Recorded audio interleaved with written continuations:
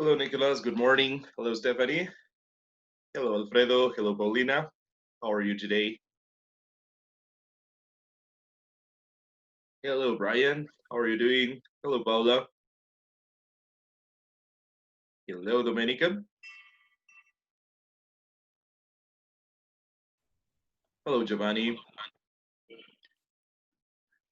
How are you guys doing today? How's it going? Hello, teacher. Hello, everybody.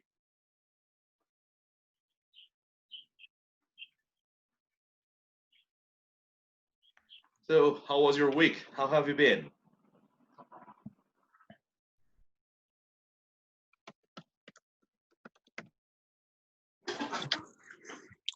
Very busy with a lot of homeworks. I can imagine. I can imagine. Yeah. The life of students, right? And of teachers, because that happens as well, right? I mean, when teachers assign homeworks, then we also assign work for ourselves because we have to grade things and everything. But yeah, it's the life that we have. So I understand. I understand. And probably nowadays, you have to spend less time at the university, but probably even more time than usual doing homeworks, right? Yes. Yeah, I can imagine that. Okay, guys, so let's get right into business. Do you remember the last class? We were in the final part of the last class.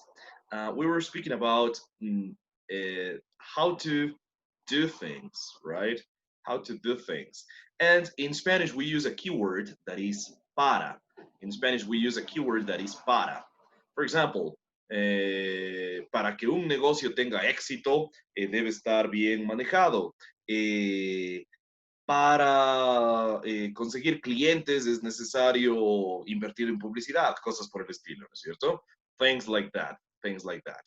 Now, there were two ways of saying this. There were two ways of saying this. Do you remember what they were? Like, first of all, for example, if I say para, I don't know, para abrir un negocio. Solo esto, y luego no pensemos en la conclusión todavía, but just that part, just that part. Do you remember how to say in English para abrir un negocio? How do you say that? To open a business. That's right. To open a business. That's the keyword. Very good. As Stephanie says, hello, how are you, Samantha? Good morning. So that's right. To open a business. To open a business. Now, if I want to say para que un negocio, lo que sea, para que un negocio tenga éxito, ¿cómo empezaría eso? How do you say that?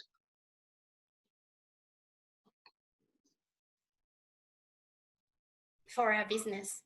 That's right. For a business. So checking that out a little bit, that is the thing. That is the thing. That is what we saw in the last part of our previous class, right? So let's take a look at some examples here. Let me just share a screen with you.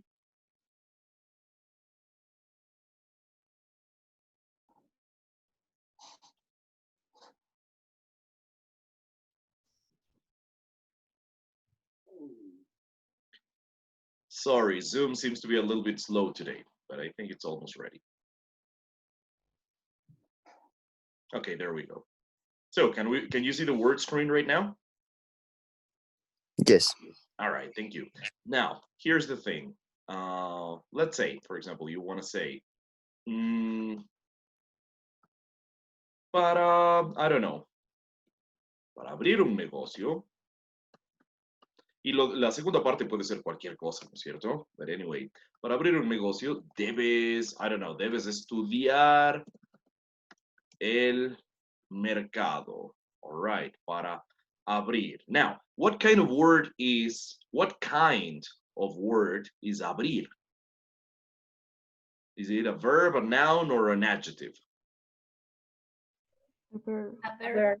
That's right. So, how do we say this para in English? For.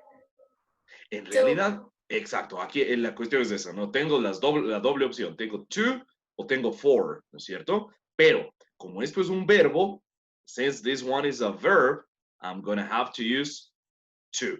De ley va a tener que ser to en este caso. So this would be to open a business. To open a business. That's right.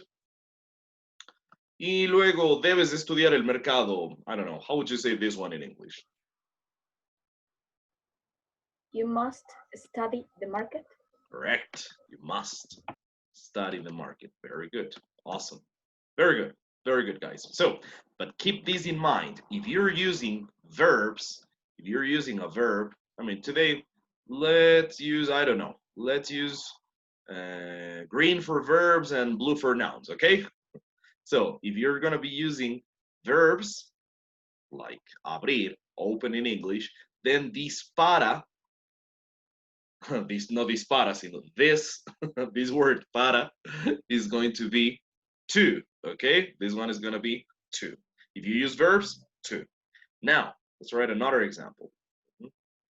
Y aquí era algo interesante, ¿no? Para que un negocio tenga éxito, negocio, ¿por qué me subraya? Anyway, tenga éxito. Es porque está pensando que estoy en inglés. That's the thing. All right, so, para que un negocio tenga éxito, pongamos la misma cosa, ¿sí? Porque lo que más me importa es lo primero en realidad. Debes de estudiar el mercado. All right, so how would you say, so first of all, un negocio. What kind of word is negocio or an adjective? A noun. It's a noun. That's right. It's a noun. So, I don't know, let's use blue for nouns, okay? So, para que un negocio tenga éxito. So, I also have para here, but how do I say this one in English? For a business to be success. Exactly. For a business, to be successful. For a business to be successful. Literalmente estoy diciendo para que un negocio sea exitoso, ¿no? Pero es lo más, en español es más típico decir para que tenga éxito, en inglés es más típico decir para que sea exitoso. Pero ya vamos a ver que, bueno, veíamos de hecho la clase pasada, hay las tres palabras, pues, ¿no es cierto? Tener éxito, éxito y exitoso también en inglés. But anyway, we'll see that in a moment, all right? So, for a business to be successful, and the other part would be the same, right? You must study the market. Okay, very good. So, business is a noun, as you said. So, in this case, este para, como lo que tengo es un sustantivo, pues este para se convierte en for. Okay? So, this is key. Esto es clave, ¿no es cierto? Nothing. Tengo dos cosas. Tengo to y tengo for. So, in sum, I use to if I have a verb.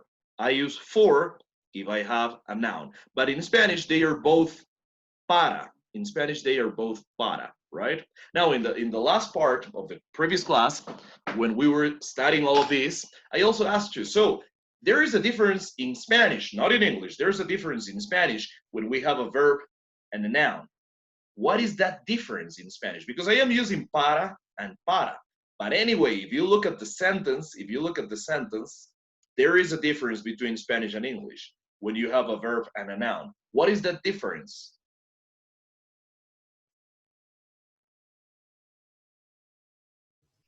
Que la palabra que procede al para cuando es un adjetivo. Correct. No, un sustantivo. Exactly, yeah, that's right. Very good, very good. So exactly.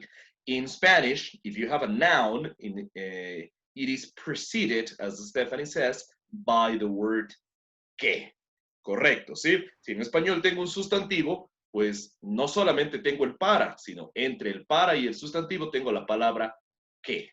Como dice Stephanie, esto precede al sustantivo, ¿no es cierto? Entonces, esa es la diferencia en español. En español, si tengo verbo, es solamente para abrir, para comer, para viajar, para estudiar, etcétera, ¿no es cierto? But in English, if I have a noun, lo que digo es ¿para qué? ¿No es cierto? Para que un negocio tenga éxito.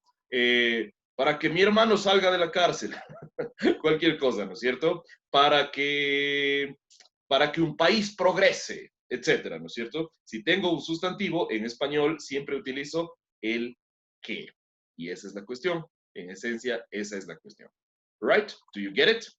But in English, this is important, in English, I don't have this word. En inglés no meto la palabra que. En muchos otros casos sí utilizo la palabra que, ¿no es cierto? En muchos otros casos, por ejemplo, voy a poner una frase que nada tiene que ver con esto que estamos estudiando, pero en la que también utilizaríamos que en español, ¿sí?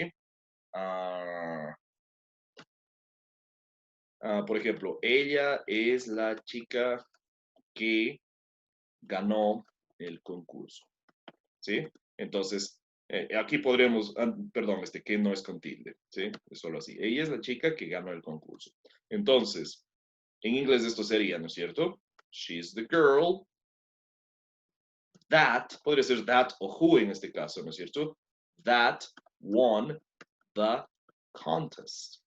Y noten, que del español en inglés es that, ¿no? Entonces, y de hecho that es opcional en inglés, todo otro tema, ese es todo otro tema que ustedes ya han estudiado seguramente en ciclos anteriores, right? O en otras instituciones o por su cuenta, anyway, right? So, but notice that there are cases, la cuestión es que hay distintos tipos de que en español y esos distintos tipos de que se traducen de distintas maneras al inglés. No voy a profundizar en eso porque, como digo, ese es todo otro tema que de momento, por su sílabo y demás, no nos atañe del todo, ¿sí? All right? But anyway, that is the idea. Entonces, hay veces que ese que sí se traduce al español. Ahora, sabemos que we know that also means eso, también significa eso, ¿no? Pero con mucha frecuencia that significa que.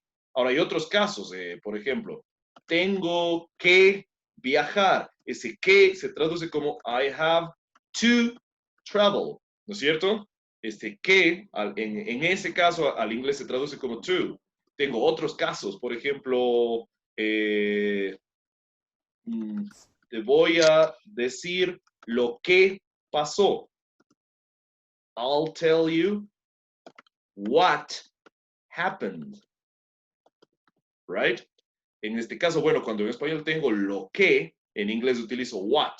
Es por un tema de que ahí ese que está funcionando como pronombre, todo un tema. Y obviamente el que de preguntas, ¿no es cierto? So, ¿qué diablos estás haciendo?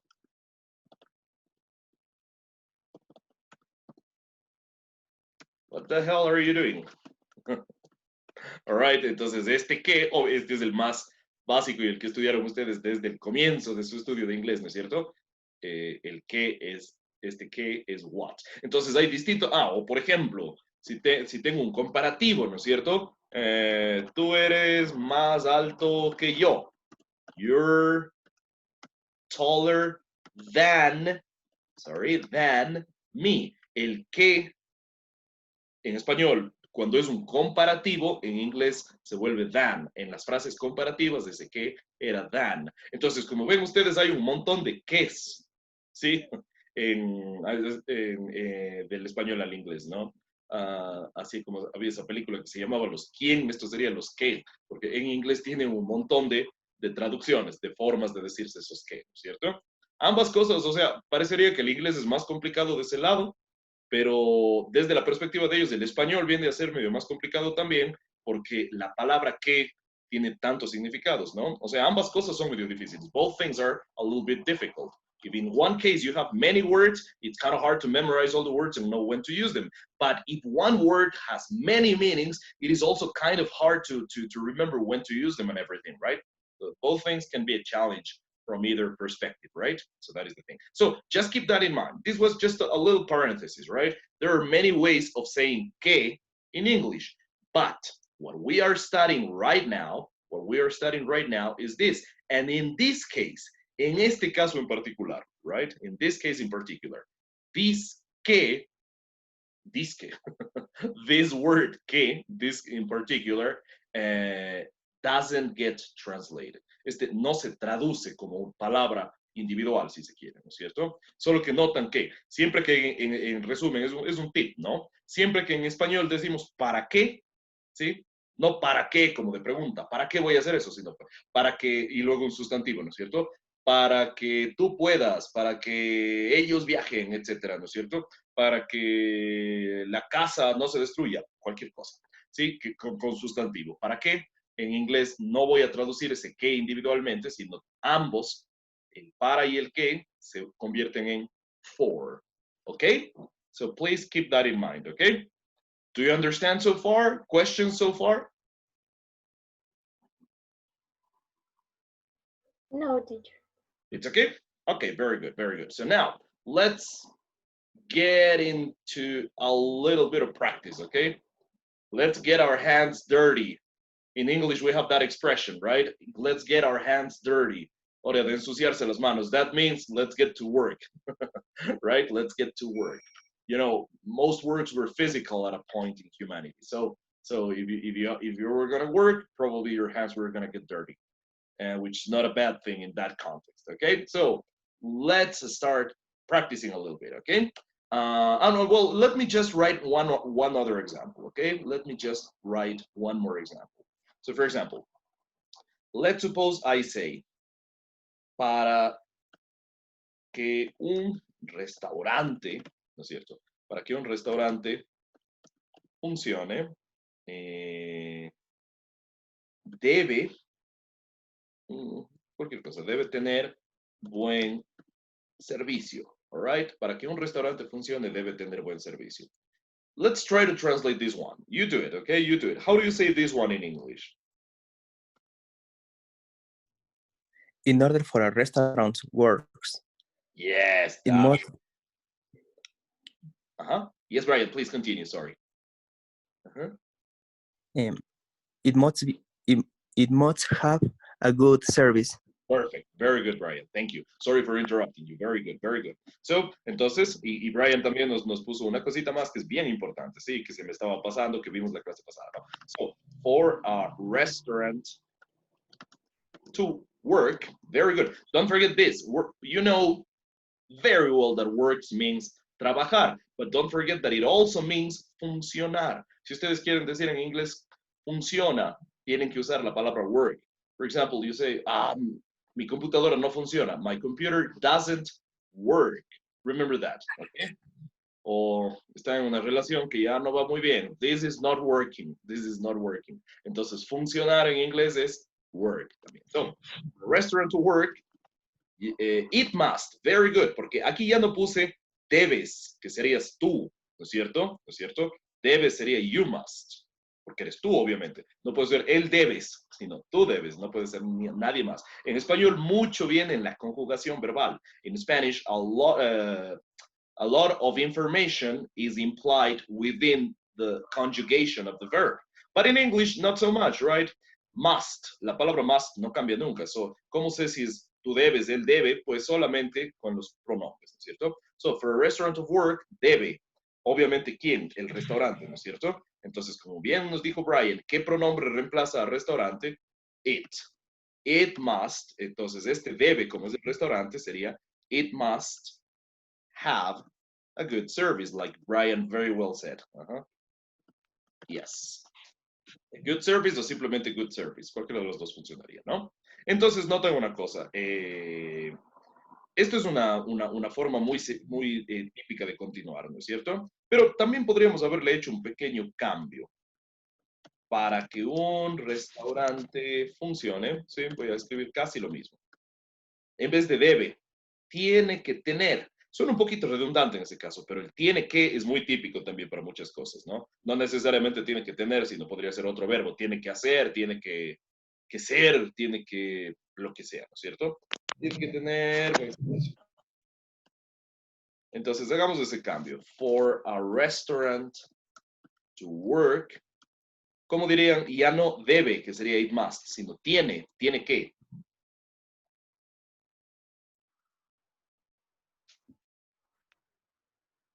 Yeah, I have a question. How do you make this one in English, right? So debe is it must, right? Debe, it must. Tiene que, how do you say that? It has to have. Exactly, it has to have. Very good. Para el caso, como es tiene que tener, it has to have, suena un poquito trabalenguoso, ¿no? But that's right, that's correct. It has, como es it, has, ¿no es cierto? Y la segunda parte, que tener, to have, right? It has to have a good service. All right? Good. So that is the idea. That is the idea. And also something else that Brian said, which is completely correct. Además de esto, además de empezar solamente con to o con for, que está totalmente bien, también podría empezar estas frases con, por ejemplo, usemos la misma. Let's use the same one. Instead of saying to open a business, like Brian said, I could also say in order to open a business, you must study the market. So simply to open a business or in order to open a business. The in order doesn't really change the meaning. No cambia el significado realmente, ¿no? It simply sounds more formal, suena un poquito más formal, and sometimes it's useful to add a little bit of color to what you're saying. As I said in the last class, a veces es útil para agregarle un poco de color, si se quiere, a lo que estamos diciendo, porque tengo más alternativas, ¿no es cierto? Sobre todo si voy a hablar mucho de un proceso y para no decir solamente to en un párrafo, por ejemplo, podría alternar con uno que otro in order to y suena menos redundante si se quiere también. All right, very good. So that's right. And even if you don't want to use it, si ustedes no quieren usarlo, tienen que saberlo porque lo que lean o lo que escuchen va a tener esto y entonces tienen que entenderlo, pues, ¿no? All right, very good. So, and also in the case of for a business to be successful, you must study the market. I could also say, in order for a business to be successful, you must study the market. So again, I'm using in order in this case, but again, since what we have here is a noun, I have to use for. Entonces se mantiene lo de verbo o sustantivo, ¿no? Si es que es verbo, to o in order to. Si es que es sustantivo, for o in order for. Okay? That's the thing. Okay. And one, yes. Can I ask something? In the last example, it could be for a restaurant work without to.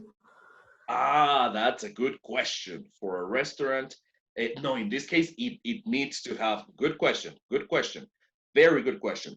Sí, muy buena pregunta. En este caso, este verbo, por ejemplo, para que un restaurante funcione, que en español es el infinitivo, ¿no es cierto? Sí, para que un restaurante, es un tipo de infinitivo, porque también tenemos los infinitivos como funcionar, ¿no? Entonces es un poco, es largo eso en español, pero no me voy a meter en las honduras del español. Pero buena pregunta, sí, para que un restaurante funcione, esto, en este caso sí es indispensable que esto vaya con el to. So, great question, great question. Buenísima pregunta y tomen nota todos de esto porque va a ser muy útil, ¿no? Entonces, claro, decimos que para empezar, justo para empezar, para iniciar la oración, pues, ¿no es cierto? Pero cuando tengo un sustantivo, entonces tengo que utilizar el for. Este for sería el para. Pero luego, el verbo que viene a continuación, porque siempre voy a tener un verbo en estos casos después del sustantivo, ¿no es cierto? Para que un restaurante funcione, para que la casa no se caiga, pero cualquier cosa, ¿no es cierto? Entonces voy a necesitar un verbo después del sustantivo y ese verbo siempre va a ir con el to. So that was actually a great question. A great question. Thank you for that question. Entonces, sí. Thank you.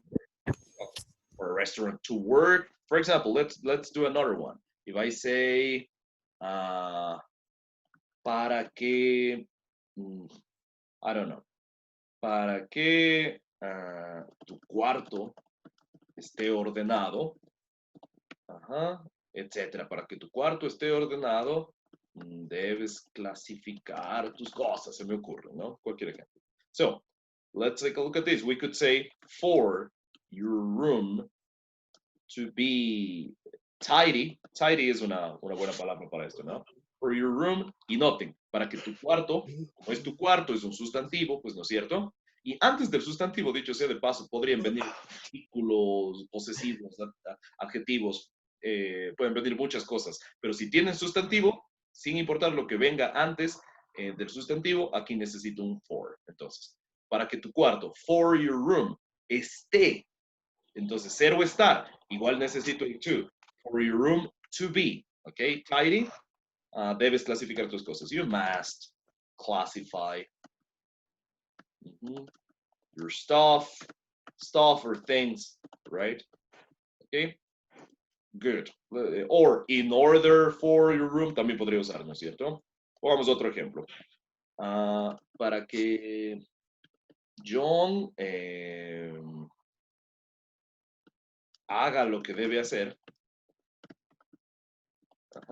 tienes que presionarlo. All right? So, for example,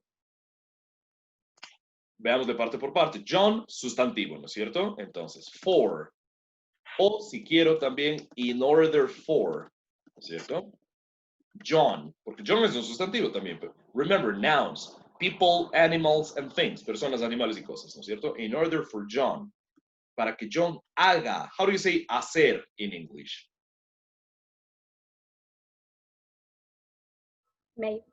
Puede ser make en el sentido de Do. comunicar o do en el Make. sentido de actividades, ¿no es cierto? Entonces aquí, como es más bien hacia actividad, usaríamos do, pero tiene que ser con to también. In order for John to do, ¿no es cierto? Lo que debe hacer, justo lo que vimos hace un rato. What he has to do, lo que debe hacer, o what he must do, digamos, para que sea más preciso. In order for John, haga, ¿no es cierto? To do. Lo que debe hacer, what he must do, tienes que presionarlo, tienes tú. You have to, podríamos decir pressure him, ¿no es cierto? Pero en inglés es más típico decir you have to push him. Es como decir tienes que empujarlo un poco, ¿no? Se usa más en inglés de esa manera. All right, so, good question. Yes. Y en vez del must puede ser should o no. Buena pregunta. Hay una diferencia entre el must y el should. Es una buena pregunta. Pongamos otro ejemplo. Si yo digo, para que John haga lo que debería hacer, que sí podría ser también un caso, ¿no es cierto? Tienes que presionar. Entonces, ahí hay una sutil diferencia para que John haga lo que debe hacer y lo que debe versus lo que debería hacer. En este caso es una diferencia bastante sutil, ¿no es cierto? Pero existe. Sí, entonces, pongámoslo aquí. In order, o sin el in order también, in order for John to do, y aquí como no es debe, sino debería, ¿sí? In order for John to do what he should do, you have to push him. Ok, so here's the thing. Entonces, básicamente, si es que es debe, vamos a usar must. ¿Okay? Pero si es que es debería, vamos a usar should. So that is the thing, Samantha. Esa es la cuestión. Good question as well. So it depends on what we want. There is a difference, but it depends on what we want to say precisely.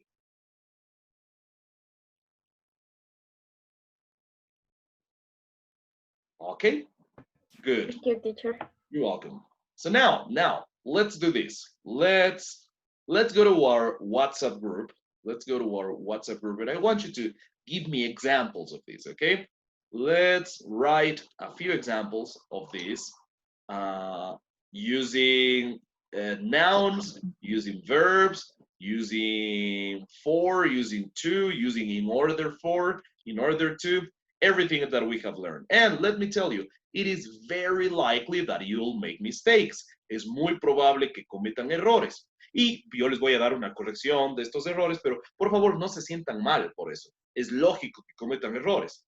Y la única manera de aprender es cometiendo errores. ¿Sí? Siéntanse mal de no participar, porque ahí sí, el que no hace, no aprende en realidad, ¿no es cierto? El aprendizaje, gran parte es haciendo. Si no, claro, pueden haberme entendido lo que yo digo, pero si no lo ponen en práctica, es muy probable que lo olviden y todo, ¿no es cierto? So, let's go to our WhatsApp group. Let's go to the WhatsApp group. Let me find it here. Oh, sorry, it seems that I got some important messages that I'm going to ignore right now. And let's see. Let's make sentences indicating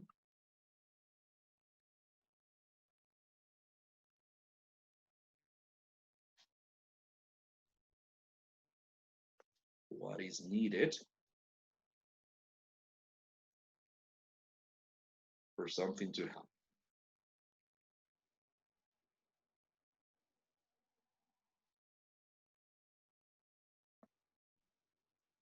For example.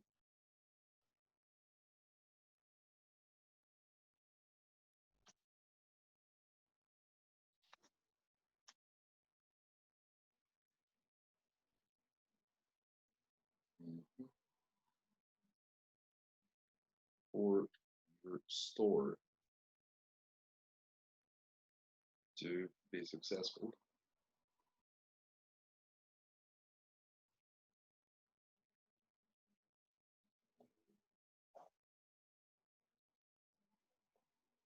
Must have a good location.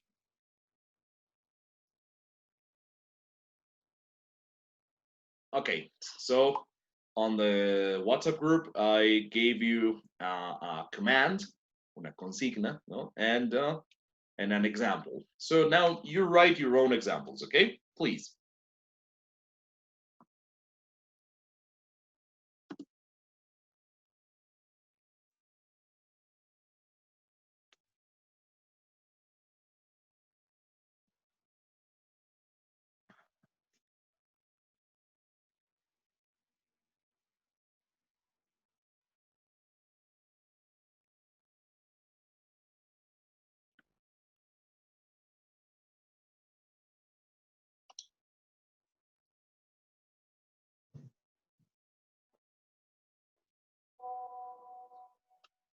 All right, so Brian says, in order for you can drink beer, you must have over 18. Good, good. Just very good attempt, Brian. I'm just gonna make a couple of corrections.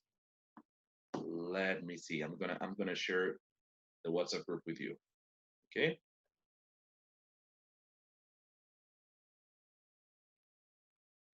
Okay, it was the main structure is pretty good. It's pretty good, Brian. Let's just make this change, okay? So, in order for you, en este caso, en vez de decir for you can, vamos a decir in order for you to be able to. In order for you to be able to drink beer, you must. Y también para las edades en inglés no solemos usar el have, sino el verbo to be, ¿no? Por eso no decimos I have, por ejemplo, en mi caso, I have 38. Ya les confesé mi edad. I have 38, sino más bien yo diría I am 38. I am 38. ¿Ok? Entonces, en inglés, en español, para decir la edad, utilizamos el tener. En inglés, para decir la edad, utilizamos el ser. That is the thing. So you must be over 18. Okay, so those little corrections, Brian, but the main structure is very good. Y justo nos metimos con el can, que es uno de los verbos más complicaditos para algunas cosas, ¿no? Por ejemplo, si a can le usamos a futuro, no puedo decir you will can, por ejemplo, sino tengo que decir you will be able to. Y entonces en este caso también. So in order for you to be able to drink beer, you must be over 18, right? Very good. But good, very good, Brian. The in order to is very good. Let's see. Thank you, teacher. You're welcome. Let me just see something. Okay, good. So, Nicole says to eat in a restaurant, you must make a big line. Yeah, that's right. Very good. La fila. That's right. In order to drive a car, you must have a driving license. Very good. What Emilia says. Very good. So let's see. Samantha says to take a break, you have to work in class. Yes, good. I like that.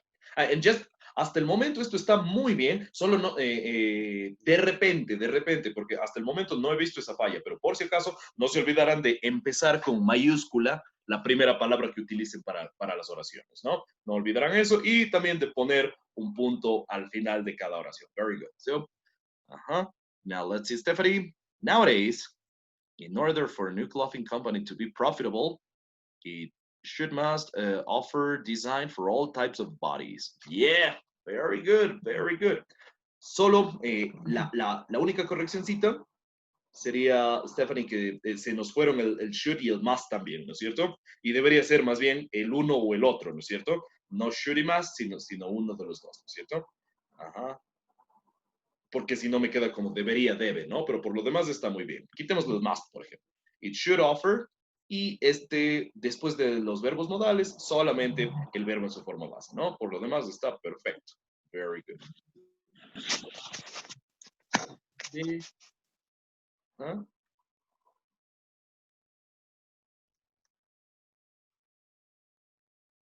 Let's see, Paula. In order for a president to be a good leader, he needs to listen to others. Awesome. Very good. Very good. Let's see, Brian. In order for a pet, perfect. In order for a pet to live a lot of years, you must give it a lot of love. Good. Very good. Let's see, Andres. In order to buy a car, you need enough money. Very good, Andrés. Very good. Solo una correccióncita, Andrés, sin estas mayúsculas, ¿no? En este caso, estas mayúsculas estarían sobrando. Por lo demás, muy bien. Other than that, very good. Okay. So no capitalization here, okay?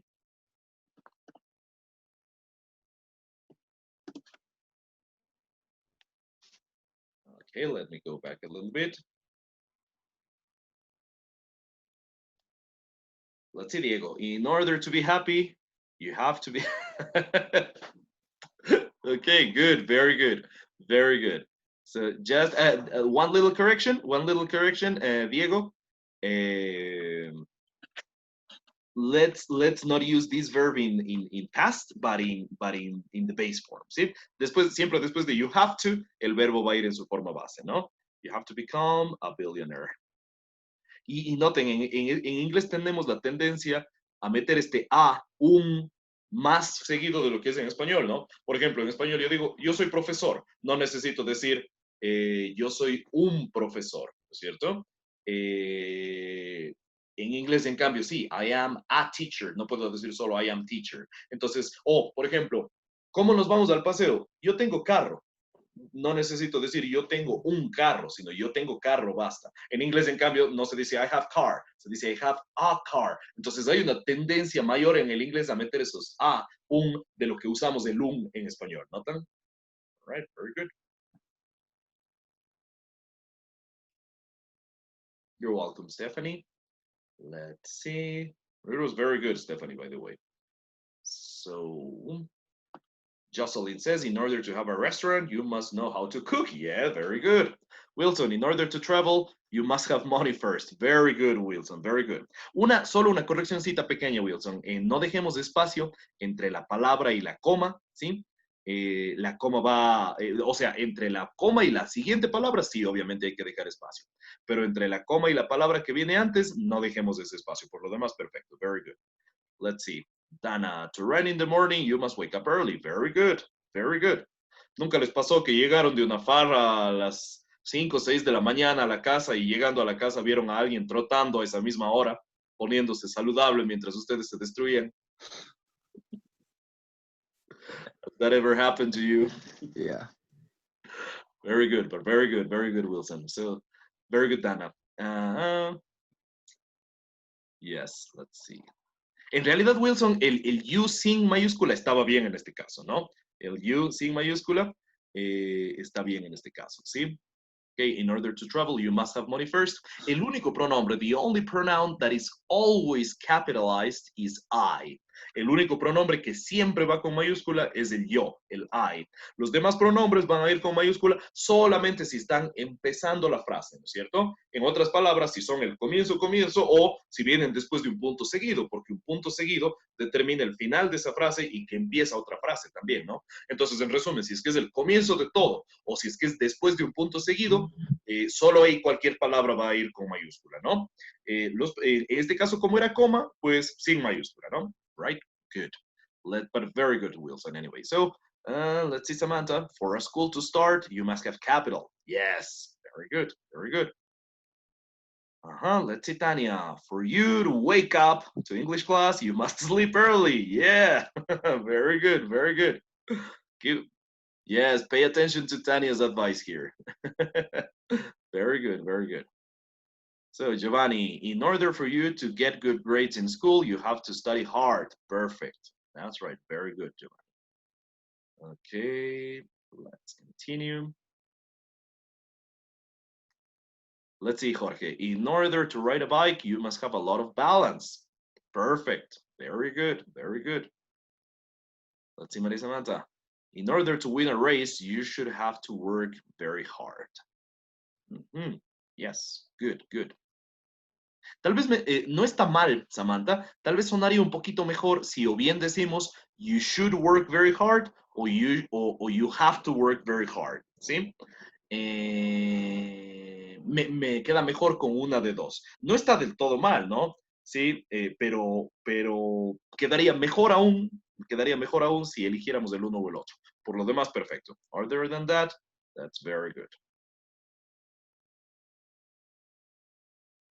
Now, Talia, for you can get a good test score, you should study first. Yes, very good, Talia, very good. Let's just make a little change. Ese verbo can, notarán que es un poquito problemático en este caso, ¿no es cierto? Y entonces sí, lo que me preguntaban hace un rato, creo que fue Emilia que me preguntó y me hizo una excelente pregunta, después del sustantivo, el verbo que venga siempre va a tener que ir con un to, ¿no es cierto? Y claro, sabemos que can nunca se mezcla con to, nunca se dice to can, nunca se dice así en inglés, ¿no es cierto? Right?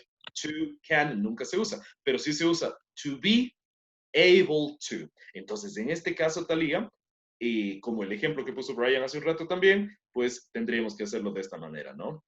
For you to be able to. Entonces, si quieren decir, para que puedas, y está perfecto el for porque es you, es un sustantivos o pronombres, porque los pronombres reemplazan a sustantivos, entonces muy bien, ¿sí? Por eso en inglés se llaman nouns y pronouns. En inglés se llaman sustantivos y prosustantivos, lo cual tiene mucho sentido. En español se llaman pronombres porque también el nombre solamente va para un sustantivo, ¿no es cierto? All right, very good. Entonces, esa corrección, Talía, con el can. No podemos decir, en estos casos no vamos a usar can, sino, o sea, al comienzo, el verbo que viene justo después del sustantivo, sino to be able to, ¿ok? Todo esto, to be able to. Okay, but very good. Other than that, it's very good.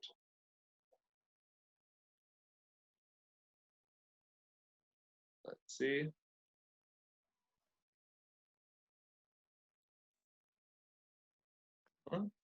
Let's see, Dana, to start a new relationship, you should forget your ex. Very good advice.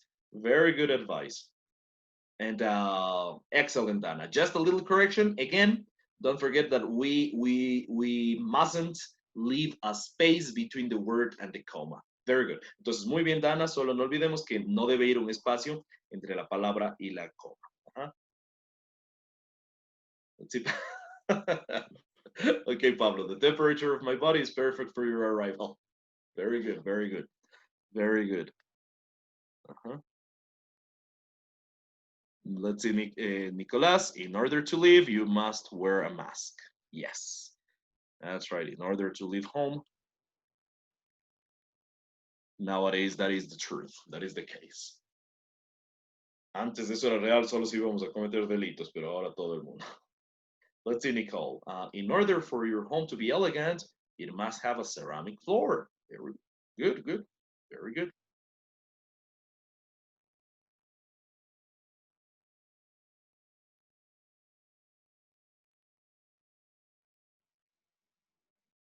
Ajá, Edson, good, good, Edson, está bien, ¿sí? Ahora, una correccióncita hagámosle, Edson. Entonces, que me quedaría aún mejor si dijéramos, in order to have a good day, in order to have a good day, para tener un buen día. Ahora, sí podría decir, para que sea un buen día, pero ese sea sería el día, ¿no? Entonces tendría que ser, in order for a day to be good, ya se vuelve otra estructura, ¿no es cierto? So, in order to have a good day, cambiémosle ese be por have y ya estaría, ¿no? Good.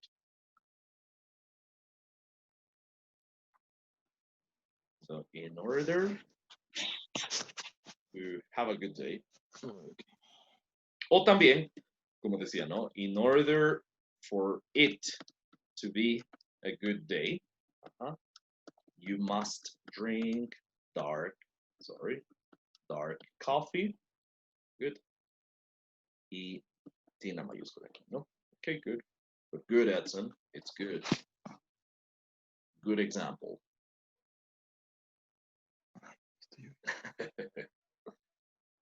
We have a little Squidward crying. Do you know who Squidward is? Do you know who Squidward is? No?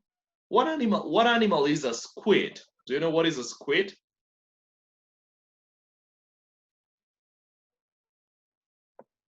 No? Calamar means squid. Squid. So who do you think is Squidward?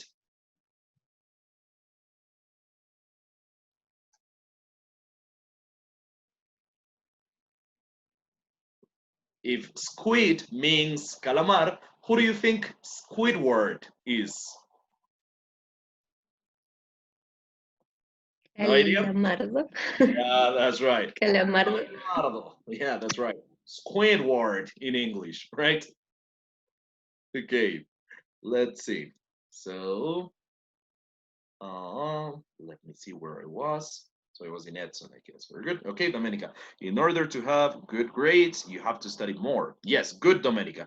Let's just not forget, no olvidemos, Domenica, solamente empezar con mayúscula. Por lo demás, muy bien. Very good. In order to have good grades, you must study more. Y el punto al final, ¿no? Other than that, very good.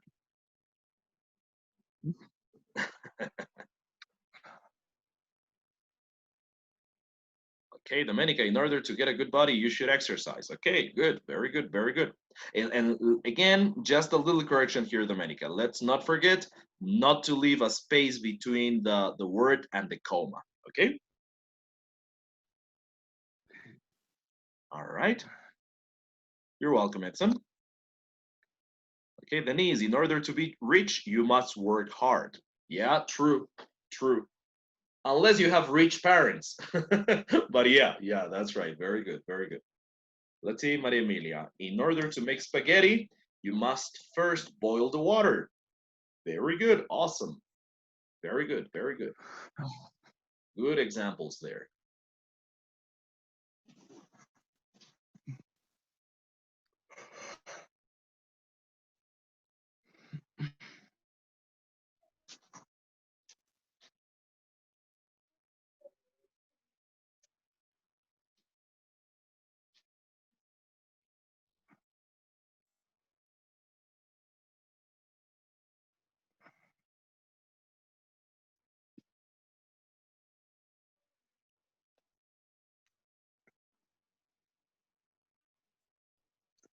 So keep those little tips in mind, right? And this not just for this, but in general. So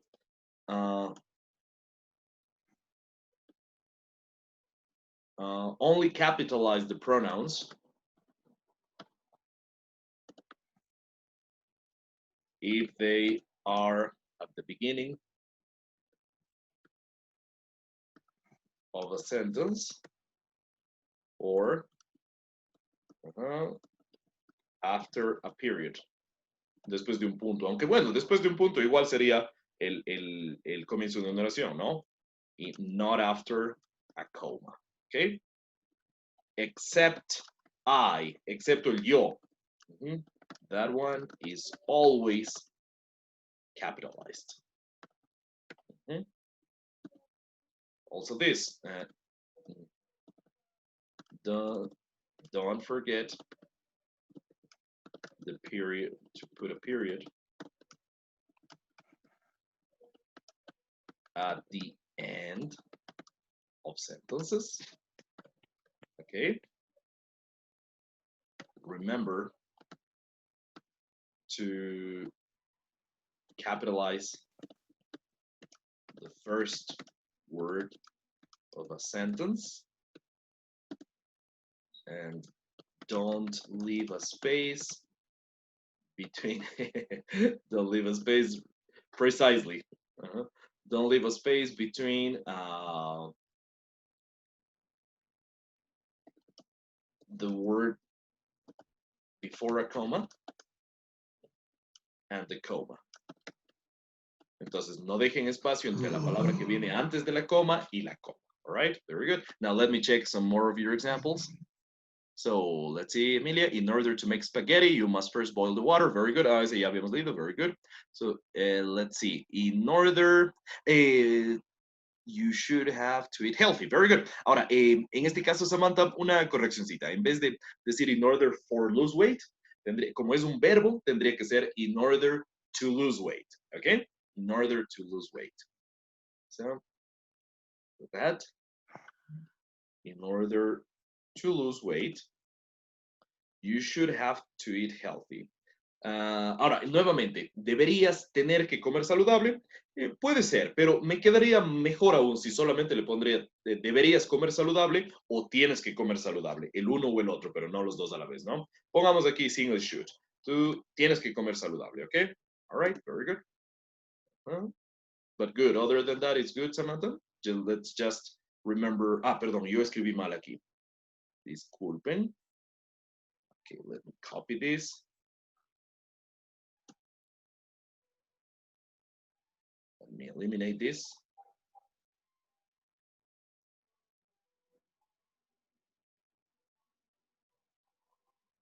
And yeah, there se me fue una P donde debería ser una O. Okay, good. That was a typo. Let's see, Daniel. In order for you to be, in order for you to be a good professional, you must study a lot. Perfect. Very good. Very good. Let's just remember the period at the end. Solo el puntito al final nos falta, but other than that, very good, Daniel. Okay, Samantha, good. Good, guys. Good job. Good job.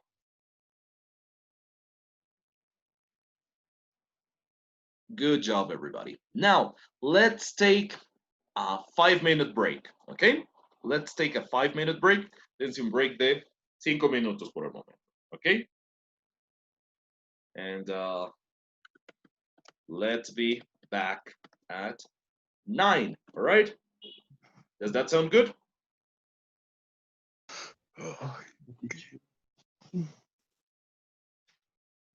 Okay, so let's take a 5-minute break, okay? Let's be back at 9, all right?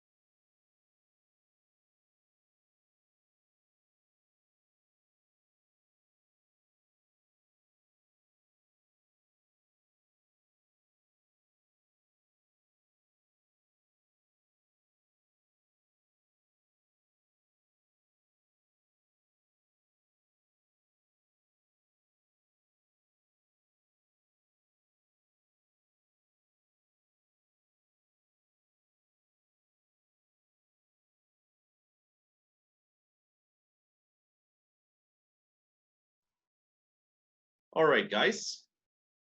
Let's continue then.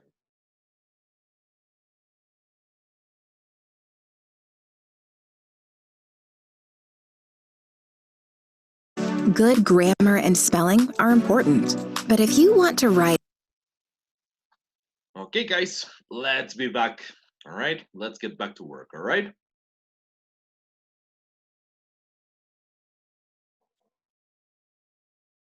Okay, teacher. All right. So let's take a look at a video. All right, let's take a look at a video now. And pay attention to what they have to say. It's basically what we already saw, but anyway, let's do it one more time. I mean, let's see if you can get some interesting information from another perspective, not just me talking. Oh well, we have Essays that inspire, that. messages that forge brighter connections, and emails that get the job done. You need to think about more than just grammar and spelling. This sentence is grammatically correct, but it's wordy and hard to read. It undermines the writer's message, and the word choice is bland. Can you hear the audio? Grammarly's cutting-edge technology helps you craft. Can you hear the audio? Yes, teacher. All right, thank you. Hello my friends, my name is Mohammed Naveed, and in this lecture I'm going to teach you in order that and in order to. Whether you say in order that or in order to, they both are same. So let's learn the usage of in order that or in order to.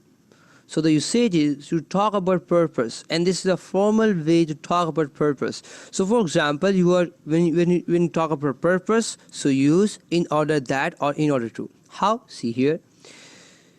Here we have the structures, and first we will see the examples, then we see the structures. Okay. So the examples are here. I get education in order that I can get a good job. Getting me? So here I'm talking about that why do I get the education? I get. Now, probably you hear that there's a strange accent here, right? Can you hear the way this person is speaking? Yes, it's a And strange it teacher. sounds it probably doesn't sound like a native speaker, right? A lo mejor no suena como un nativo hablante, but actually it is a native speaker. But any idea where this accent is from? Any idea where this accent is from? Tip, it's not British, it's not American. Any idea where this accent is from? India? Yeah, that's right. It's from India. Correct. Get education, for example, is me, for example.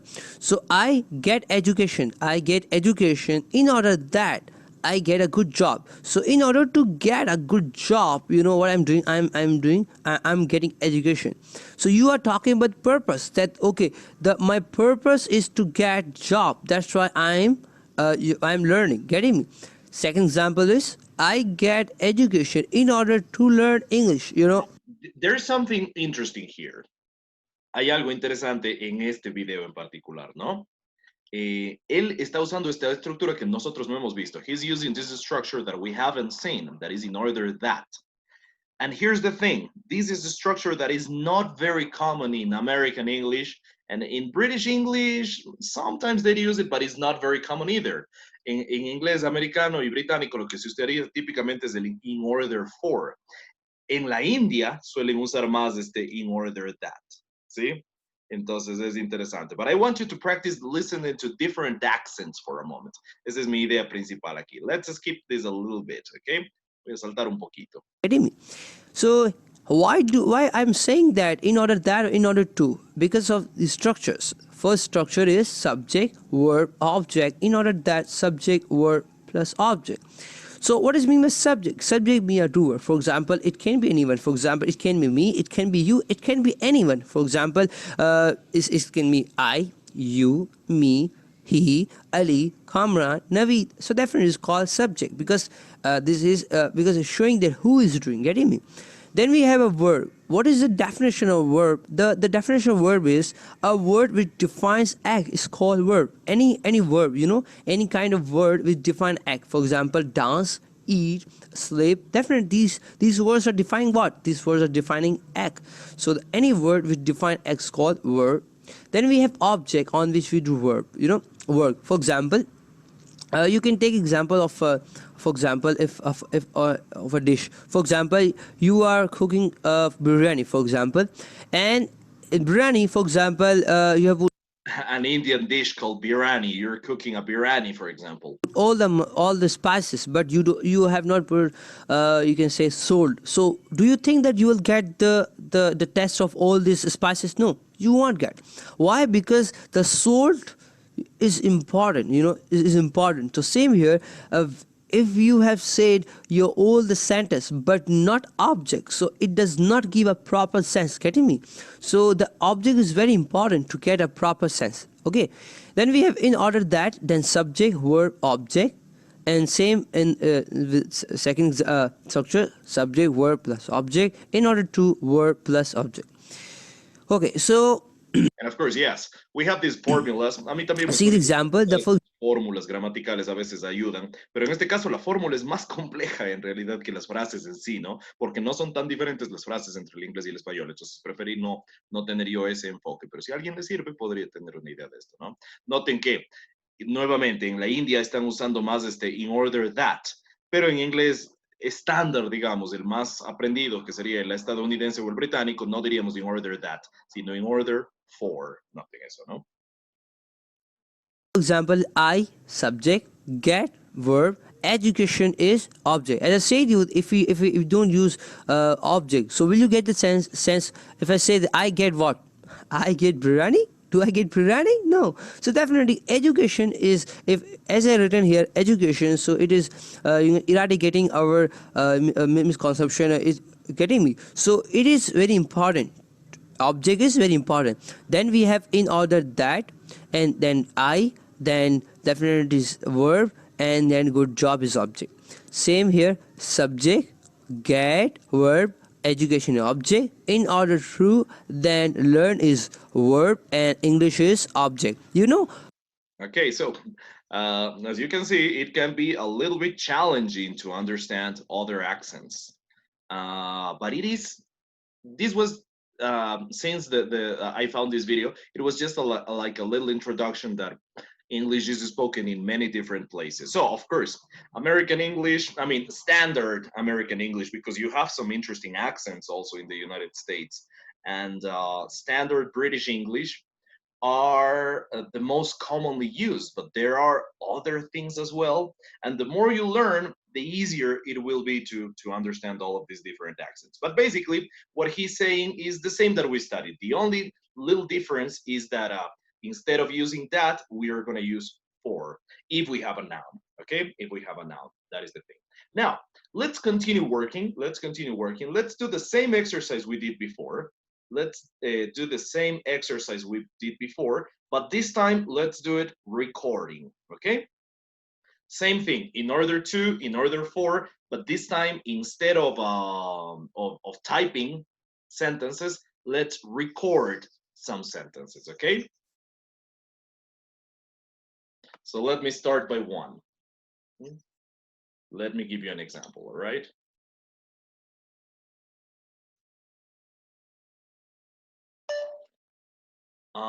In order for you to graduate, you have to work hard. Okay, so I gave you an example already. Now, please, you continue with this, you record your own examples, all right?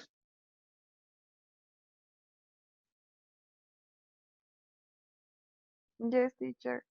All right.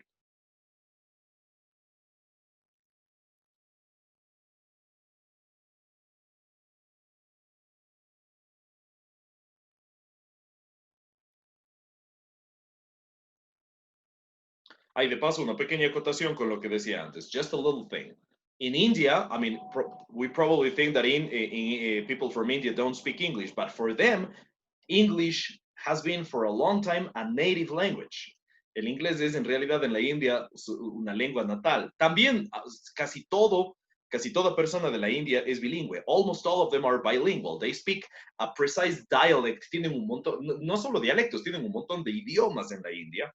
Entonces, pero prácticamente todos hablan inglés desde el nacimiento. Todos son bilingües. O sea, empiezan a hablar inglés desde esa etapa, ¿no? Entonces son absolutos bilingües, si se quiere. All right, very good.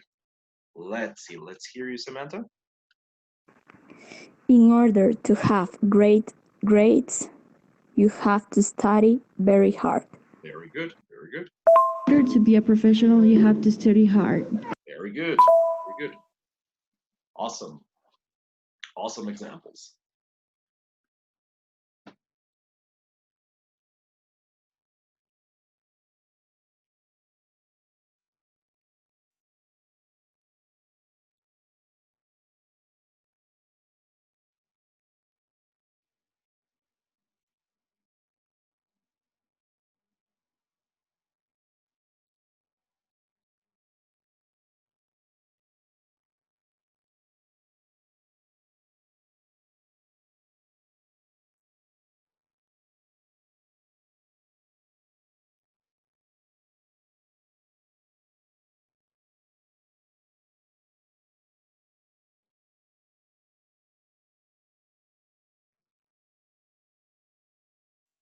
Okay. Let's see, Nicolas. Let me Professor, make sure I am also sharing the audio. teacher, Yes.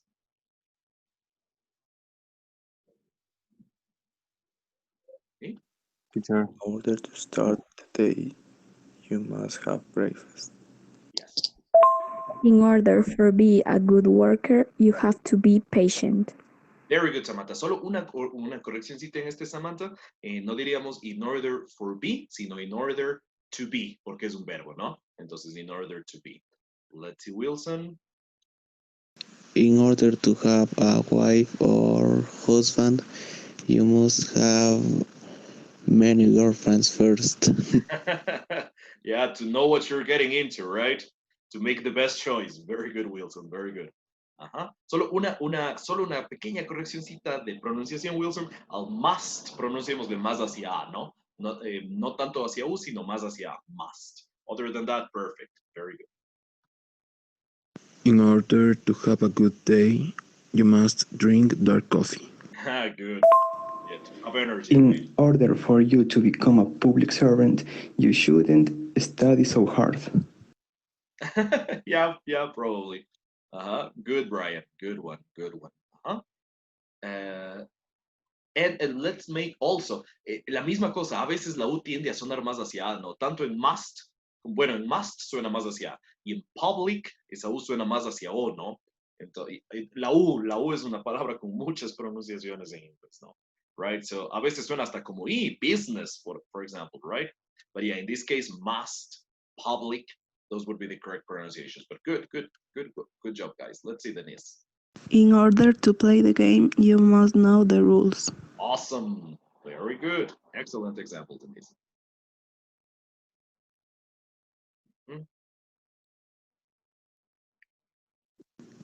To do your essay, you must have searched for information. Very good. Y ahí utilizamos una estructura complicada, Nicole, pero perfecta, ¿sí? Very good. O sea, en la segunda parte, in the second part. Very good. Awesome. Let's see, Emilia. You should study hard in order to pass your exams. Emilia has just done something awesome in this part. Emilia dio un paso más en este ejemplo y está muy bien. Y es el hecho de que no necesariamente tengo que empezar como, o sea, todas las frases hemos estado empezando con él. In order to y después lo otro, ¿no? Pero puedo empezar con lo otro y de ahí seguir con el in order to. En otras palabras, por ejemplo, escuchemos el ejemplo de Emilia una vez más. Let's listen to this example one more time. You should study hard in order to pass your exams. Todos los ejemplos, los que yo puse también eran como, in order to pass your exams, you should study hard. Pero noten que puedo decir el otro orden también. You should study hard in order to pass your exams. It works very good. And the same thing goes in Spanish, right? The same thing works in Spanish. Para pasar tus exámenes debes de estudiar duro. O debes de estudiar duro para pasar tus exámenes. So the same thing works in English and in Spanish. Very good. Okay, Brian, I understand. Don't worry. Don't worry. I understand. Si no tienen el chance de grabar porque están en el teléfono, igual tipiemos, ¿no? Procuremos, right? Very good, but good, good. Aunque bueno, igual tendrían el mismo problema, ¿no? I understand. Pero bueno, si es que pueden tipear, como está aquí, pues si no tienen el chance de grabar, igual escribamos tipeando, right? Very good, very good. Let's see, Evelyn. In order to be a professional dancer, you have to study hard. Yes, good. In order to be irreplaceable, you must be always different. Good, very good, Jose. Just the same daily correction, al must pronunciemos de más hacia, ¿no? Must, but other than that, very good, very good. Let's see, Luis. In order to get good grades, you must do all the homework. Yes, very good. In order to get to buy a house, you must have. Sorry, let's repeat In that. order to buy a house, you must have the money. Yeah, sure. Good. In order to have a happy girlfriend, you must not lie. In order to have a happy girlfriend, you must not lie. Good advice For make a cake, you must follow the recipe. Good, Samantha. Solo una correccioncita, ¿no? Como make es un verbo, entonces no digamos for make, sino to make. ¿Ok, Samantha? Esa sería la cosa. Right? Let's see, Stephanie. In order to be a successful clothing company, people who design for the company must have a refreshing trend ideas for their designs. Awesome. Very good. Let's see, Samantha. To be proud, you have to study very hard. Very good. Very good. Awesome. Good examples, guys. You're doing a great job.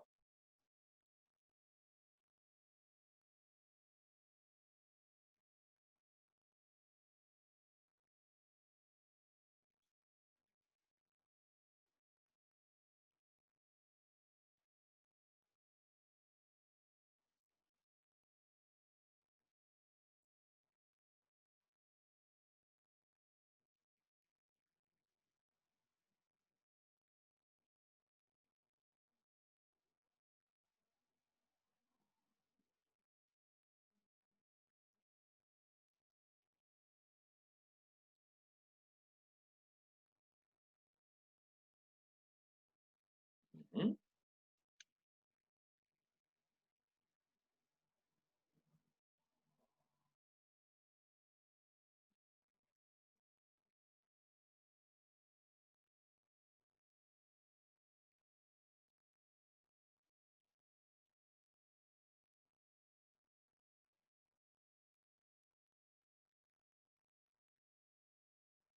So very good, very good. Don't forget that we use to before the verbs and for before the nouns, okay?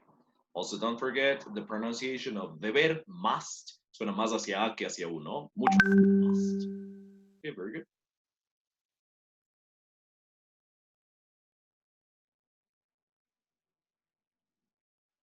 All right, let's see, Tanya.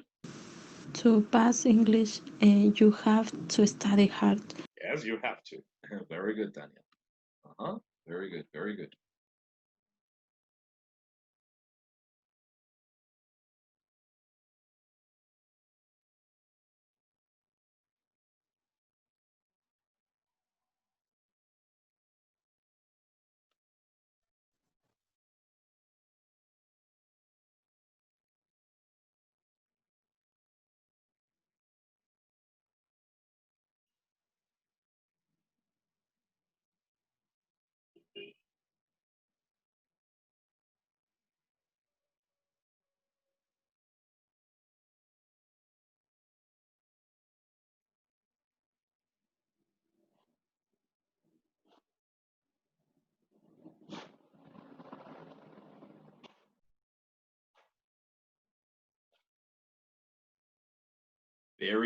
Very good, Paulina. In order to be a good chef, you have to know everything about cooking. The only correction to make here is that the word chef shouldn't be capitalized, okay? Esta no debería ser mayúscula. Other than that, is very good. It's very good.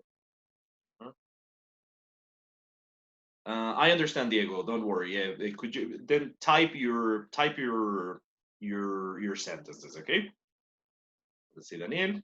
order to be rich, you must use your mind. Mm-hmm. Yes, that's right. A millionaire mind, right?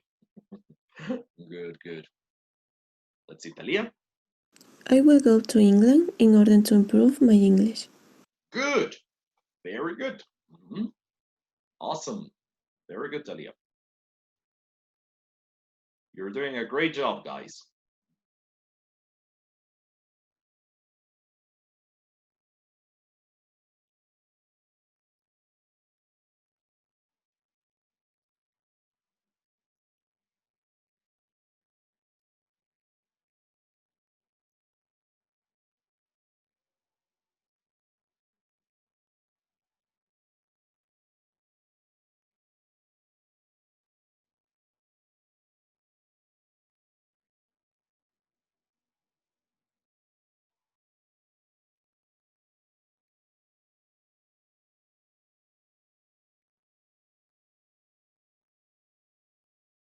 Mm-hmm.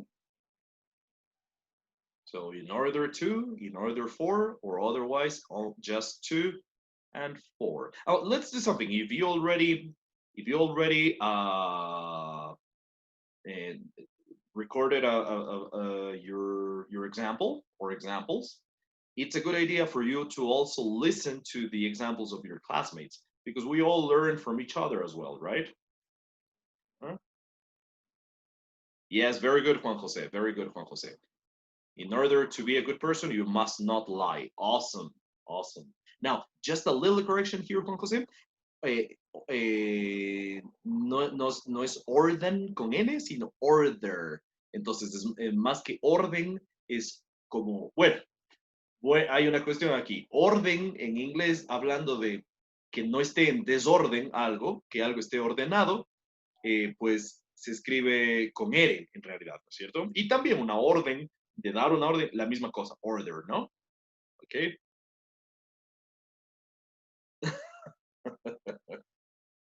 Okay. An interesting debate might arise from here. Okay, I understand. I understand what you're saying. Uh-huh. Let's see, Brian. In order to speak English, you must. Yes, good, good, very good, Brian. Very good, Brian. Excellent, excellent advice, by the way. Excelente consejo, no solamente excelente frase. Very good. Solo una correccióncita, Brian. En este caso, quitémosle el have. Solo quedémonos con you must lose your fear. Debes perder tu miedo, ¿no? Ok, very good. O también podría decir you must have lost. Debes haber perdido tu miedo. Eso también podría funcionar, ¿no es cierto? Pero mejor aún, solamente you must lose your fear. ¿Ok? Diego, in order to do everything that you want, you have to build trust. Let me see, let me see. You have to build trust in others. Very good, very good.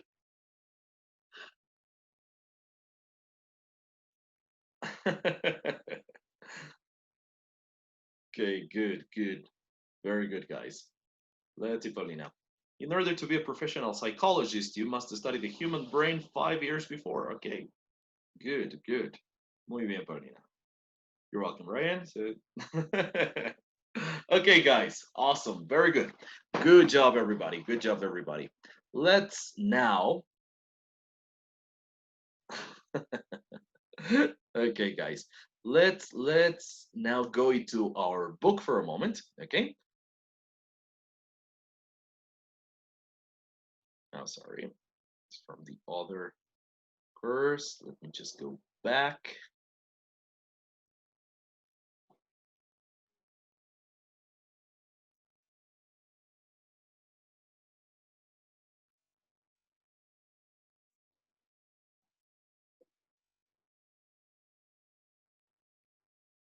Okay, we already did this in the previous class. And question, can you see the book right now?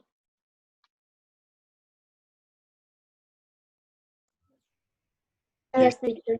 All right, great. So let's take a look at a few of these, right? So in order to describe purpose, what we are studying, just like a little sum up. We already saw this grammar box in the previous class as well, but anyway, let's take another look at it. So what do we know already? For example, to attract talented professionals, a company should offer competitive salaries, right? Para atraer a profesionales talentosos, ¿no es cierto? Una compañía debería ofrecer salarios competitivos, ¿no es cierto? Y también podría usar in order to, ¿no es cierto? In order to attract, lo que ya vimos, just a sum up of all of that. Now, this other example, in order to finance a new business, it's a good idea to get a bank loan. Para financiar un nuevo negocio es una buena idea conseguir un préstamo bancario, un préstamo del banco. Question, how do you say préstamo in English?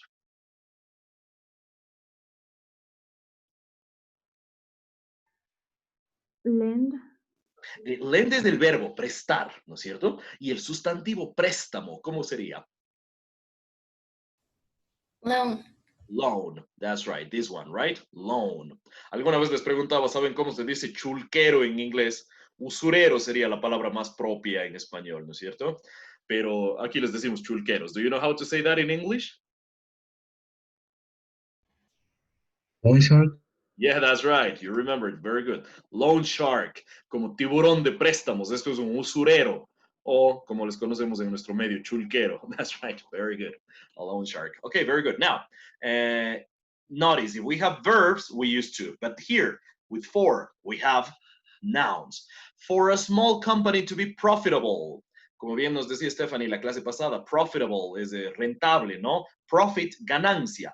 Profitable literalmente sería como gananciable, but we don't have that word in Spanish. That word doesn't exist in Spanish, so we say rentable, right? So for a small company to be profitable, para que una pequeña compañía sea rentable. Noten una cosa, en este caso, company, what kind of word is company? What kind of word is company?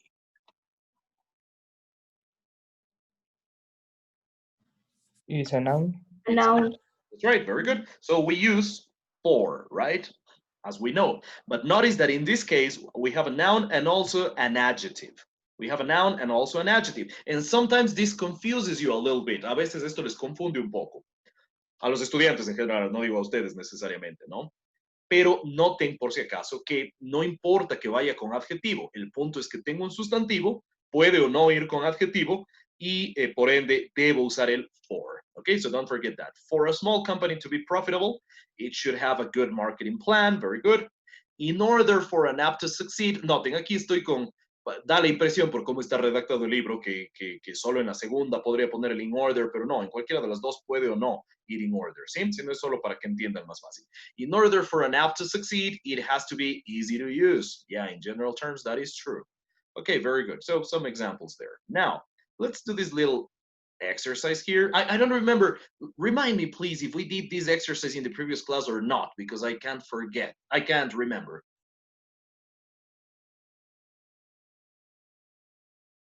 No, teacher.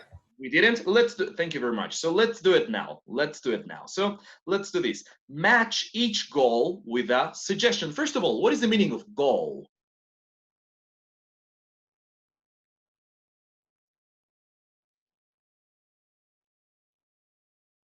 Do you know what is the meaning of goal? No sé si está bien. Objetivo. Ajá.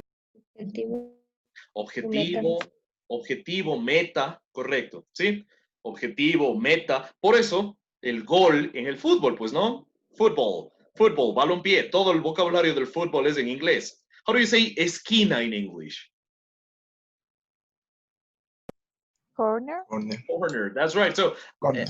all soccer or football, if you're in England, vocabulary is in English, right? So goal, meta, objetivo. Y entonces eso tiene mucho sentido cuando metemos gol en inglés, pues, ¿no es cierto? Alcanzamos la meta. That's right. So goal, meta, objetivo. That's right. So match each goal with a suggestion. And so we have the goals and the suggestions. Then practice with a partner. Okay, so let's just put the letters in the correct spaces. Okay, let's do that. Or just before we continue, Teacher. Yes. In this case, other way to say funcionar could be to run. Aha, that's a good question. Very good question. To run, correcto. O podría ser también to run para dirigir o para manejar. También me sirve en ese sentido. Very good question. Muy buena pregunta. Entonces, sorry, for example, to run a popular convenience store. Now, what is a convenience store? This is your typical neighborhood store. Esta es su típica tienda de barrio que tiene varios víveres o abarrotes que le sirven, ¿no? That's a convenience store. Justamente porque es conveniente, por eso se le suele llamar así, ¿no? Entonces, podría ser esto para manejar, para administrar, ¿no? To run a popular convenience store. Good question. Good question. In order to run, to establish, to succeed.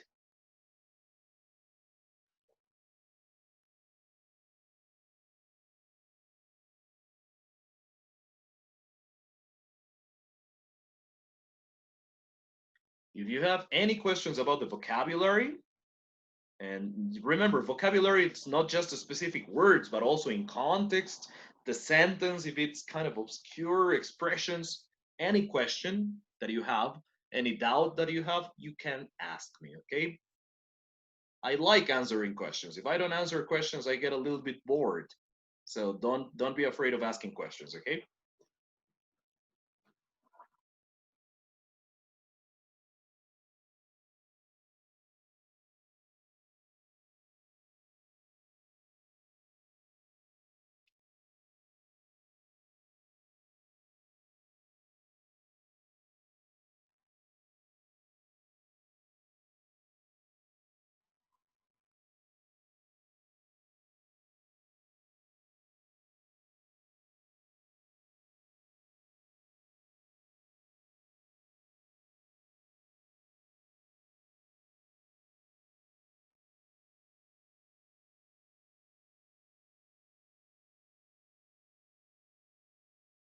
Notice that in this case, you could have more than one possible answer, right? Well, as it even says so in the book, right?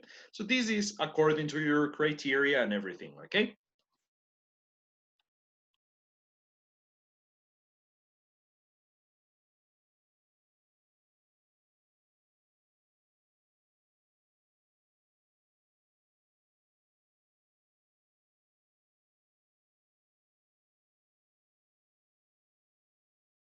So notice you could have more than one possible answer in these cases, right? Now, is there any word, is there anything that is new to you? For example, do you know what is the meaning of this? Staff, staff.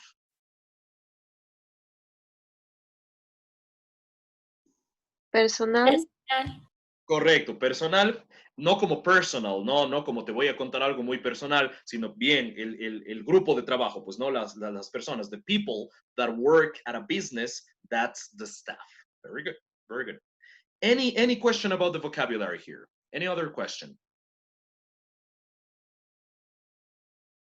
No? Teacher, no le escucho bien que el staff. Staff es personal. Personal en el sentido de la gente que trabaja en un negocio, en una empresa o lo que sea, ¿no? Gracias, teacher. You're welcome. Guys, I have a little emergency here that I have to take care of, but I'll be back. I'll be back in a couple of minutes, okay? Just a second, please. Okay, I'll be back in a second.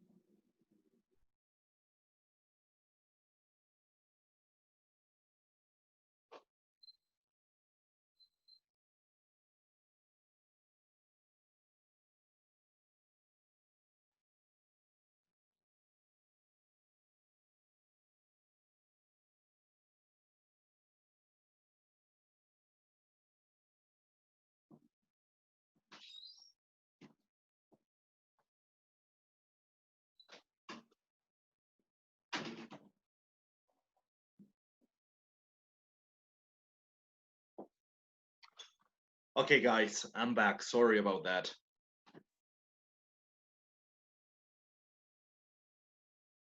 All right, everybody. As I said, there are no right or wrong answers in this one, but anyway, let's take a look at it. For example, what did you put in number 1? To run a popular convenience store, what did you choose for that? What suggestion did you choose for that?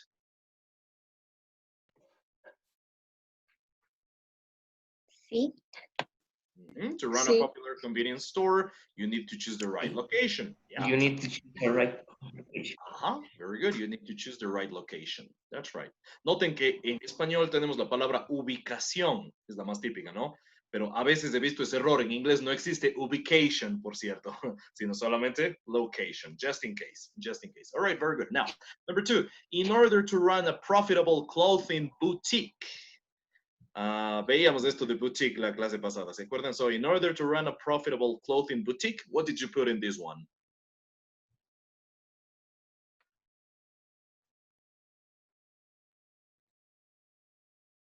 E. E. It's important to understand your customers' needs. All right, very good, very good, very good.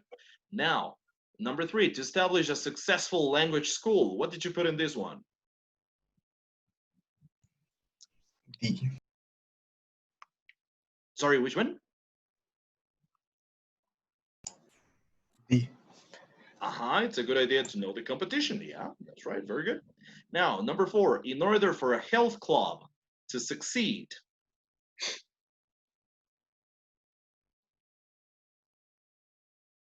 What did you put in this one? 8. Okay, it has to offer a friendly service. Very good. And for a restaurant to attract more customers, what did you put in this one? D. You have to train your staff well. Okay, very good, very good.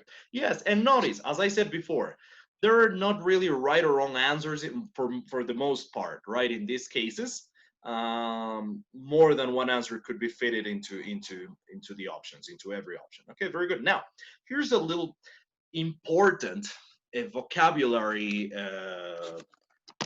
piece of knowledge that I want to share with you, and please pay a lot of attention to this because it is important, as I said. So I think we saw this in the previous class, but just in case, let me remind you of this. So what is the meaning of this word? Success. What is success? Éxito. Éxito. No sé si vieron alguna vez ustedes estas propagandas viejas de Open English, donde había el que no sabía inglés y veía exit en el avión y decía éxito. I don't know if you ever saw that, but in this case, actually, éxito, success. Success. Very good. Now, what kind of word is this? What kind of word is this? Is it a noun, a verb, or an adjective? It's a noun. It's a noun. That's right. Es un sustantivo, es una cosa. Noten que a veces tenemos un poco de confusión. Pensamos que los sustantivos son solamente las cosas tangibles y visibles. Sorry about that. But they can also be more abstract, right? También pueden ser más abstractas. Por ejemplo, violencia es un sustantivo, ¿sí? El adjetivo es violento. El verbo es violentar, pero el sustantivo es violencia. Amor es un sustantivo. El verbo es amar. El adjetivo puede ser amoroso, ¿sí? U otros también, ¿no es cierto? Pero amor es un sustantivo, odio también. Entonces, las cosas no necesariamente son materiales, si se quiere, pero sin embargo son sustantivos, ¿no es cierto? All right, very good. Very good. Success is a noun, éxito. Now, what is the meaning of this? Successful. What is successful?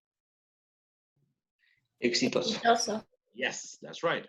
And what kind of word is successful?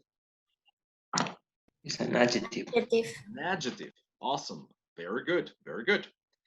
And what is the meaning of this one? Succeed. Exitoso. Actually, with this one, succeed,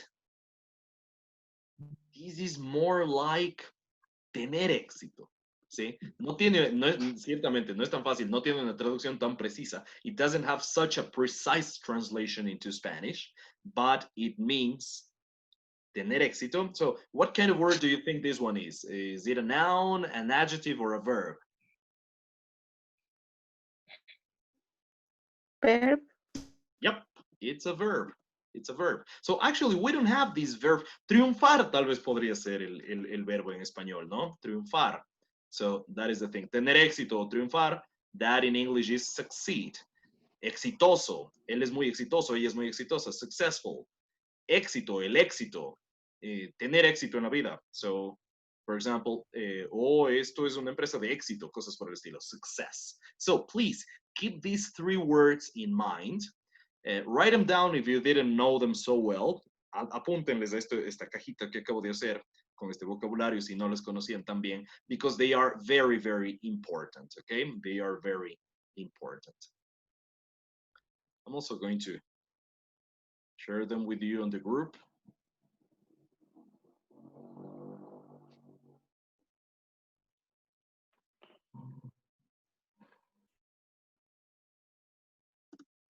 So I put them in the WhatsApp group as well, all right? But please take note of them, please, and notice the differences, okay?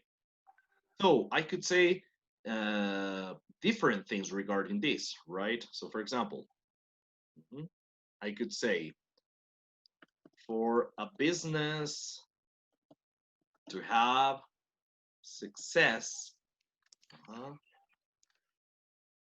it needs, I don't know, good management. Para que un negocio tenga éxito, necesita buena administración, ¿no? Pero también, noten esto. Esto sería literalmente para que tenga, have, success, éxito. Literalmente para que tenga éxito. Pero pude haber dicho algo más típico. For a business to be successful. And the same thing, okay? It needs good management. Entonces, literalmente esto sería para que un negocio sea exitoso, necesita buen manejo, ¿no? Otra forma de decirlo. O también, for a business to succeed. It needs the same thing, good management. All right, so take a look at these three. Literalmente, la primera sería para que un negocio tenga éxito, la segunda para que un negocio sea exitoso. Y la última, también en español no tengo el verbo preciso para que un negocio triunfe si se quiere, ¿no es cierto? Pero van por el mismo lado, ¿sí? So, do you understand this?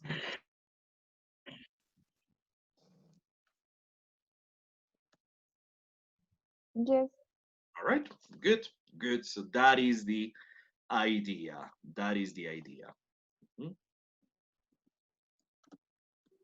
Now, let's go into the next page and then we will go back to this.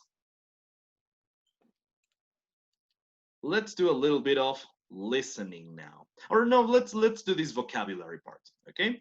Let's do this vocabulary part. Let's see. Qualities for success, right? What is the meaning of this in Spanish? Qualities for success. Cualidades. Ajá. ¿Y cualidades para qué? Para ser exitoso. Correcto, ¿sí? O cualidades para el éxito. Para That's el right. éxito. El éxito. Correct. Very good. Very good. So qualities for success. So let's take a look at these three. What qualities are important for success? So what qualities are important for success for a personal trainer, for a politician, and for a news website? So we have two types of people and also a type of thing, right? And also a type of thing. So for a personal trainer, first of all, what is a personal trainer? Un entrenador. Yes, that's right. Personal. Correct. So, what qualities are important for a personal trainer to be successful? So, he or she has to be athletic. What is the meaning of athletic? Atlético. Easy, right? Passionate. What is the meaning of passionate?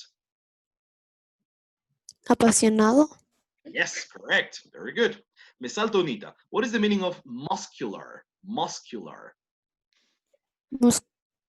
Musculoso. That's right, very good. Musculoso, musculosa, no? That's right, very good. Experienced, experienced. Experimentado. Yes, correct. Very good, very good. And what is the meaning of this one? Industrious. How do you say that in Spanish? Do you know? Trabajador. Como trabajador, ¿no? Correcto, correcto. Literalmente sería industrioso, pero correcto, es trabajador, ¿no? Trabajador, industrious. Very good, very good. So, athletic, passionate, industrious, muscular, experienced. Most of these words are not difficult to understand, right? But they might be a little difficult to remember when you want to use them and you don't have any other resource to see them. Like, for example, you want to write them or say them. If you haven't memorized them, it might not be so easy to use them, right? They're kind of easy to understand. If you see them or you hear them, you will probably know what they are. These are not false friends, these are true friends, right? But anyway, we have to study them well because if we want to use them, we need to memorize them very well. The way they are spelled, the way they are written, and also the pronunciation, how you pronounce them, right? For example, the first one, this TH, esta TH está sonando como la Z española, ¿no? Como el chiste que ponían el otro día con Donald Trump diciendo Thursday. Entonces, misma cosa. Voy a hacerme Donald Trump aquí para Thursday, ¿no es cierto? Lengua con dientes. Entonces, aquí también para atlético, athletic, athletic, ¿ok? Very good. Entonces, la TH como la Z española, ¿no? Tongue and teeth, lengua con dientes, ¿ok? Athletic. Let's repeat. Athletic. Athletic. Athletic. Very good. Athletic. Athletic. Athletic. Athletic. Good, very good. Now let's repeat this one. Passionate, passionate. Passionate. Passionate. Passion. Industrious. Industrial. Industrious. Industry. Muscular. Muscular. Muscular. That's right, very good. Noten que la U no suena, la primera U al menos, no suena muy como U. La segunda sí, pero la segunda suena medio como you, ¿no? La U es una palabra, una letra caprichosa en inglés. Suena de muchas maneras, ¿no? So, one more time, let's repeat. Muscular. Muscular. Very good. Noten que no se dice muscular o algo así, ¿no es cierto? Very good, very good. Parecido a lo que pasa con deber, must. Okay, very good. Now, let's repeat. Experienced. Experience. Experienced. Experience. Very good, very good. Recuerden lo que les decía muchas veces del ed, ¿no es cierto? Generalmente ese ed no suena como ed, no suena la e. Suena como una dt, más o menos, ¿no? Experienced. Very good. Now, let's take a look at what qualities are important for success or for a politician to be successful. What qualities are important for a politician to be successful? So, this person, this man or this woman has to be clever. What is the meaning of clever? Inteligente. Yes. Listo. Yes, inteligente, listo. That's right, very good. And what are synonyms then for clever? What are some synonyms for clever? Smart. Smart, Intelligent. intelligent, smart, intelligent, or clever. Basically the same thing, right? With maybe some little particular differences, but in general terms, they are synonyms, right? Intelligent, smart, clever, right? Good. Right. Very yes. Correct. Now, what is the meaning? And notice, in British pronunciation, this would be clever. Clever. Si esto fuera inglés británico, no? Clever. Right? Now, what is the meaning of this? Charming. Charming. Encantador. Encantador. Yes, very good. Encantador. If you didn't know these words, take notes, okay? Si no les conocían los significados y eso, irán tomando nota, por favor. Have a notebook or something and go taking notes, okay? Good. Very good. Charming, encantador. Now, before we continue, question. Let me type this. What is the meaning of know? What is the meaning of the word know? Conocer, Saber. saber. Perfecto. Saber, sorry. Saber o también conocer. Very good. Very good. And what kind of word is this? Verb. Yeah, it's a verb. Now, knowledge. Knowledge. What is the meaning of knowledge? Conocimiento. Experto. Conocimiento, no?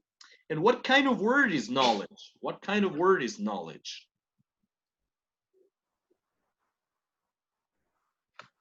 It's a noun. It's a noun. Awesome. And now, the one that we have here.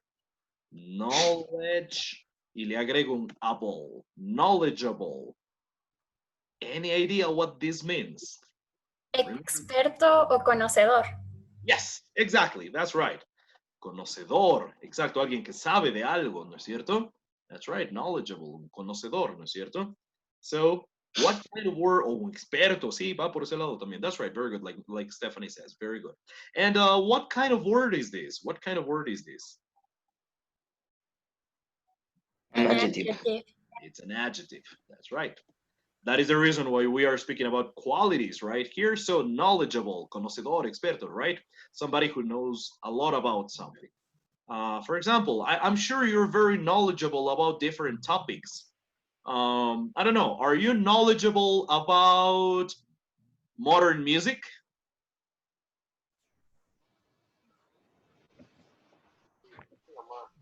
No les voy a hacer preguntas para que me lo demuestren, solo les pregunto en general. Are you knowledgeable about modern music?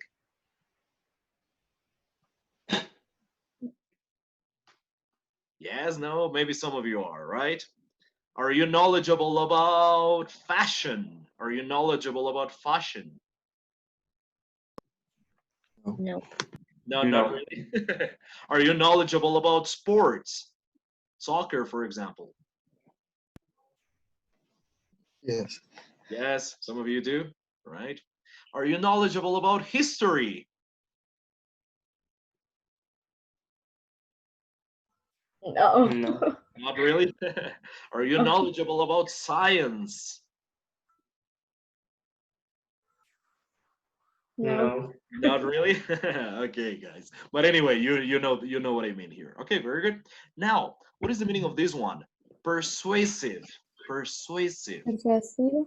Persuasivo, ¿no? Alguien a quien le resulta fácil persuadir o convencer. Y claro, para un político es re clave aquello, ¿no es cierto? Right? So very good. Persuasive. Persuasive. Our ex-president was a very persuasive man, right? So very good. Persuasive. And esta palabra ya la habíamos visto alguna vez. But anyway, do you remember what is the meaning of tough? Tough? Difícil. Puede Es ser una persona difícil. Correcto, Puede exacto. ser resistente. También puede ser resistente, ¿no es cierto? Puede ser algunas cosas, puede ser difícil, ¿sí? Puede ser resistente. Si hablo de una situación, por ejemplo, a tough situation, una situación difícil. A tough exam, un examen difícil, ¿no es cierto? That's a tough job, es un trabajo difícil. También tough, como bien dicen, resistente. Oh, this is a very tough desk. Es un escritorio muy resistente. Oh, that's a tough house. Es una casa resistente, ¿no? A tough, right? Y también tough en general puede ser muy similar a hard, ¿no? Como estamos viendo. Puede ser también duro o rudo, ¿no? Una persona dura, una persona que no se quebranta fácilmente. Entonces, o también, qué sé yo, the tough guy that walks into a bar. Entra un tipo a un bar, se toma 12 whiskies, viene alguien, le arma bronca y se va dando de puñetes con 10 en el bar. So that's a tough guy, for example, right? So tough. Let's take a look at. I'm gonna Google some images. All right. I'm gonna search some images on Google, and just a second here, and let's see what comes up if I search tough. Word tough. Can you see the Google screen right now? Yes. Yes. So as you can see, I'm going to Google tough, and I'm going to Google some images about tough.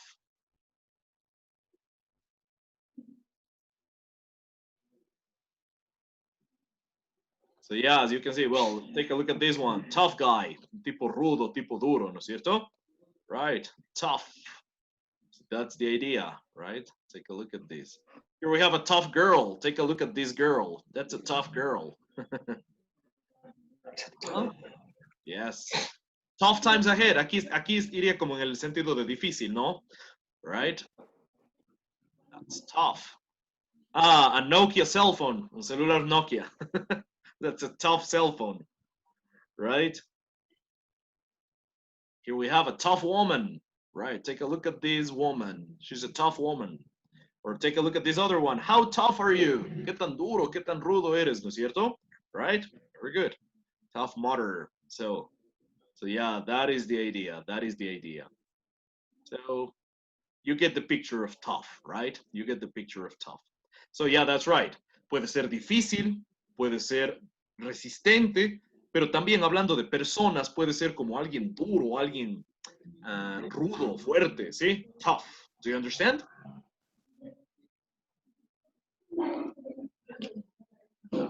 Yes. Great, great, guys. Then, so yeah, as the book says, in order to be a politician, you probably have to be tough. Okay? Good. Now, let's repeat these words, okay? Let's repeat the pronunciation, okay? I'm gonna say them, you're going to repeat them. Clever.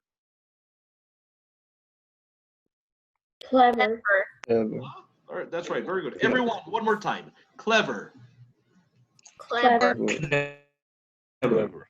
Very good. Now, charming. Charming. Now, I'm going to say this one slowly first and then fast, okay? But first, slowly, repeat it slowly. Repítanle lentamente también. Así puedan hacerlo más rápido, but just to start, let's repeat it slowly, okay? Knowledgeable. Knowledgeable. Knowledgeable. Yes. Good. One more time. Knowledgeable.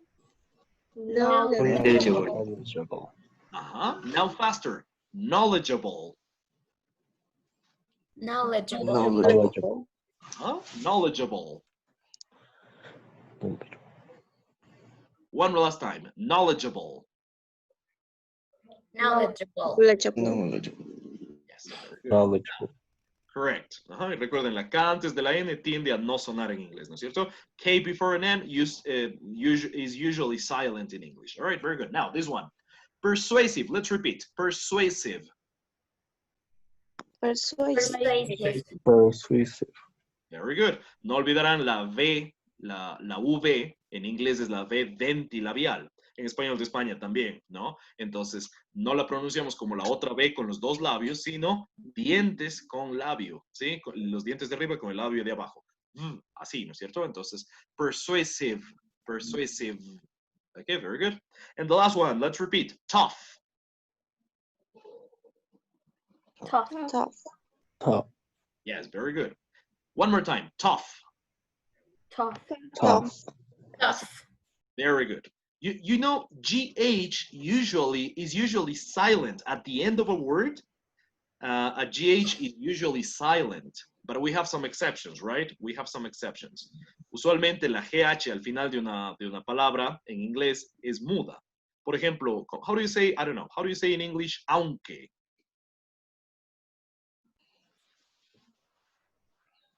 How do you say aunque in English? Besides. Even if. Pueden ser algunas opciones. Besides es más como además, ¿no? Pero aunque podría ser esta. Although, aunque. Y noten que en este caso la GH es completamente muda, ¿no? O también, aunque puede ser simplemente though, aunque. Y noten que se parece un montón al tough de acá, ¿no? Though, aunque, ¿sí? Pero en el caso de... Yes. What is the difference of although and even though? Good question. Even though, it's basically the same. It's basically the same. Almost no difference. Prácticamente no hay diferencia. Tal vez en algún contexto particular quedará un poquito mejor la una o la otra, pero en general son lo mismo. Basically, they are the same. Even though, good question though. Good question. Even though, aunque.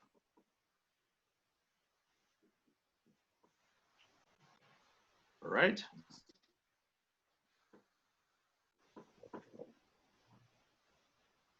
And, but notice, in the case of tough, in tough, in the case of tough, the GH sounds like F, lo cual es medio extraño, ¿no? Noten, en todos estos ejemplos, although, though, even though, la GH no está sonando. We're not making a sound with it. But with tough, it sounds like, el sonido es como si fuera T o F, ¿no? Do you remember any other word that sounds like this? ¿Se acuerdan alguna otra palabra en la que la GH suene como F?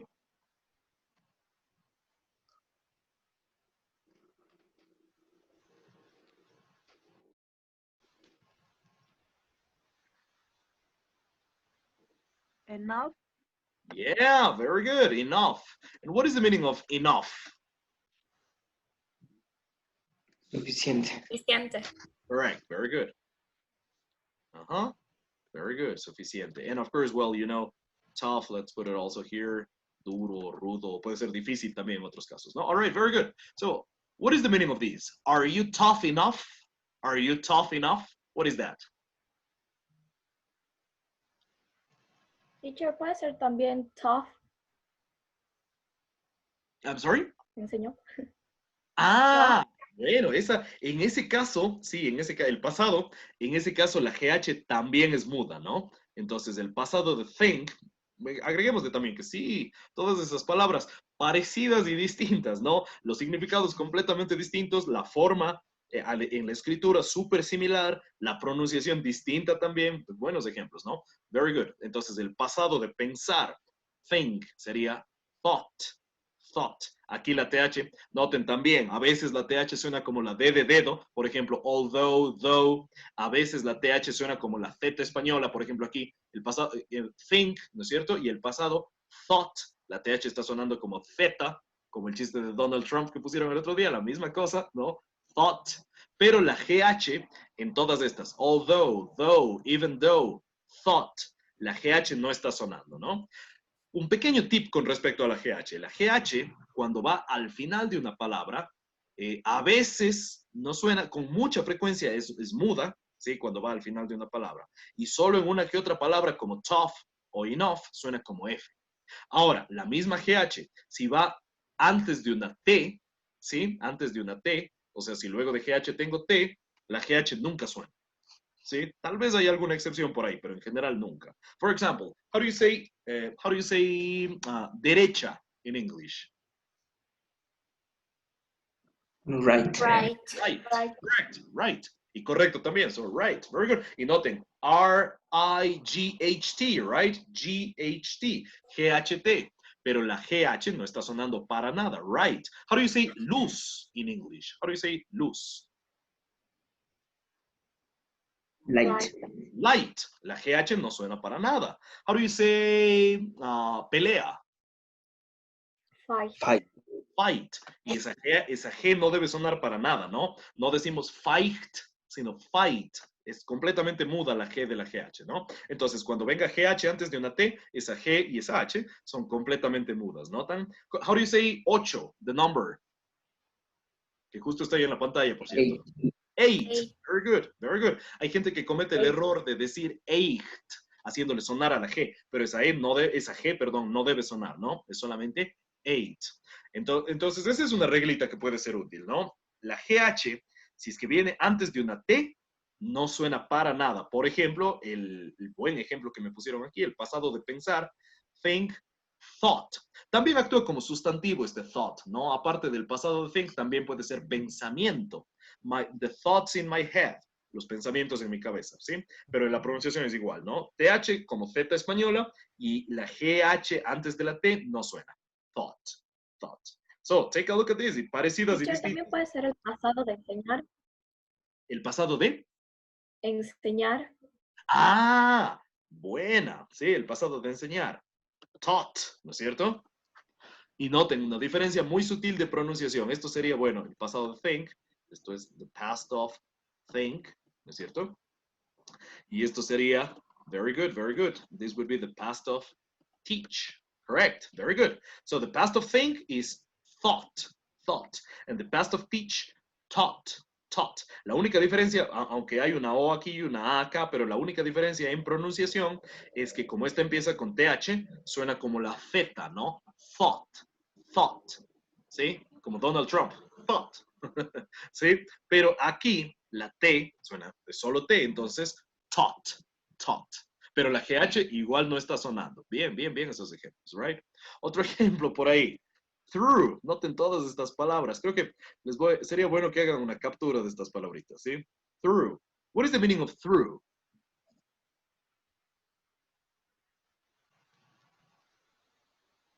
A través. A través. Y noten, en este caso, muy bien. So, for example, I'm going to exit through the door. I'm going to get out through the door. Voy a salir a través de la puerta, ¿no? Por la puerta sería más típico decir en español, pero en inglés decimos through the door, right? A través de esto, mediante, a través o mediante puede ser, right? Through. Y noten la pronunciación, ¿no? Nuevamente, esto es lo más típico. La GH no está sonando, pues, ¿no es cierto? La GH ahí no está sonando. Sorry.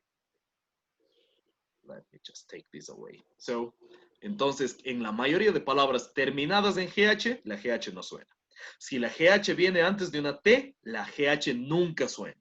Pero una que otra palabra como tough o enough hacen que la GH suene como F. All right? So that is the thing. How do you say in English reír? Teacher, Yes. teacher.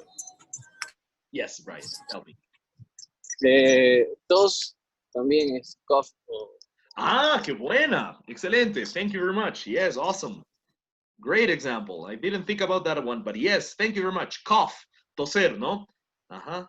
So, cough. Esto también suena como COF, si se quiere, ¿no es cierto? Toser. That's right. Excellent example. Thank you, Brian. Cough. Toser, ¿no? So, tough, enough, cough. Ajá.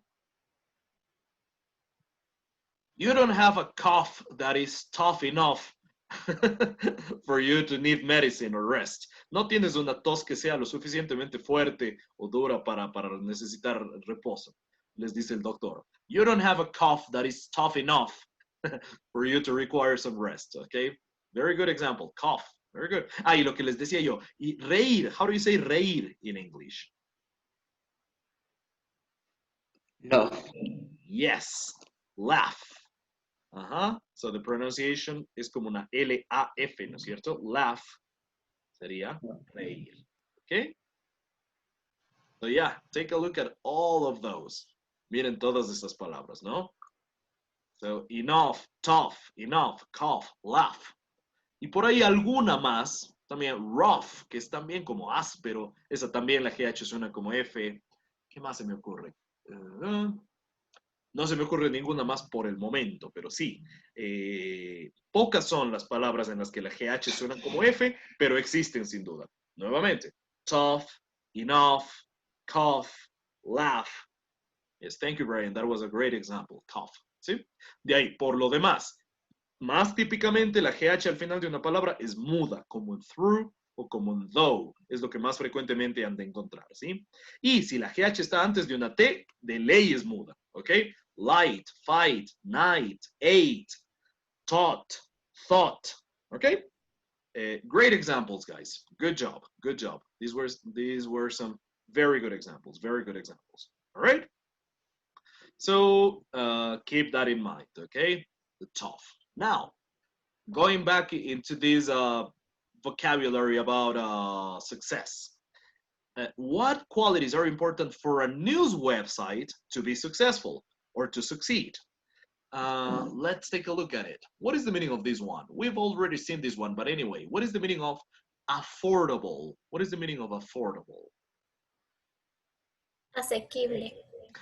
Exacto, asequible en el sentido de que se puede pagar, ¿no es cierto? Si ustedes están en capacidad de pagar algo, si es que algo tiene un precio que es razonable, si se quiere, so that is affordable. That is affordable, right?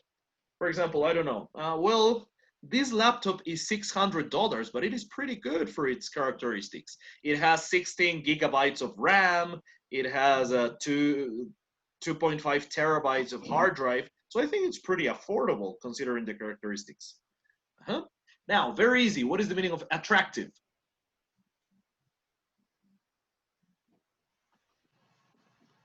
Atractivo. Yes. What is the meaning of entertaining? Entertaining. Entretenido. Yes. Do you remember this when at the beginning of the course when we were seeing the differences between British and American English? A difference in the T was that oftentimes the Americans don't pronounce the T after an N, right? Like for example, a British person says internet, internet, but an American says internet, internet, inner, como que no le hacen sonar a la T, ¿no es cierto? Y aquí pasa lo mismo. So for a British person, it would be entertaining, entertaining. But for an American, entertaining, entertaining. Okay? Let's repeat one. Let's repeat them afterwards. Okay? Now, what is the meaning of this? Very easy. Informative, informative. Informativo. Informativo, that it provides information, right? It gives us information. And finally, what is the meaning of well-written? Well-written. Bien escrito. Exacto. Muy bien. Bien escribido. No, mentira. Bien escrito. Muy bien. Very good. Very good. So, remember, for an American person, written. For a British person, written, right? Now, let's repeat this. Let's repeat them. And please, let's do. Por favor, hagámoslo, ¿no? Esto les ayuda más de lo que creen. Okay, very good. Let's repeat them. Let's say affordable, affordable. Let's repeat. Affordable. One more time, everybody. Please, I want to hear more people now. Affordable. Affordable. Affordable. Okay, good. Now, attractive. Attractive. Yes, correct. Very good. And for everybody, let's not forget the V. No olvidemos la V, la V ventilabial, ¿no? La V chica, como le conocíamos tradicionalmente aquí, pues, ¿no? Es la V, la V ventilabial, dientes con labio de abajo, ¿no? One more time. Attractive, attractive. Attractive. Attractive. Very good. Now, entertaining, entertaining. Entertaining. Awesome. Very good. Everybody, one more time. Entertaining. Entertaining. Yes, that's right. Now, Entertaining. informative. Informative. Informative. Informative. Yes, correct. Very good. And the last one, well written. Well written. Well Well written. Yes, correct. Tal vez se les haga a algunos más fácil la pronunciación británica aquí, ¿no? Well written. Well written. Huh? Okay. Now, just before we take a break, let's go into this speaking part a little bit, okay? So, role play. The job is yours. What is the meaning of the job is yours? El trabajo es suyo. Yes, that's right. So we're going to work in pairs here. But, well, first you have to think about your possible answers and stuff for a moment, okay? But, I mean, if we were in a regular class, of course, you would be sitting next to your classmates, so everybody could be working, but you're going to have to work a little bit, like fulfilling both roles on your own. Van a tener que trabajar un poco llenando ambos roles. Un reto van a practicar por su cuenta en su casa.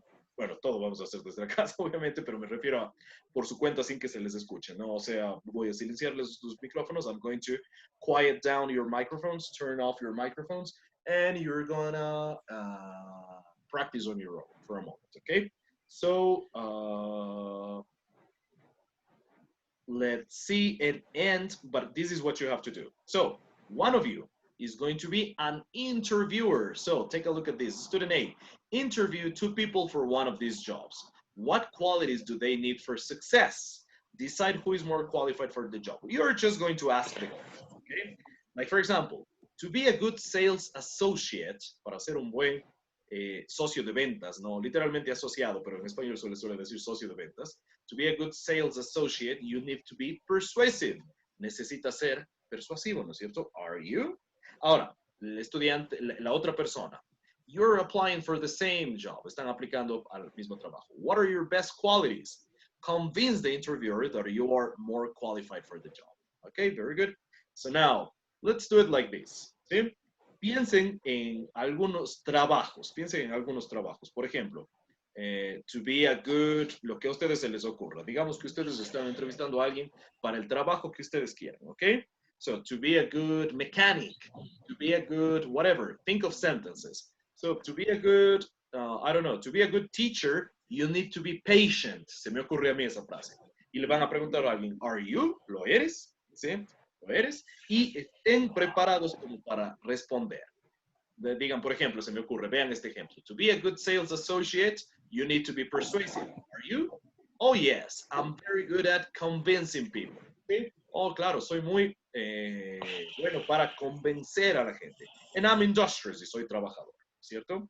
Entonces piensen en respuestas así. Este es el ejemplo del libro. Yo les pongo otro. Digamos que uno de ustedes dice, to be a good teacher, you need to be patient. Are you? Y ustedes podrían responder, oh, yes, I'm very patient and I like to work with people. Se me ocurre, ¿no es cierto? Se me ocurre. To be a good, I don't know, to be a good manager, you need to be tough. To be a good manager, you need to be tough. Are you? Oh, yes, I am tough, but I am also kind. So I am tough, but I am also kind. Pero también soy amable. Se me ocurre, ¿no es cierto? Entonces, piensen en frases como esta primera y también estén medio listos para responder en la forma en la que tenemos aquí en B. ¿Ok? Vamos a hacer el ejercicio de esa manera. So think about sentences like this for about 3 minutes. ¿Ok? For about 3 minutes. Y luego lo que voy a hacer. Then what I'm going to do is this. Por ejemplo, les voy a pedir, se me ocurre a Nicolás, voy a pedir que le haga una oración, más o menos como lo que está en A, un planteamiento como lo que tenemos está en A Alfredo, se me ocurre, ¿sí? Y Alfredo tendría que contestar eso, ¿no es cierto? Alfredo le tendría que contestar a Nicolás. Nicolás dice algo como lo que está en A, no necesariamente eso mismo, sino algo como lo que está en A, y Alfredo le contesta algo como lo que está en B, ¿sí? Vamos a hacerlo así, ¿comprenden? Do you understand? Yes, yes. Yes. All right, very good. So practice this on your own. Practiquen por su cuenta. I'm going to quiet your microphones. Practice this for about 4 minutes. Practiquen diciendo algunas frases como estas durante unos 4 minutos, ¿no es cierto? All right. Tanto para plantear la cosa como en A, como para responder la cosa como en B. Imagínense algunas cosas y esténlas practicando unos 4 minutos todos, ¿ok?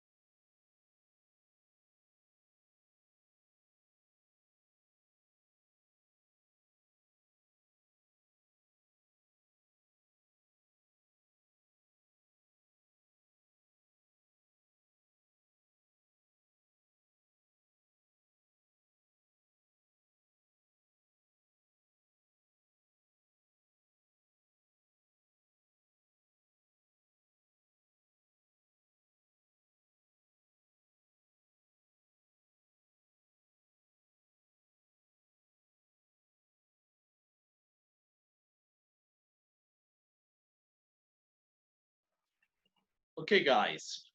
All right. Ready?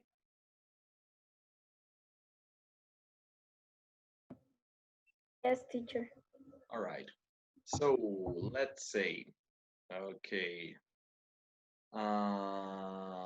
Daniel, let's say something like this to Denise. Okay? Okay, Daniel?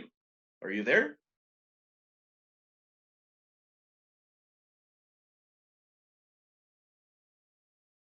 Daniel, are you there?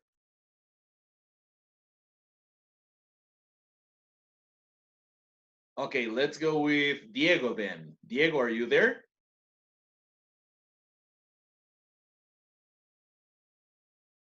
Yes, teacher. All right, and Denise, are you there? Are you there, Denise? Yes, teacher. Okay, so Diego, let's say something like what we have in A to Denise, and Denise, you have to answer, okay?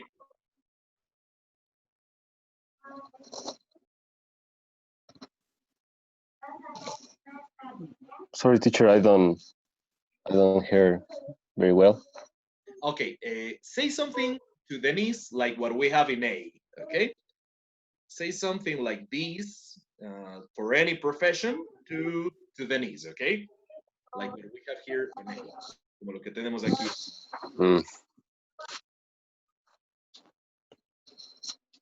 Of anything? Yes. Okay. To be a good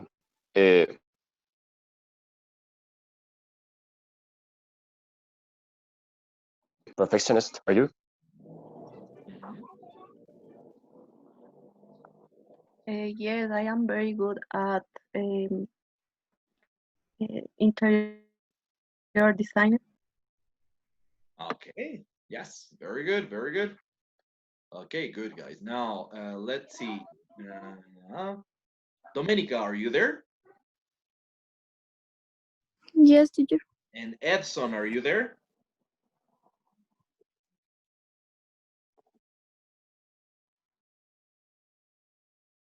Edson, are you there? Okay. Emilia, are you there?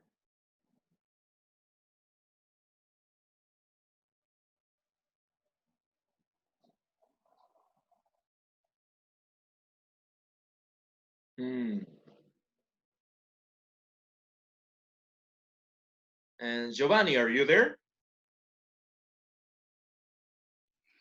Yes, teacher. Okay, so Domenica, let's establish something like what we have in A, and Giovanni is going to answer, okay? Okay. To be good, I go engineer. Do you go a lot mathematics? Do you know? Yes, good. Oh, yes.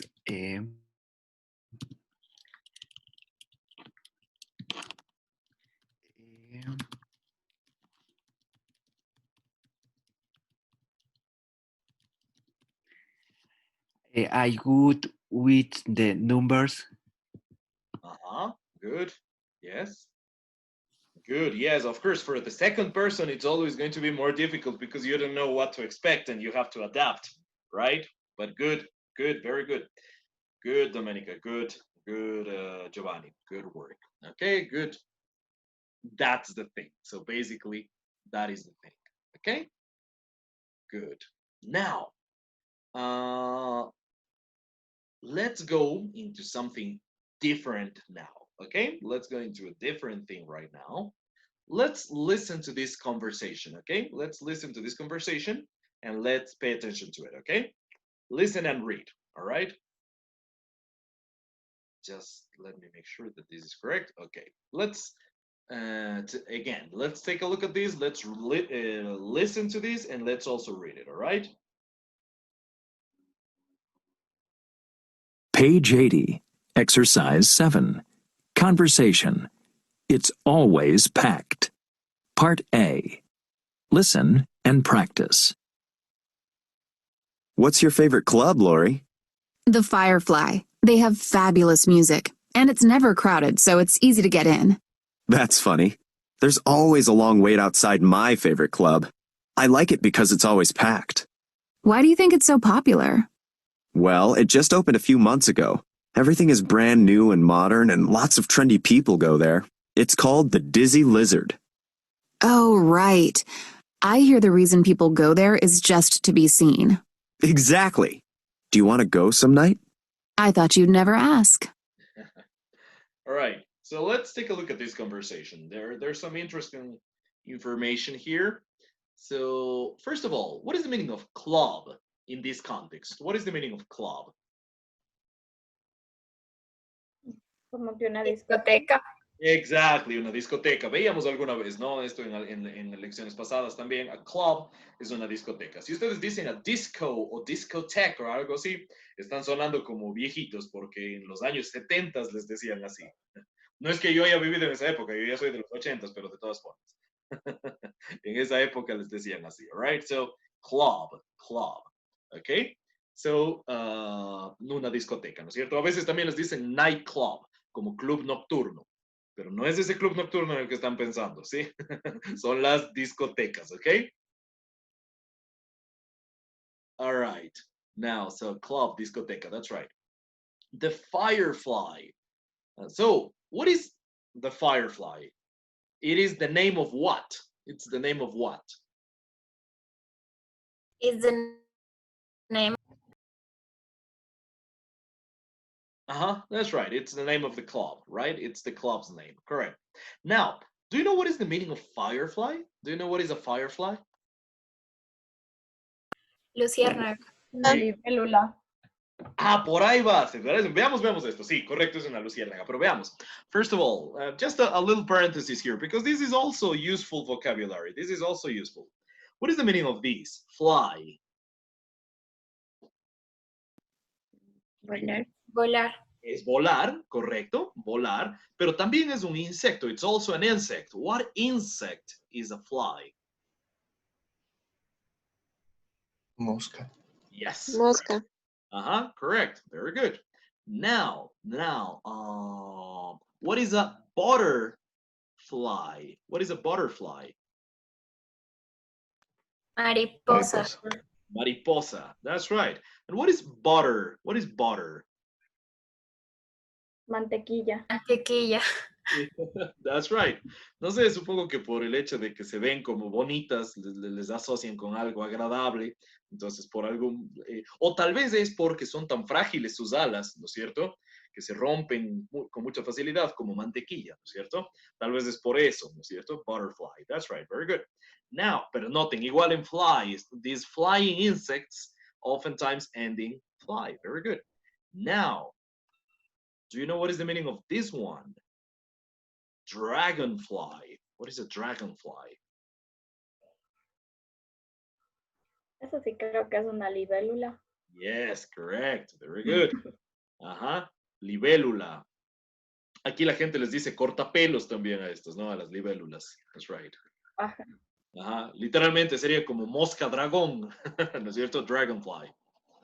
Right? Sí tiene medio facha, si se les ve, ¿no es cierto? That's right. Very good, very good. And what is a firefly? Luciérnaga. Yes, como decía Michelle, una luciérnaga, ¿no? En inglés sería literalmente como mosca de fuego, pues, ¿no es cierto? Tiene su sentido también, ¿no es cierto?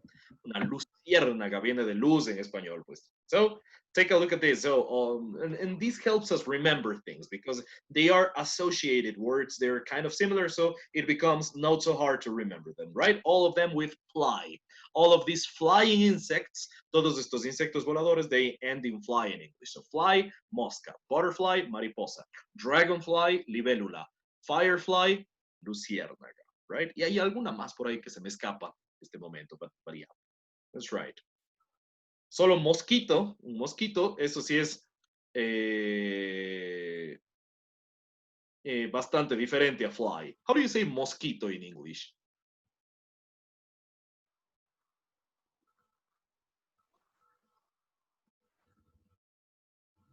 Does anybody know? How do you say mosquito in English?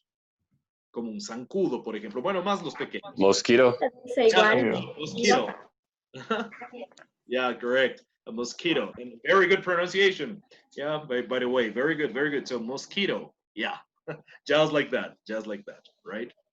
Probably it comes from, como son más frecuentes en países, de hecho en Latinoamérica, por las selvas tropicales y eso, a lo mejor viene de ahí medio la cosa. Bueno, también en España, en la zona de mediterránea, como es caliente, también es más frecuente. That's right, very good.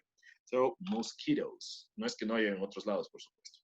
Very good, very good. So, now, so the name of the club was the Firefly. La Luciérnaga es el nombre de la discoteca. They have fabulous music and it's never crowded. What is the meaning of this? Crowded.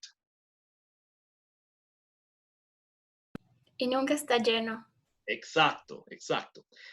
When we say lleno, podríamos decir en muchos casos full, por eso la F del tanque de gasolina, ¿no es cierto? Full. Pero bien, como dice Stephanie, crowded. Como que no es tan concurrido. Exacto, lleno, concurrido. Exacto, lleno de gente. Bien, bien. Perfecto. That's right. Exactly. Very good. So because a crowd, crowd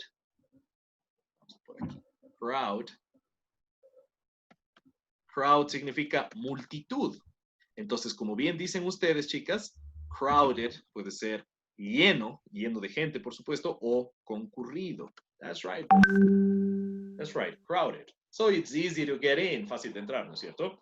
That's funny. Esto es raro, esto es extraño. There's also a long wait outside my favorite club. And I like it because it's always packed. Now, what is the meaning of this one? Packed.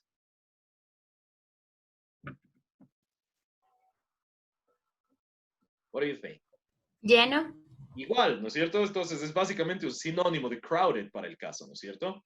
So, en otros contextos, packed es empacado, ¿no es cierto? Por ejemplo, tengo algún producto y tengo que mandarlo a otro país, entonces lo empaco. Oh, this is well packed. Esto está bien empacado, por ejemplo. Pero sí, para el caso, crowded is the same as packed. Para este contexto, ambos significan lleno, lleno de gente. Crowded, packed. Packed es un poquito más informal, si se quiere, ¿no? Right?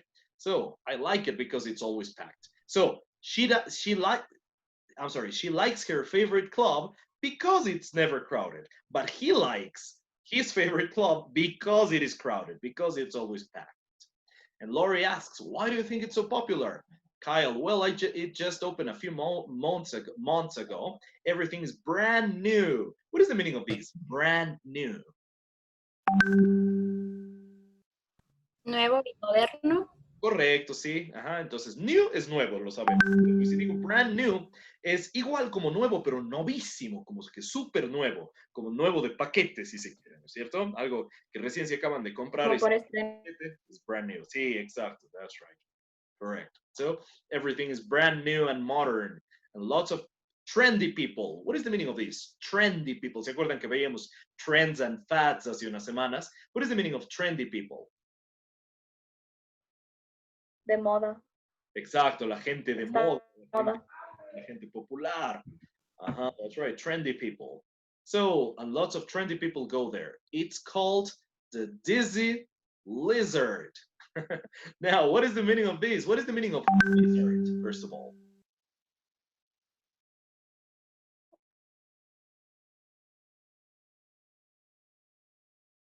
What's the meaning of lizard? Do you know this one?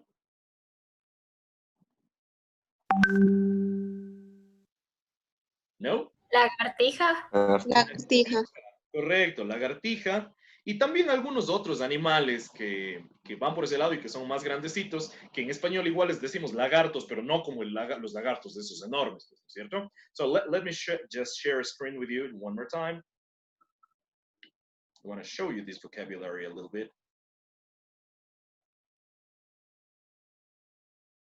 Oh, come on. Sometimes it gets a little bit stuck. Okay. So for example, if we search alligator, take a look at the word that I'm going to search, okay? Alligator, right? If I look for this one, can you see it? Alligator?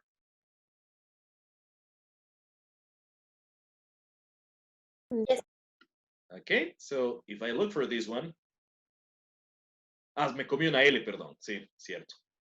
So this is a, sí, claro, la cuestión es que en latín es con una sola, but yeah, this is an alligator, similar to a crocodile, but not the same, right? Son parecidos el lagarto y el cocodrilo, ¿no es cierto? Pero no iguales. So this is an alligator, this is an alligator, right? But if I search for lizard,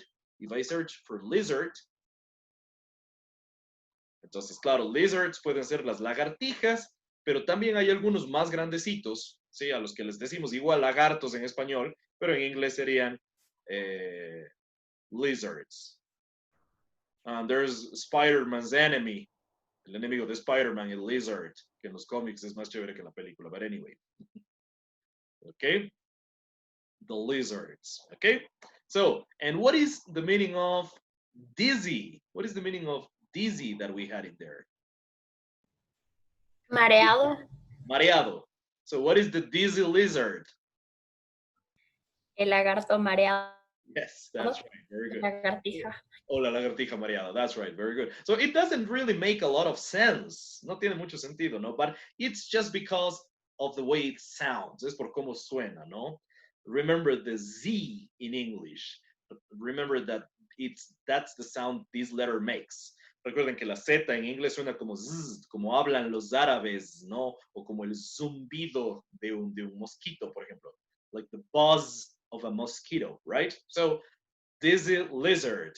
Entonces, posible, y de hecho este creo que es, o sea, son tomados de algunas cosas, es parecido a algo que de verdad existió, pero hace mucho tiempo. Entonces, the dizzy lizard, el nombre es solo porque suena medio divertido pronunciarlo así por las S, ¿no? Por las Zetas, perdón. The dizzy lizard. Okay, very good.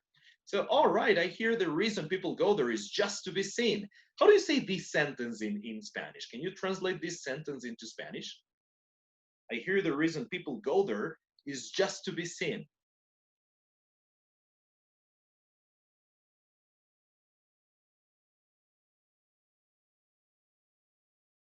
How do you say that in Spanish?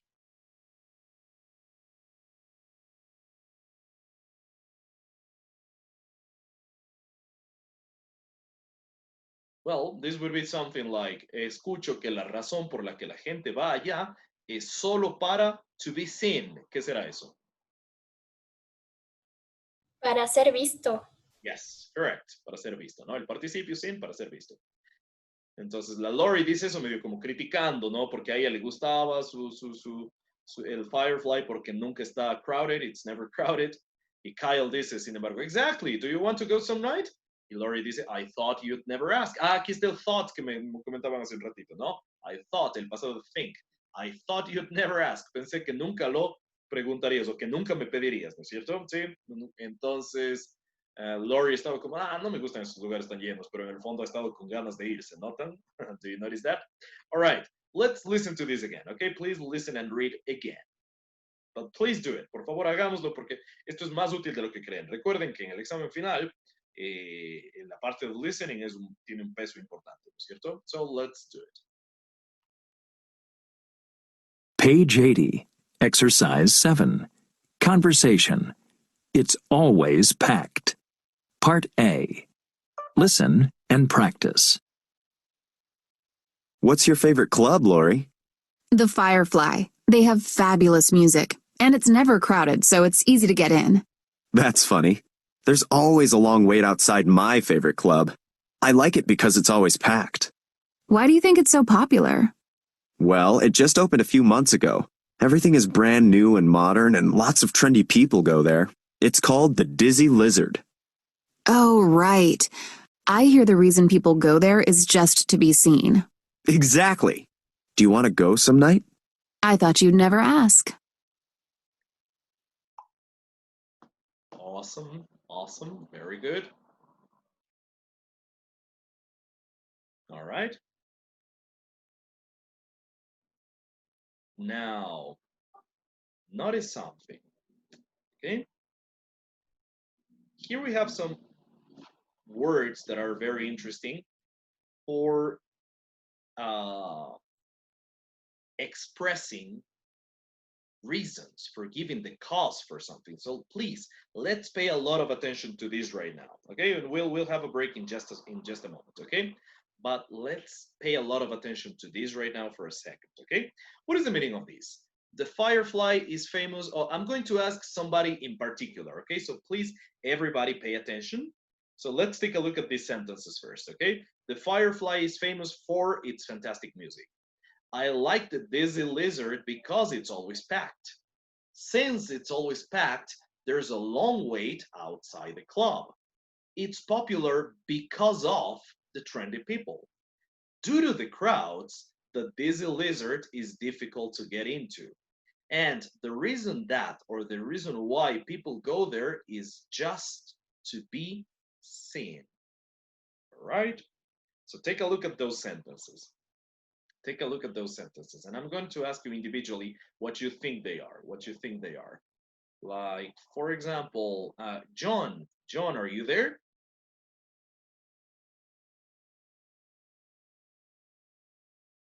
John, are you there?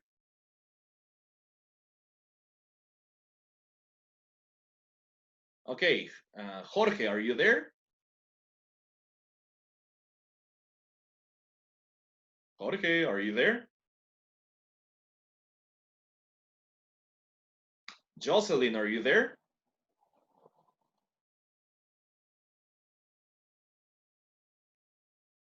Jocelyn, are you there? Luis, are you there? Are you there, Luis? Teacher, Yes, Mateo. ¿me llamó o no? No. No, not yet. Ah, ya. Luis, are you there? But yes, Luis. What do you think is the meaning of for in this case?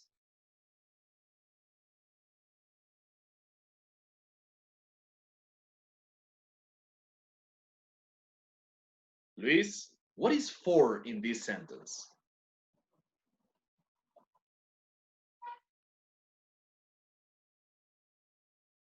Sure? Okay. Mateo, what is the meaning of, now I'm calling you Mateo. Mateo, what do you think is the meaning of for in this sentence?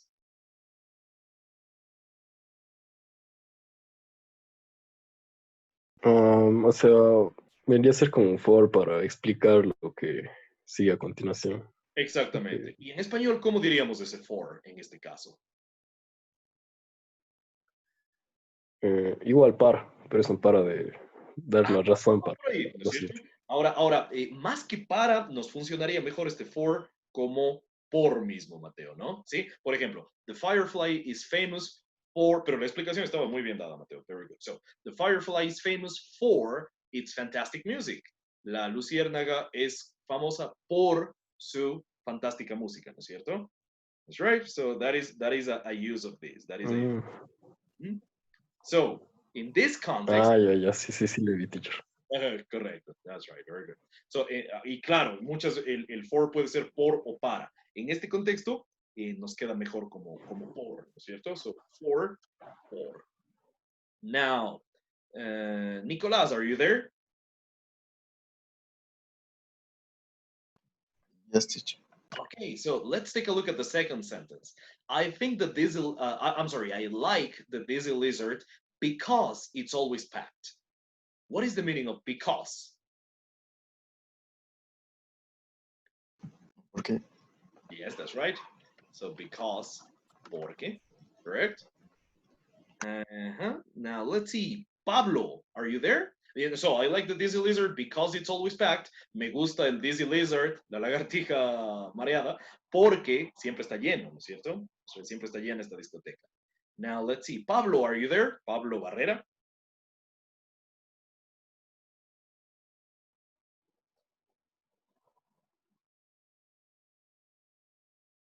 Ah, ya, ok, Luis, no se preocupe, no hay problema. Gracias por decirme, Luis, ¿sí?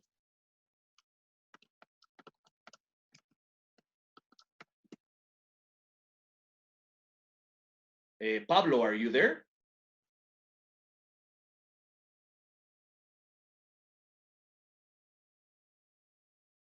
So, Paula Bermeo, are you there?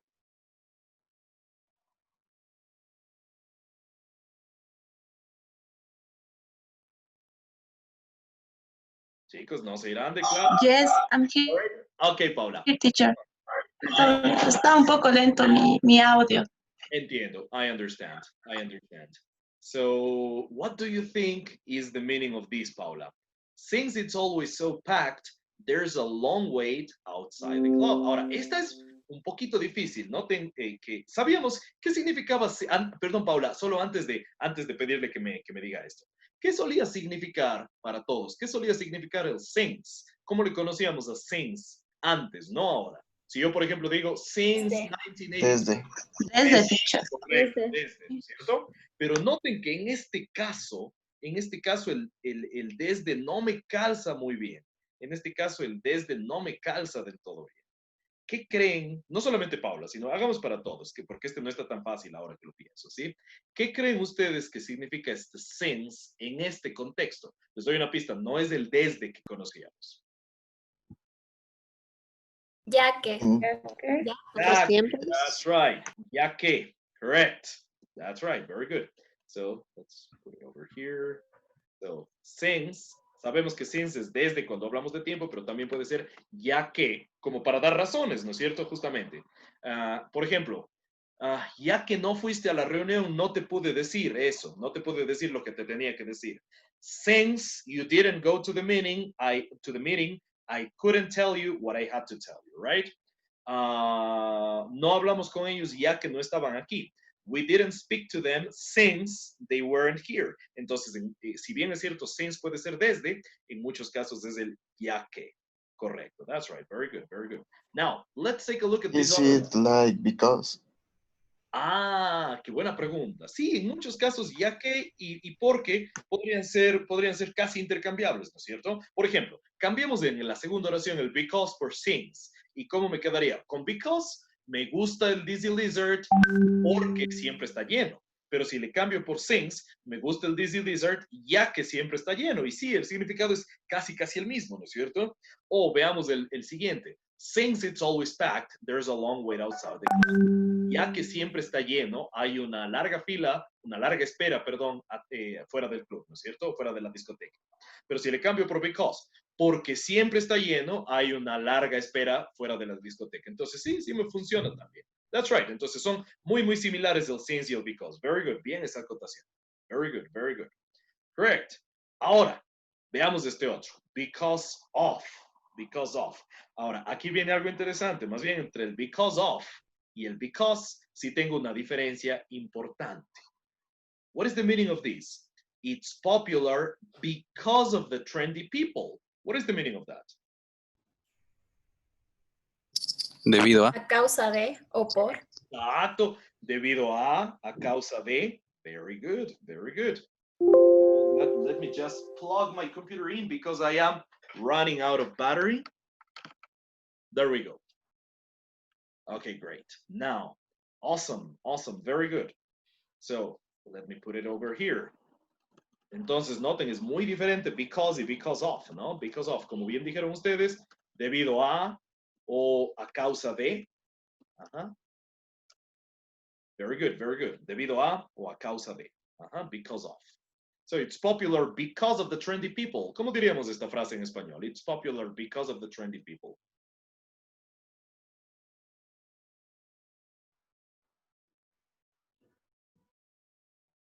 Es popular a causa Debido a la gente famosa. Yeah, correct. Yes, that's right. But both are correct. Las dos tienen razón. Very good, very good. Now, let's take a look at this one, the next one. Due to the crowds, the Dizzy Lizard is difficult to get into. ¿Qué significará este due to? Y the crowds serían las multitudes, ¿no? ¿Sí? Tiene relación, ¿no? Crowd con crowded. Crowd, multitud. Crowded, lleno de gente, ¿no? Crowd is a noun. Crowded is an adjective, right? So that is the thing. But due to the crowds, a las multitudes, due to the crowds, the Dizzy Lizard is difficult to get into. ¿Qué significaría el due to en este caso?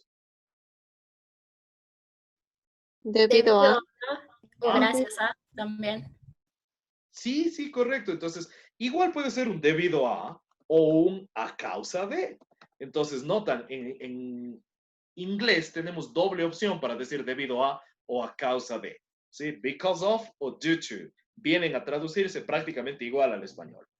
Ahora, ¿Cómo les usamos? A veces el uso, y eso lo veremos después del break, el uso varía, puede variar un poquito, es un tema un poco controversial si se quiere, pero básicamente, controversial lingüísticamente, no nada más. Pero because of o due to, los dos se traducirían al español como debido a o a causa de. All right, very good. Entonces, debido a las multitudes o a causa de las multitudes, es difícil entrar al dizzy lizard, ¿cierto? All right, very good. Y la última, bastante fácil. The reason people go there is just to be seen. O si quieren ustedes, the reason that o the reason why. Pueden ir cualquiera de estas dos o ninguna, ¿no? The reason people go there is just to be seen. What is the meaning of that?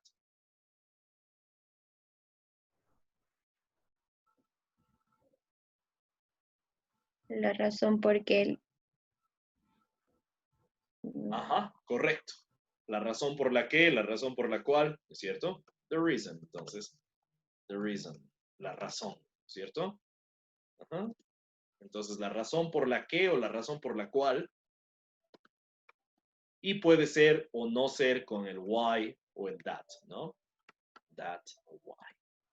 Okay, so this one is kind of easy. Entonces, ¿qué significaría toda la frase? What's the meaning of the whole sentence? The reason that or the reason why o simplemente the reason people go there is just to be seen. What is that? La razón por la que la gente va allí es solo para ser vista. Exactly. Very good. Very good. Okay, guys. Good job, everybody. Good job. Now let's take a 25-minute break. Démonos un break de 25 minutos. Okay. Let's take a 25-minute break and let's be back at 11:25. Okay. But please let's be back. Pero sí regresemos, por favor. Let's be back at 11:25. Okay. All right. Yeah. Okay. Great, guys. Okay. Oh, ya, dense hasta las 11:30 por hoy. Ok, dense un break largo. Dense hasta las 11:30. Ok. Para que vengan con Thank energía. you, teacher. Thank Thank you. you, teacher. También las va a mandar antes. Che. Eso sí no de poder. Pero bueno, hagamos hasta las 11:30. Ok.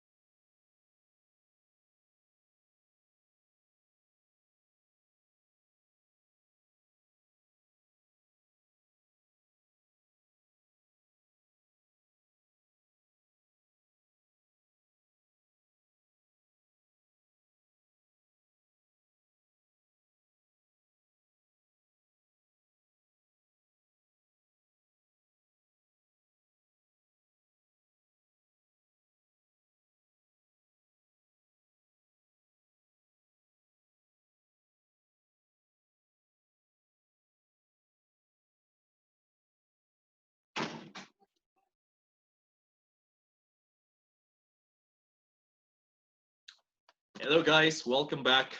Welcome back.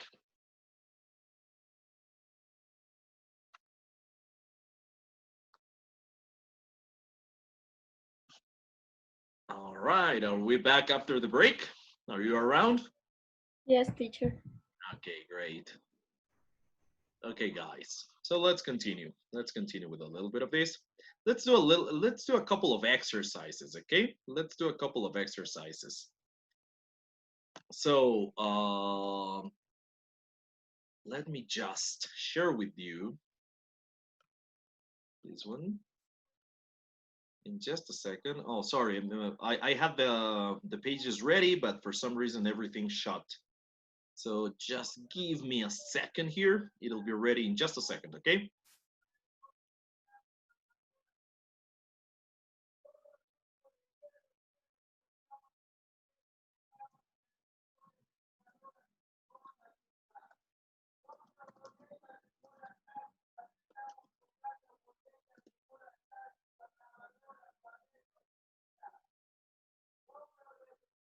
All right, just a second here. Just a second here.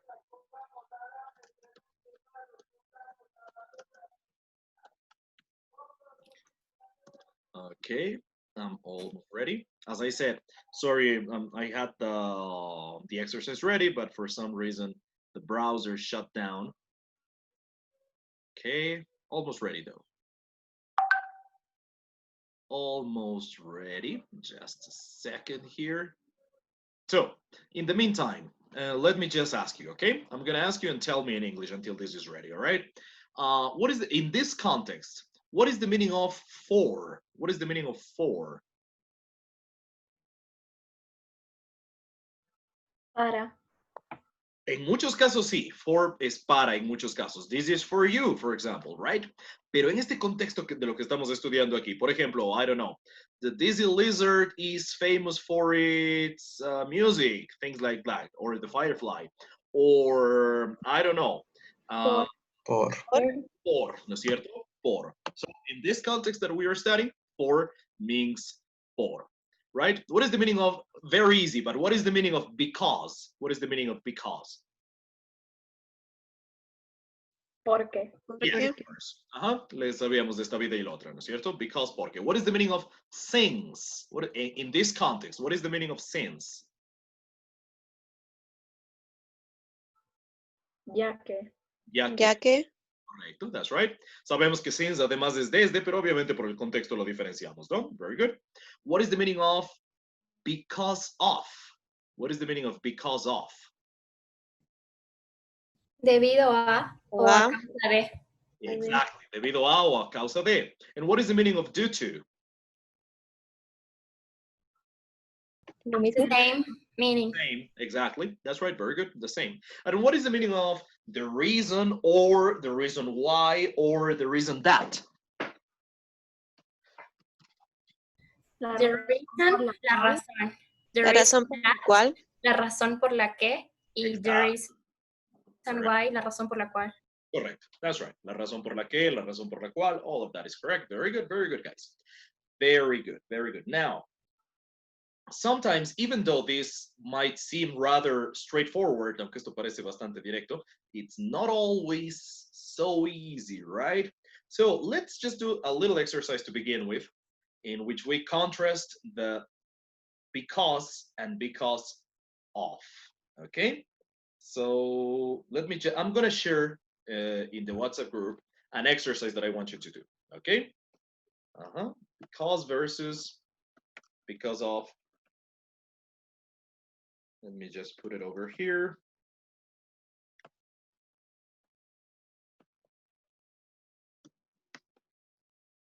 Exercise. Okay, so please go to our WhatsApp group, and try to solve this exercise, all right?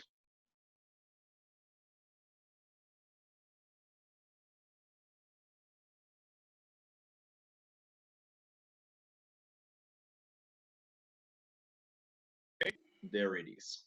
No me han dicho nada. A mi amigo le voy a mi amigo le voy a preguntar algo. Sí, los que yo entregué no son mis amigos. All right, so please let's do this exercise. It is also it is this one, right? This is the one that should be opened.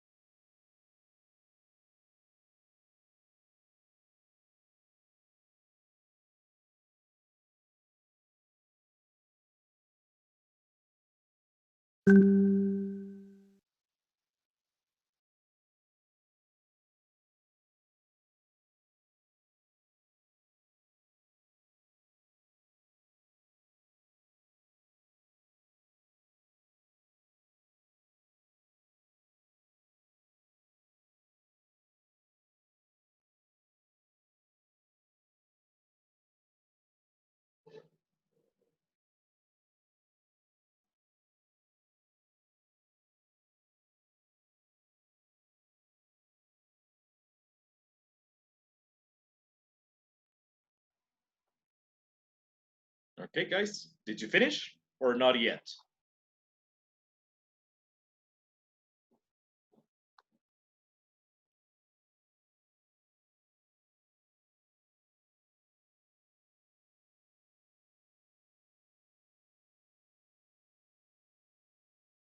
Did you guys finish or not yet? Tell me. Not yet, teacher. Okay.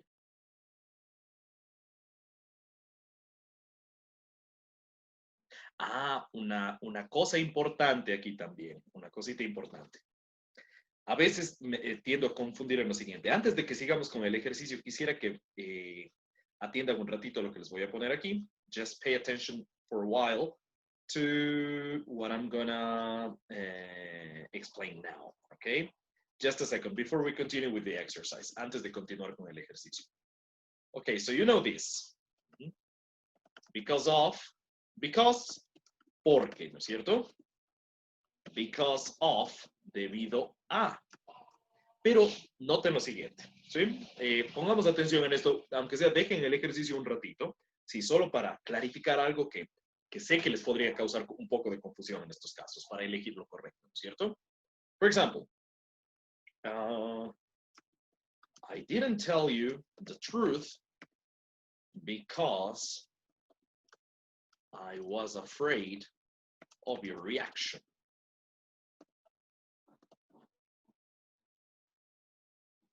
Ok, vamos a ver. Because of, ¿no es cierto? Uno de dos. All right, now, let's take a look at this one. ¿Cuál elegirían entre estas dos en este contexto? Or in this case in particular? Because or because of? Which one do we choose? Because. Because, that's right. Now, so this is the right one. This would be the right one, okay? Y vamos a ver por qué. Ahora veamos otro ejemplo, ¿sí?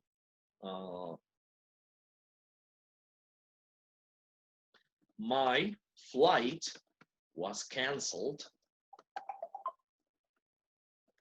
because or because of the weather, bad weather. Okay, now take a look at this one. My flight was canceled because or because of the bad weather conditions. So, which one is correct in this case? Because or because of? Because of. Yes, that's right, because of. Correct. But now let's do something. Let's translate them. Traduzcámosles con because y con because of y veamos cómo nos queda. ¿Sí? ¿Cómo me quedaría este? Con el because, que es la respuesta correcta, ¿no es cierto? Yo no te dije la verdad porque tenía miedo o estaba asustado, ¿no es cierto? Pero tenía miedo, es lo que diríamos en español, tenía miedo de tu reacción, ¿no es cierto? Yo no te dije la verdad porque tenía miedo de tu reacción, ¿no es cierto? ¿Ok? Ahora, en el siguiente, el correcto, ¿no es cierto? Mi vuelo fue cancelado debido a, o a causa de, ¿no es cierto? Debido a las malas condiciones climáticas.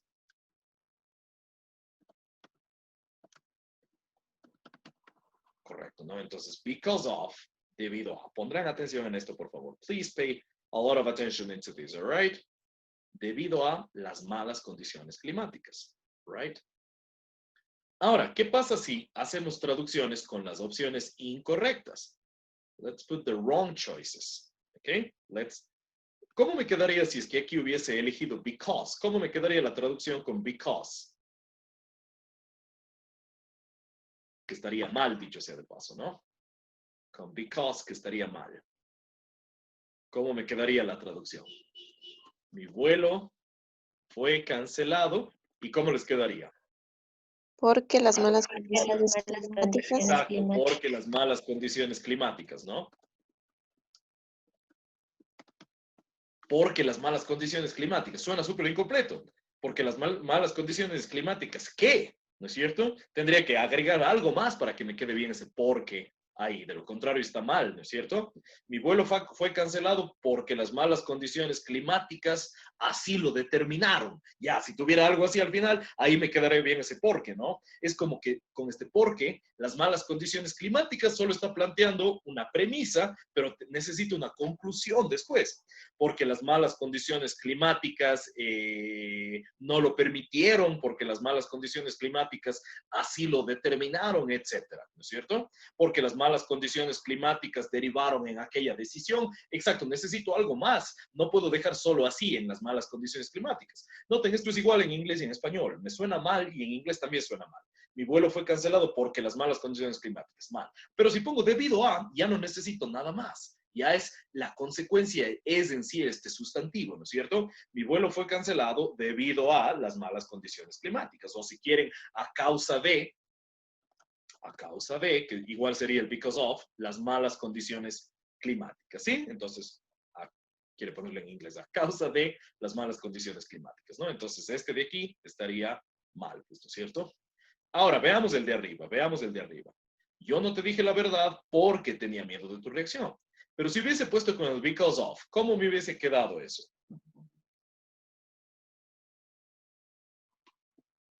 ¿Cómo sería? Yo no te dije la verdad y con because of, ¿cómo me quedaría la traducción al español?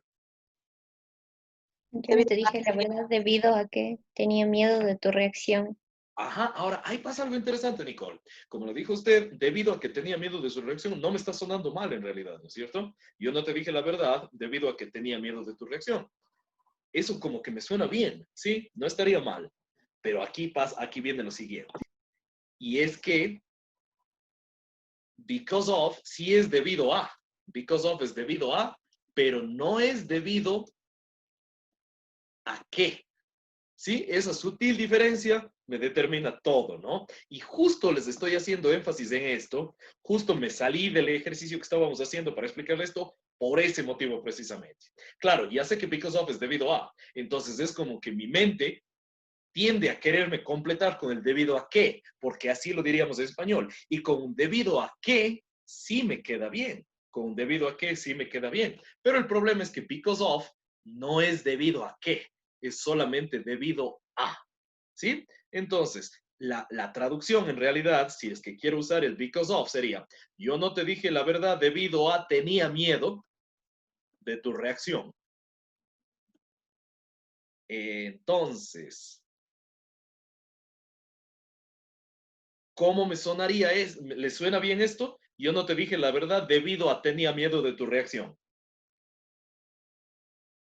Does that sound good? No. No, ¿no es cierto?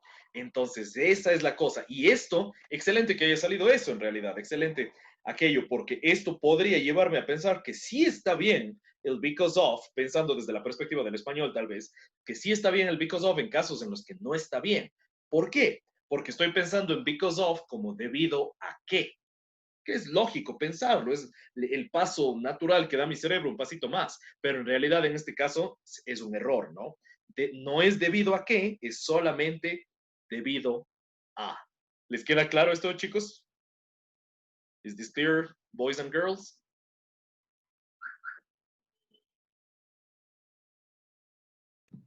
Yes, teacher. Yes, teacher. Yes, All right, teacher. very good, very good. Entonces tengan eso en mente. Ahora, hay claro que hay casos en los que solamente debido a sí me funciona. Mi vuelo fue cancelado debido a las malas condiciones climáticas. Eso suena bien. Debido a las malas condiciones climáticas, ¿no? Noten que típicamente, después de un debido a, lo único que van a tener son sustantivos. Debido a las malas condiciones climáticas, bla, bla, bla. En inglés, igual, solamente van a ser sustantivos después del because of.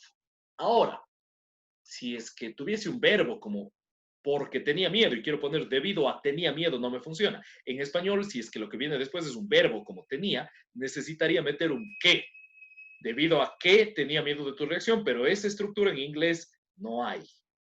¿Ok? Podría meterle because of the fact that I was afraid of your reaction, debido al hecho de que tenía miedo de tu reacción. El hecho haría de sustantivo igual, pero ya es otra cosa, ¿no? Entonces, nuevamente, en resumen, recuerden esto. Because es porque, y va bien en cualquier caso en el que en español diría porque, ¿no? Siempre que en español diga porque, en inglés puede ser because y ya está.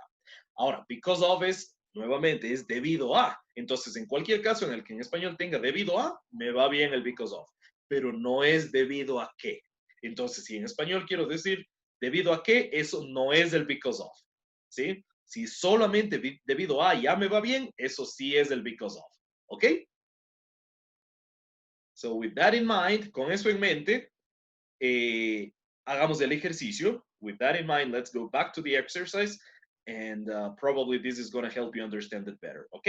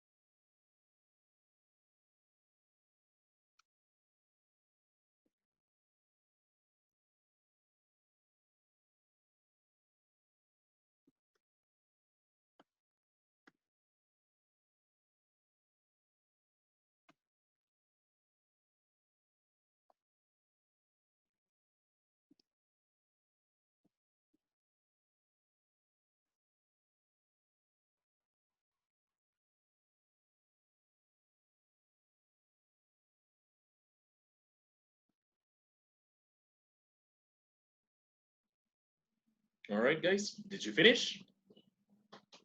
Are you ready? Yes, teacher. Okay, so let's check them out. Although you already saw them at your results, but probably a little bit of analysis is in order, okay? So let me just make sure I'm sharing the right screen here. Yep, it is. So the president resigned from his duty. What did you select in this one? Because of. Yes, because of. Well, that's right, very good. And how do you say this one in Spanish?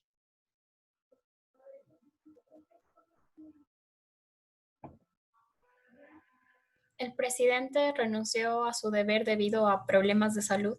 Exactly, that's right, correct. Muy bien, duty, deber. A veces, sin embargo, he visto, no ustedes, pero a veces he visto que suelen poner mal y, por ejemplo, en vez de homework dicen duty, no le ponen como de título de un deber, pero en ese caso no estaría bien, ¿no? Duty es un deber en el sentido de, claro, de cuál es mi obligación, ¿no? Mi deber moral, mi deber cívico, etc. ¿Sí? All right, very good, very good. Entonces, el presidente renunció a su deber debido a problemas de salud. Very good. Entonces, si hubiesen puesto because, me quedaría, el presidente renunció a su deber porque problemas de salud. No funciona muy bien, ¿no es cierto? All right, very good. Now, number 2. What did you select in this one? Because Of. En realidad, sí. La correcta sería ahora because of. Because of. ¿Sí? And what is the meaning of lack of courage? Do you know this one? What is a lack?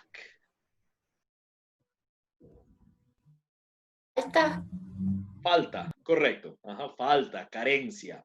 And courage, what is courage? Coraje. Coraje. Coraje en el sentido de valor, de valentía, ¿no? En español hay los dos significados. Coraje puede ser valor o valentía, pero también puede ser rabia, ira. Y de hecho ese segundo como lo que le usamos un poco más, ¿no? Pero courage en inglés se traduce mejor como valor, ¿sí? All right, very good. ¿Vieron cuando eran niños un programa que se llamaba Coraje, el perro cobarde? Yes. Probably you saw it, right? So the name was ironic to some degree. Courage. Courage is valor, no? Right. So what is the meaning of this? Because of his lack of courage, Nathan didn't participate in the competition. How do you say that in Spanish? Debido a su falta de coraje, Nathan no participó en la competencia. Yes, correct. Very good. Entonces me va bien el debido a, ¿no? Debido a su falta de valor, de coraje, ¿no es cierto? All right, very good. Now, number 3. I prefer driving because or because of? Because. Yes, that's right. What is the meaning of this? I prefer driving because I am afraid of flying.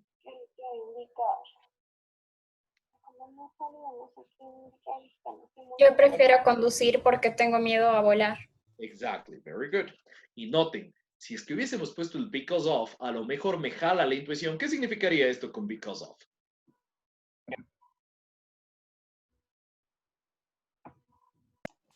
Yo prefiero conducir debido a que tengo miedo a volar. Correcto, solo que ese que es lo que diríamos en español, ¿no es cierto? Para que me quede bien. Pero noten que el que en realidad no está en inglés, porque como lo dijo, sí suena bien, ¿no es cierto?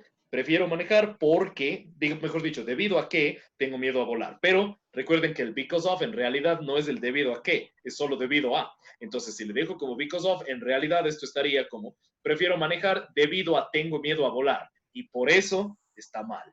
Por esa razón era el because en este caso. Recuerden eso, ¿ok? Porque si no parecería que el because of igual me calzara, pero recuerden eso, because of no es debido a qué, sino solamente debido a. Y por ende, no está bien en este caso, all right? Keep that in mind. All right, very good. Now, number 4, I had to take the bus. Which one? Because. That's right. Tuve que tomar el bus porque mi carro broke down. ¿Qué será eso? My car broke down. Se averió. Se averió, se dañó, correcto. Entonces, recuerden, break obviamente es romper, pero breakdown puede ser dañarse, averiarse, alguna cosa, ¿sí? Si yo digo, my computer is broken, incluso solo break también, my computer is broken, no necesariamente es mi computadora está rota, así partida, sino dañada, le entra un virus, alguna cosa, ¿ok? All right, very good. So I had to take the bus because my car broke down. Tuve que tomar el bus porque mi carro se descompuso, se dañó, se averió. Noten, si hubiese puesto because of, a lo mejor pensaría que está bien, diciendo tuve que tomar el bus debido a que mi carro se dañó. Pero ese que no es, el because of no es debido a que, es solo debido a. Entonces, tuve que tomar el bus debido a mi carro se dañó, no está bien, ¿no? Por ende, no es because of en este caso, sino solo because. Now, number 5. What did you put in? Because. Yes. Because I lost mine, I am going to ask my friend if I can borrow his calculator for tomorrow's exam. Este de le han puesto, pero está sobrando. No debería decir de tomorrow's exam. Eso no está bien, ¿sí? Este de está mal en la página, ¿sí? ¿Qué significaría, sin embargo, esto? So, because I lost mine, I am going to ask my friend if I can borrow his calculator for tomorrow's exam. Y en este tomorrow's me está faltando un apóstrofe también, no le han puesto. Y eso que esto es probablemente hecho por un nativo hablante, pero ya se le ha ido. En fin, so what is the meaning of this? Can you translate number 5? Porque perdí la mía, voy a preguntarle a mi amigo si puedo tomar prestada su calculadora para el examen de mañana. Exactly, perfect, muy bien. Y noten, si es que hubiesen elegido because of, ¿por qué estaría mal? ¿Cómo se leería esto? Debido a. Sí, correcto, sería debido a perdí la mía. Entonces no está bien, ¿no? En español, nuevamente, vuelvo y repito, sí podría decir debido a que perdí la mía, pero ese que no es. Esto es debido a perdí la mía, por ende no está bien. Debía ser because I lost mine. ¿Ok? Dejémoslo ahí, en esta parte, ¿sí? Let's leave it there, porque ya tienen las respuestas ustedes igual para los demás, les aparece si está bien o mal, analicen el por qué, ¿no es cierto? En base a este mismo criterio que hemos analizado lo anterior. All right? That's good. That's good. Now, let's do this exercise with me. Okay, let me share this screen with you. While you were doing this, I typed a few sentences. Okay, take a look at these sentences here. All right, now, in each sentence, you have to select the correct choice or choices. Okay, so important. There might be more than one possible answer for each of these. Okay, so let's do this exercise for a moment. Okay, let's do this exercise for a moment. Let me number them to make it nice and clean. Let me also add a little bit more distance in this to make it even nicer and cleaner. Okay, that looks good. So you have to choose the option or options that suit each sentence the best that you have in the parentheses. Okay, let's do that. Let's do that, please. Do you understand what you have to do? Yes, Yes, teacher. teacher. Okay, let's do it.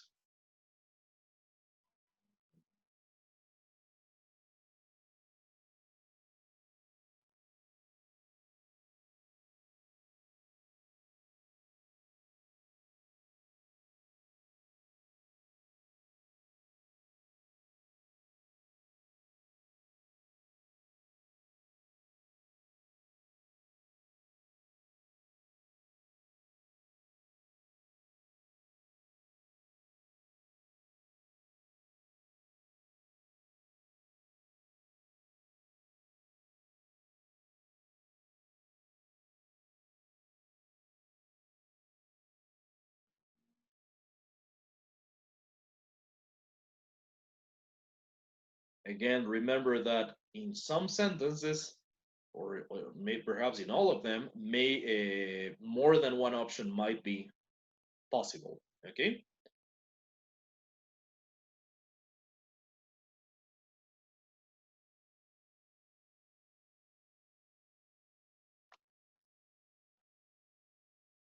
All right, Diego. Thank you.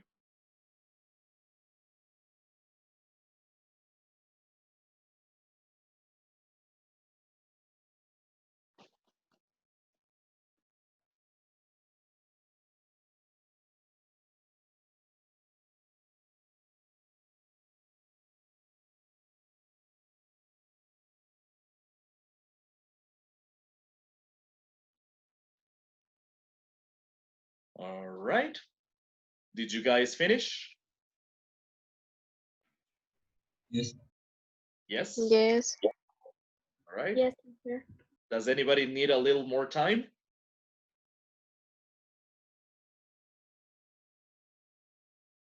No? All right. So let's take a look at the first one.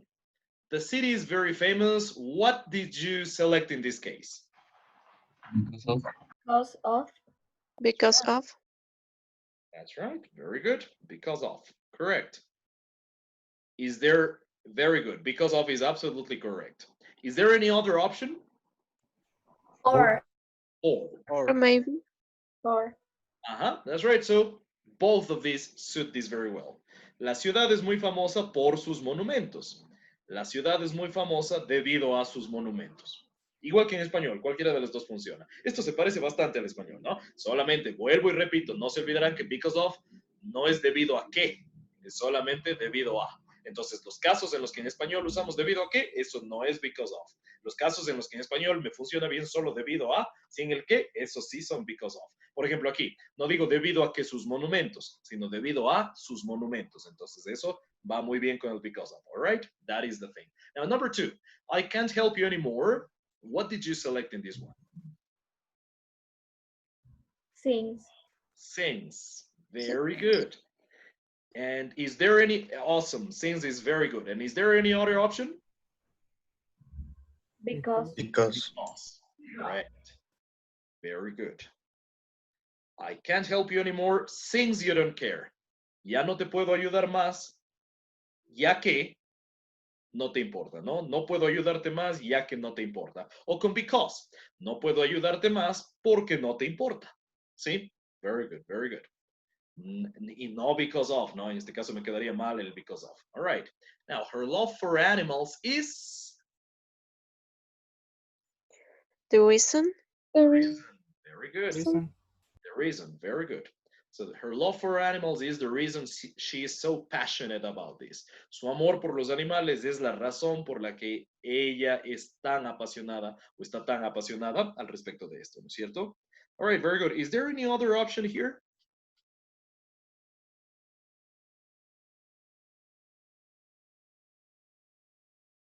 I don't think so, right? I think this is the only one that works well in this situation. Okay, good. Now, number 4. I can't believe you failed your tests. What did you select in this one? For. Very good. And is there any other option? Because of. Yes, correct. Because of. Because of. Correct. Awesome. Good work. That is the thing, guys. That is the thing. That is the thing. Okay? So, is it clear so far? Do you understand this so far? Yes. Great. That's great to hear. Great to hear. Now, having said that, there is a thing between these. Let's see. Because of. One more time. Tell me one more time. What is the meaning of because of? Debido a. Debido a, muy bien. O también, si quieren ustedes, a causa de, ¿no es cierto? Lo que sí no es debido a qué. Debido a qué. Esta no. No se olviden eso, ¿ok? Eso es muy importante recordarlo, ¿ok? Es debido a, es a causa de, pero no es debido a qué. ¿Y qué significa? What is the meaning of due to? Due to. The Americans always pronounce it due to. Okay, what is the meaning of due to? Debido a. ¿Qué? O a causa de. Pero noten esto. Igual el due to no es debido a qué. ¿Sí? Ninguno de los dos lo es. O sea, ambos son en sentido, en traducción al español, exactamente iguales. Por ejemplo, si vemos esto.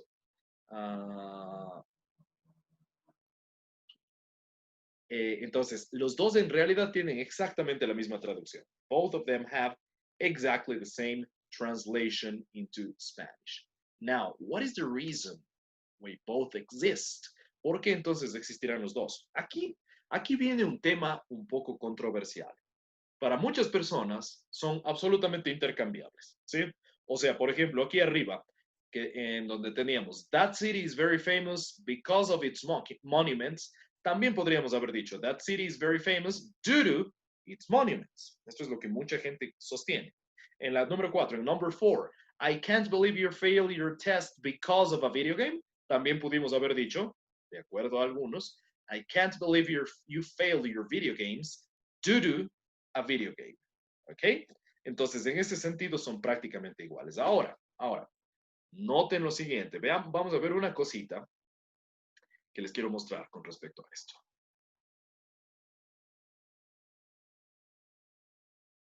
Let me just find it here.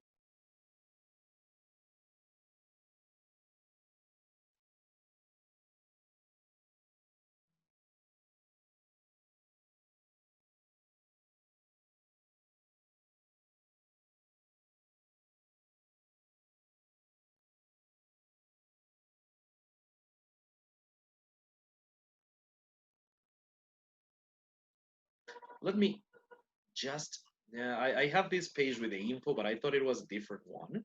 But there was a one that was better actually. Let me see if I can find it here. Otherwise, we'll just have to go with this one. But there's one that I wanted to use, and I'm not finding it.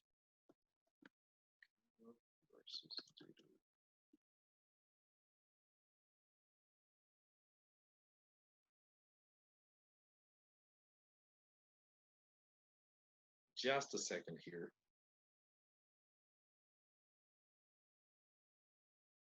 Okay, almost ready, guys. A little bit of patience, please.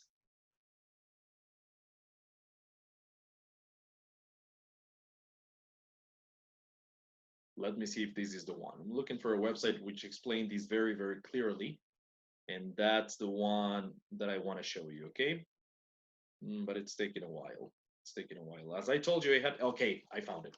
Right, as I told you, I had all of these ready for today's class, but unfortunately, for some reason, my browser shut and I couldn't get them, and I forgot to mark them in the markers, and to look for them in the history is a hassle. Okay, so let's take a look at this. First,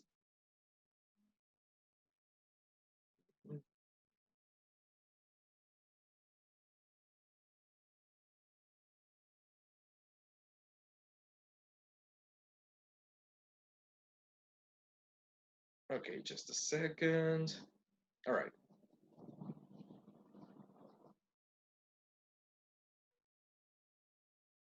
Okay, take a look at this page. Let's read this together, okay? Because of and due to. The saying too many cooks spoil the broth, el dicho, demasiados cocineros arruinan el caldo, ¿sí? Is spot on in this case. Es muy acertado en este caso, in this case of English language. Today, even native speakers make blunders in written and spoken English. Incluso los nativohablantes tienen problemas, ¿no? En el inglés hablado y escrito. Being influenced by current trends, siendo influenciados por tendencias actuales. One such trend we are talking about is the misuse of due to and because of, right? Many are of the opinion that both of the pair refer to the same thing and that they can be used as synonyms. This is an absolute misconception, de acuerdo a lo que nos dice en esta página. Pero ya vamos a ver. They cannot be used interchangeably because they do not belong into the same classification. When the classification is not the same, how can the usage be? Some native speakers also claim that a sentence cannot be started with the verb because of. However, they are unable to demonstrate the reason. In some cases, the sentence cannot be started with because of, whereas in some cases it can. So this is the sole purpose of this post. We'll be discussing the legitimate reasons, usage, and rules associated with both the word pairs. No se asusten, suena como que va a ser súper complicado, pero ya lo vamos a ver. Okay? So, mucha atención aquí. The classification of the word groups. In order to get, y vean, esto no era la intención, pero coincide con lo que estudiábamos de mañana, ¿no? In order to get a clear understanding of how to use both the word groups para entender o para obtener una comprensión clara de cómo usar ambos grupos de palabras, it is imperative to first know the classifications. Due to is an, atentos aquí, due to is an adjective, which means it can only modify pronouns and nouns. Due to es un adjetivo, lo cual significa que solamente puede modificar a pronombres y a sustantivos de acuerdo a las reglas gramaticales más puras, ¿no? Because of is an adverb. Because of es un adverbio, lo cual significa que solo modifica verbos, adjetivos y cláusulas. Entonces, nuevamente, due to a sustantivos. Because of a verbos y a adjetivos, básicamente, ¿sí? But not nouns and pronouns. Entonces, según esto, because of no debería afectar directamente a sustantivos. All right? Ahora, esto es un tanto difícil de entender solamente con eso. Pero vamos a ver. ¿Sí? Tenemos un truco más fácil que está puesto en esta otra página. ¿Sí? Y esta regla va a ser posiblemente más fácil de comprender para ustedes. All right? ¿Estamos atentos? Are you reading? Yes, teacher. Yes, teacher. Yes, teacher. Very good. So we have some tips and tricks here. Because of versus due to. So the rule would be this. Due to, ya es un adjetivo, bla, bla, bla, bla, bla. Y aquí es lo que más me interesa. It is always used after a form of the verb to be. Siempre se usa due to directamente después de una forma del verbo to be, ¿no es cierto? Y because of es una bla, bla, bla, adverbio, etcétera, etcétera. It is not used after a form of the verb to be. No se usa aquí, yo le acotaría inmediatamente después, porque sí puede haber antes en la frase, pero no se usa inmediatamente después de una forma del verbo to be. Entonces, el truco es que due to tiene que seguir a alguna forma del verbo to be. Por ejemplo, veamos estos ejercicios de aquí. Tomando en cuenta que la traducción al español es exactamente la misma de ambas, ¿no? The because of o the due to, they are in Spanish, the translation of both of them is exactly the same. Okay, so that makes it even more confusing. But remember that. Recuerden esta reglita, ¿sí? Entonces, due to, siempre, inmediatamente después de una forma del verbo to be. Because of, no cuando va inmediato después del verbo to be, ¿ya? Ok, por ejemplo, veamos esto. Decide whether because of or due to is correct in the following sentences, okay? His antics were partially antics. Es una palabra que suele referirse a actitudes, a acciones y cosas, okay? So his antics were partially, y tengo que elegir entre because of o due to, a burning need, una necesidad quemante, una necesidad imperiosa, diríamos en español, ¿no? For adventure and a scrumptious scope for imagination, ¿ok? Entonces, una necesidad quemante, imperiosa de aventura y un intenso rango de imaginación, ¿ok? Entonces, dada la regla que veíamos hace un ratito, ¿sí? Veamos cuál es la respuesta. Noten lo que viene antes del because of o del due to, ¿ok? Y la respuesta es due to, correcto. Porque lo que tengo es, o sea, el verbo que viene justo antes es un verbo, es una forma del verbo to be. Y claro, bueno, también tengo este adverbio, partially, parcialmente, ¿no? Pero el verbo que viene justo antes del because of o del due to era to be. Entonces la respuesta era due to, ¿ok? Ahora, veamos si ustedes pueden con los siguientes, ¿ok? Let's take a look. Les voy a compartir igual este. I'm going to share this one with you. Just a second.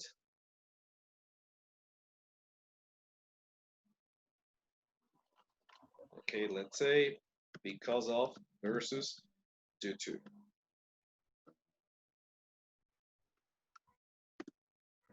Okay, I shared the link with you. But let's go back to the link now. Sorry, where am I? All right, so number 2, ironically, Frank the Frog could not croak. No podía croar, ¿no es cierto? A lullaby to Tinny. No podía croar una canción de cuna to Tiny Ted, al pequeño Ted. The tadpole, el renacuajo. Because of or due to the frog in his throat. Esto es todo. Es un juego de palabras. Es tomado de un poema, de un cuento clásico del inglés, ¿no?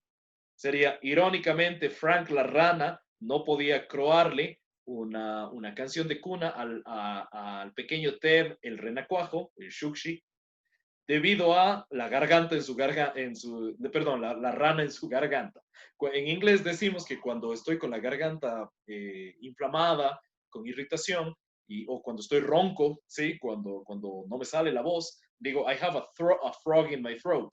Es una expresión, tengo una rana en mi garganta. Entonces, es por eso el jueguito de palabras de este cuento. Sin embargo, basándonos en la regla, based on the rule, what would be the correct thing here? Because of or due to? Because. Because of. Very good. Because of. That's right. Porque aquí el verbo que vea directamente vinculado a esto no es un verbo to be, es un could not, ¿no es cierto? Could not croak. Entonces no podía croar, ¿sí? Entonces no tengo el verbo to be. All right, number 3. The laces were quite mad at the shoe. Los cordones estaban muy enojados con el zapato. The laces were quite mad at the shoe because of or due to the treatment they had been receiving as of late. Los cordones estaban muy enojados con el zapato por el tratamiento que habían estado recibiendo últimamente. All right, so what do you think? Because of or due to? Due to. Because of. And the answer is, well, aquí ustedes me dirán, pero tengo un verbo to be. Y cuando tengo el verbo to be, no debería ser due to, ¿sí? Noten una cosa, ¿sí? Sí, debería venir el verbo to be antes de un due to. Y aquí tengo verbo to be, ¿no es cierto? Pero el problema es que aquí el verbo to be además ya tiene después un adjetivo, como para complicar las cosas aún más. Contrasten con la número 1, ¿cierto? Entonces, sus acciones o sus actitudes eran parcialmente debido a, y no tengo nada más, ¿no es cierto? Entonces, las acciones eran parcialmente debido a, ¿no es cierto? ¿Sí? Pero aquí, los cordones estaban, ciertamente tengo el verbo to be, pero ya tengo un adjetivo después. Entonces, cuando tenga el adjetivo después del verbo to be, ya no voy a usar el due to, sino el because of. Yo sé que es un chance confuso esto, ¿no es cierto? All right, entonces, podríamos poner como reglita si quieren ustedes, pueden poner como regla, ¿sí? Ajá. Due to, y les voy a poner en español para facilitar todo esto, porque ya se les debe estar sobresaturando un poco la información del inglés de este rato. Due to, después de una forma del to be, pero si no hay adjetivo luego del to be, ¿sí? Entonces, esa es básicamente la cosa. Sí, el due to lo vamos a usar cuando tenga una forma del to be, como por ejemplo aquí where, pero sin un adjetivo. Lo que pasa es que esto me determina que lo que viene después esté directamente vinculado al to be, es esa la razón. Pero esta reglita puede servirles fácil, ¿sí? All right. Ahora, veamos la número 4. The moon's incessant yawning was because of or due to all the overtime day shifts he had been working. Todo esto es tomado de cuentos en inglés, cuentos infantiles, pero es interesante, ¿no? Entonces, el bostezar incesante de la luna era debido a todo el tiempo, a todos los turnos de tiempo extra en el día que había estado trabajando. Es un cuento en el que la luna reemplazaba al sol. Entonces, ¿qué dirían en este caso? What do you say in this case? Because of or due to? Due to. Yes. En este caso sí. Tenía una forma del to be, pero ningún adjetivo, ¿no es cierto? Antes del because of o del due to, entonces lo correcto era due to. Very good. Awesome. Awesome. Now, number 5. They couldn't hear a word coming out of his oversized, word-ridden mouth because of or due to the ruckus going on the courtyard. The ruckus es el escándalo, ¿ok? Entonces, ¿qué dirían ustedes? Because of. Because of. Because of. Because of. But Awesome. Awesome. Because of. Now, number 6. Krabby Sally was upset because of or due to her dog's superior cribbage skills. And cribbage, as you can see here, is a card game. Es un juego de cartas, ¿no?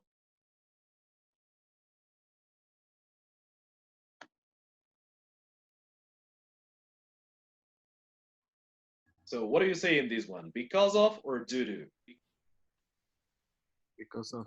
Because of. Yes, correct. Porque sí, aquí sí tenían el verbo to be. Sí había un to be, pero ¿qué tengo después del to be?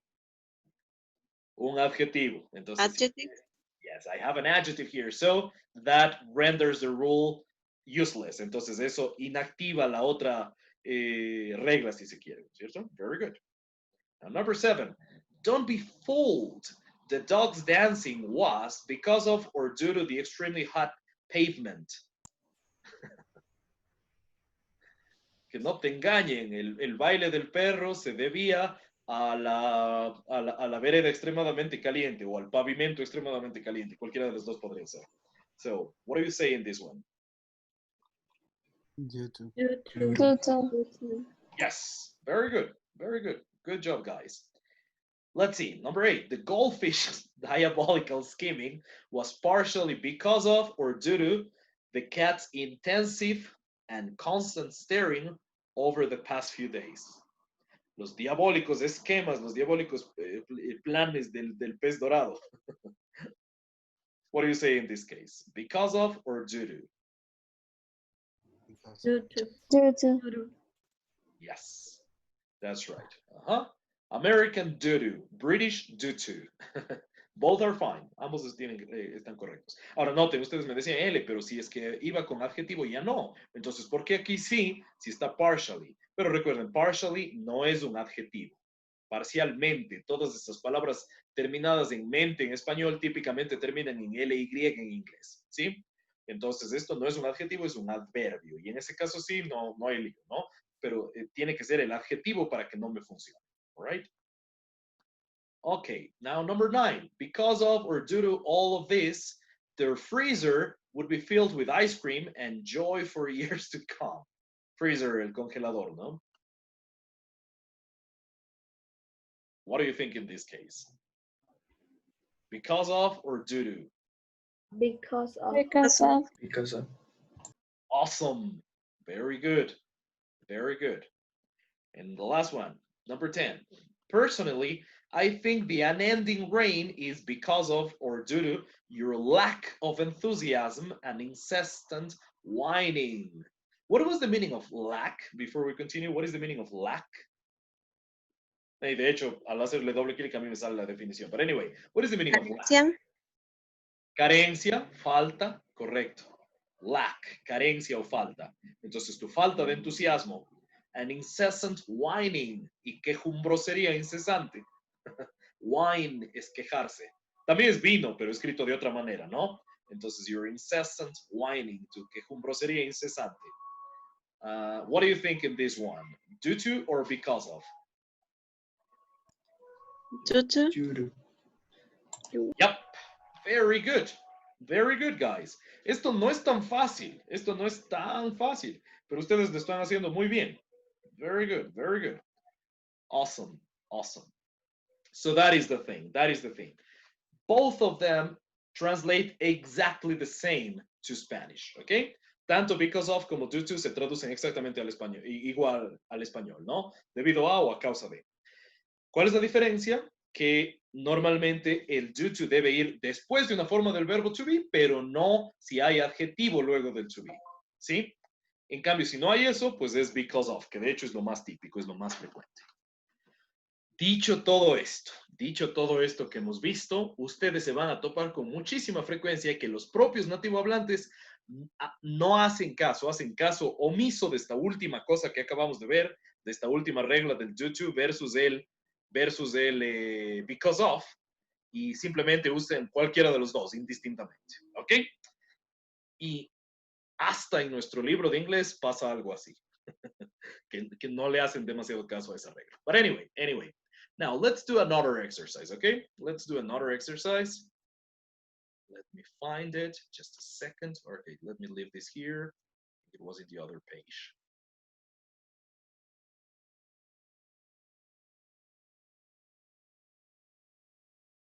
Okay, let me share this other screen with you.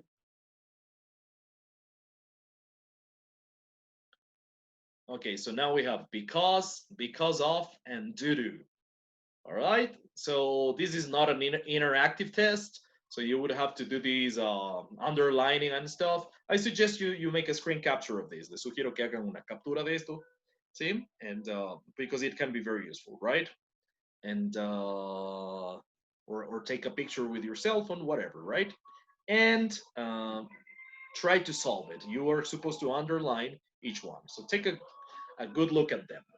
All right. I'm also gonna share it with you on the WhatsApp group, okay?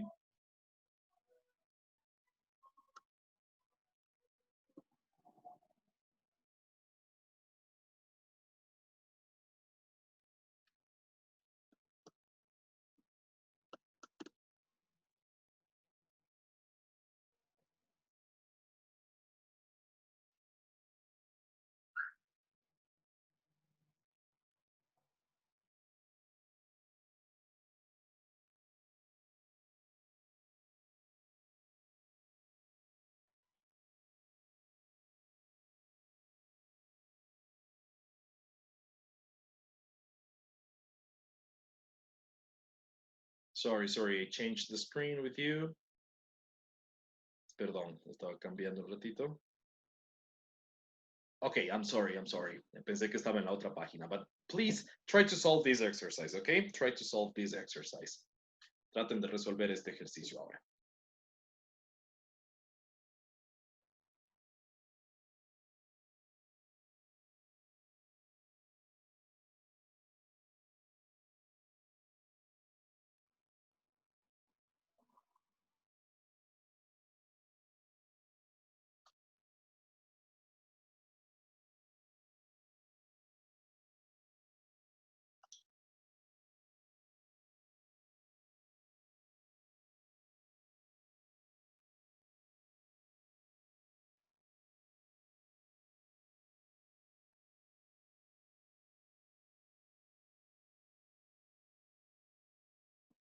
No se olvidarán, because of es solo debido a, no debido a qué.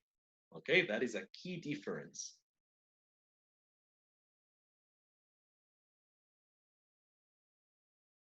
Y entre because of y due to, ambos significan exactamente lo mismo, pero ya vimos la reglita que los diferenciaba, ¿ok?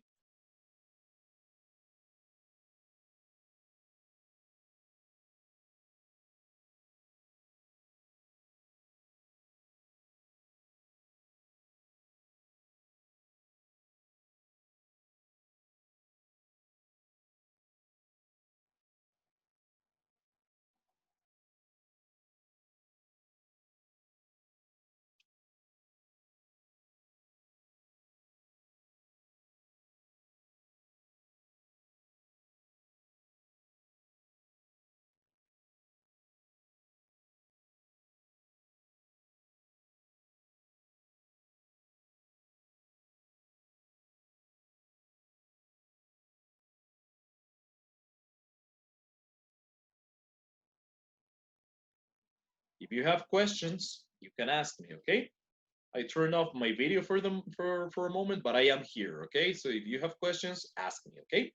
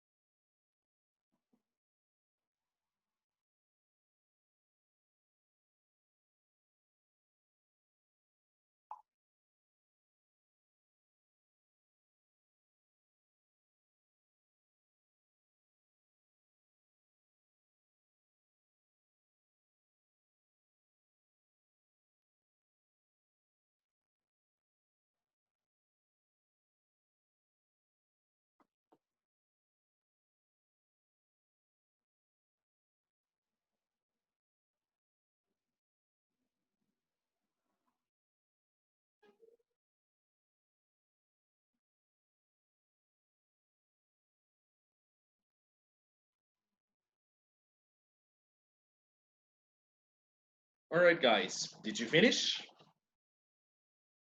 Did you finish?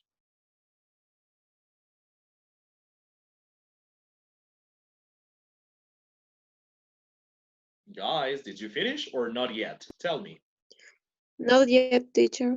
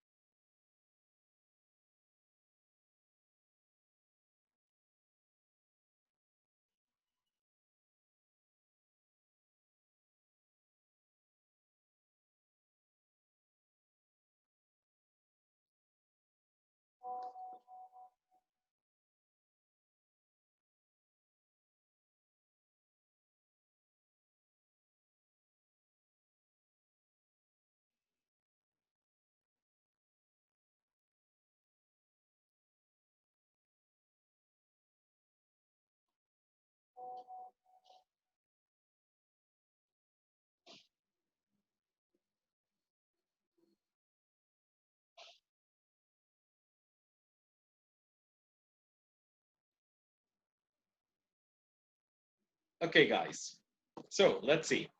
If you didn't finish, it's okay. But anyway, let's check them out. Okay. So what do you think about the first one? Number one, Sarah wants to go to the salon. Remember, salon, it's like a beauty parlor. Es un salón de belleza, una peluquería, ¿no es cierto? That's right. So Sarah wants to go to the salon today Because or because of Because. her hair needs a trim. That's right. Because her hair needs a trim. Because. Because. Because, correct. This is Yes. the one. Yes, correct. Very good. Noten un pequeño paréntesis. How do you say cabello, pelo in English? Hair. Hair. Yes, correct. That's right. Very good. Y como bien, creo, me parece que fue Stephanie, lo pronunciamos sin la I, ¿no es cierto? ¿Sí? Hair, hair, sin la I. Entonces no decimos hair o algo por el estilo, sino solamente hair. ¿Y cómo se pronuncia esta otra palabra? El su, pero de ella. Hair, hair. That's right, that's right. La pronunciación es muy similar de las dos, ¿no?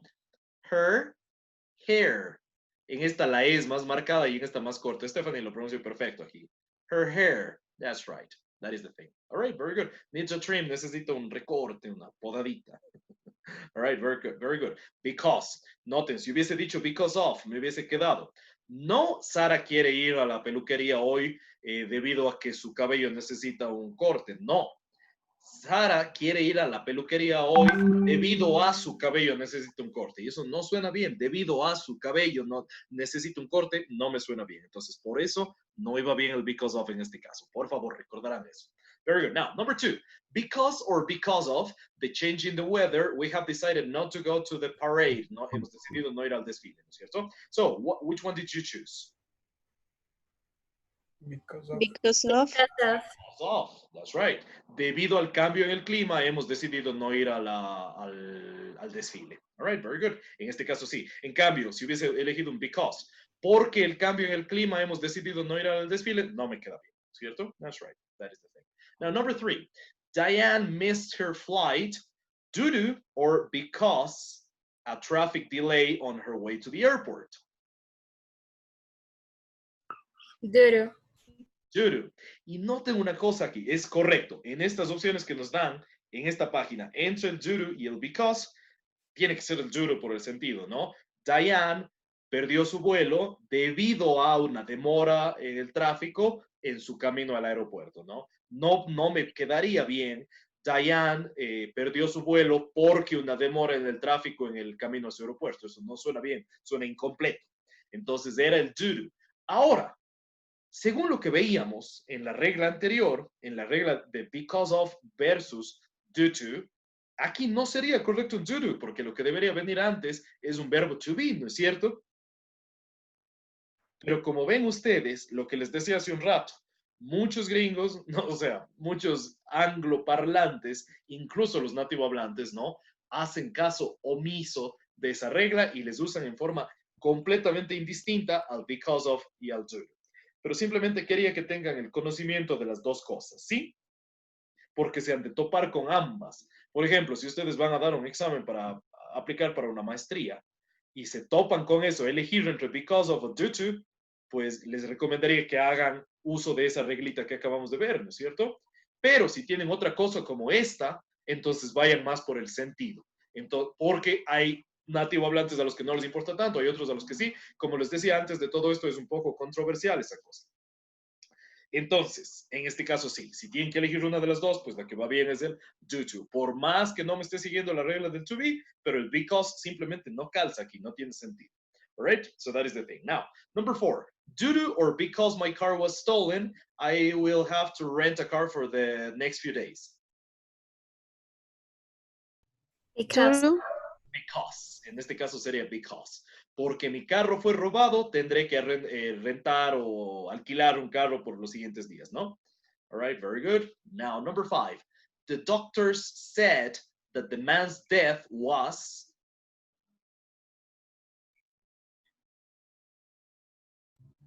Due to. That's right.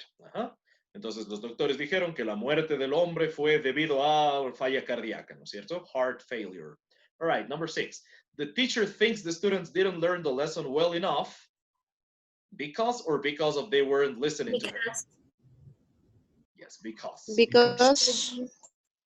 Correct, very good. Entonces la profesora, sé que es la profesora porque al final dice her, ¿no? La profesora piensa que los estudiantes no aprendieron bien la lección lo suficientemente bien porque no la estaban escuchando. En cambio, because of, debido a no la estaban escuchando, no me funciona. Yo sé, mi cerebro quiere que sea debido a que no la estaban escuchando, lo cual en español funciona. Pero ese debido a que, en esencia, no hay en inglés. Because of es solamente debido a. ¿Ok? Don't forget that. Ok, now. Cuando escriban, tendrán eso en cuenta también. Because of no es debido a qué. Si ustedes quieren poner algo con debido a qué, en inglés, en resumen, no pueden. Si quieren poner debido a qué, tienen que poner porque o ya que. ¿Sí? Because, since. En cambio, si solo debido a, eso sí, because of, due to. All right, very good. Now, let's see, number 7. Because or because of the lights don't work, you'll need a flashlight when you go down into the basement. Which one? Because. Yes. Porque las luces no funcionan, vas a necesitar o necesitarás una linterna cuando bajes al sótano, ¿no? The basement. Como base, ¿no? La base de una casa, the basement es el sótano, ¿sí? All right. Entonces, si hubiese puesto because of, hubiera sido debido a las luces no funcionan. Desde ahí ya no vale. Yo sé, mi cerebro quiere que sea debido a que las luces no funcionan, pero nuevamente sé que no es. Es debido a las luces no funcionan, por ende no está bien because of en este caso, ¿no? Solo because. All right, very good. Flashlight. Ustedes deben haber oído también la palabra lantern por ahí, ¿no es cierto? Have you heard this word? Lantern. Para linterna. Like the superhero Green Lantern, ¿no? Pero también hay la palabra flashlight. Linterna. Do you know what is the difference between a lantern and a flashlight?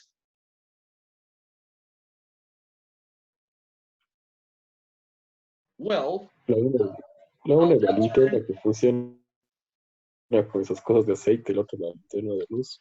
yes, exactly. That's right. Excellent. Very good. So yeah, a lantern is an old-fashioned one. That's right. Una linterna es esa que funciona a la antigua, como las lámparas de aceite, ¿no? Una lantern. Así se llama en inglés. Se traduce igual como linterna, ¿no? Y a esas en español también se les decía linterna antaño, ¿no? Correcto, that's right. And a flashlight es una linterna como las modernas, modernas entre comillas, porque ya las venimos usando más de 50 años, ¿no? 50, 60 años, pero las de pilas, ¿no es cierto? That's a flashlight. Yeah, very good, very good. Awesome. So as you can see here, flashlight, a small portable battery-powered electric lamp, etc. Okay, very good. Now, number 8. The company won't hire him. What is the meaning of hire?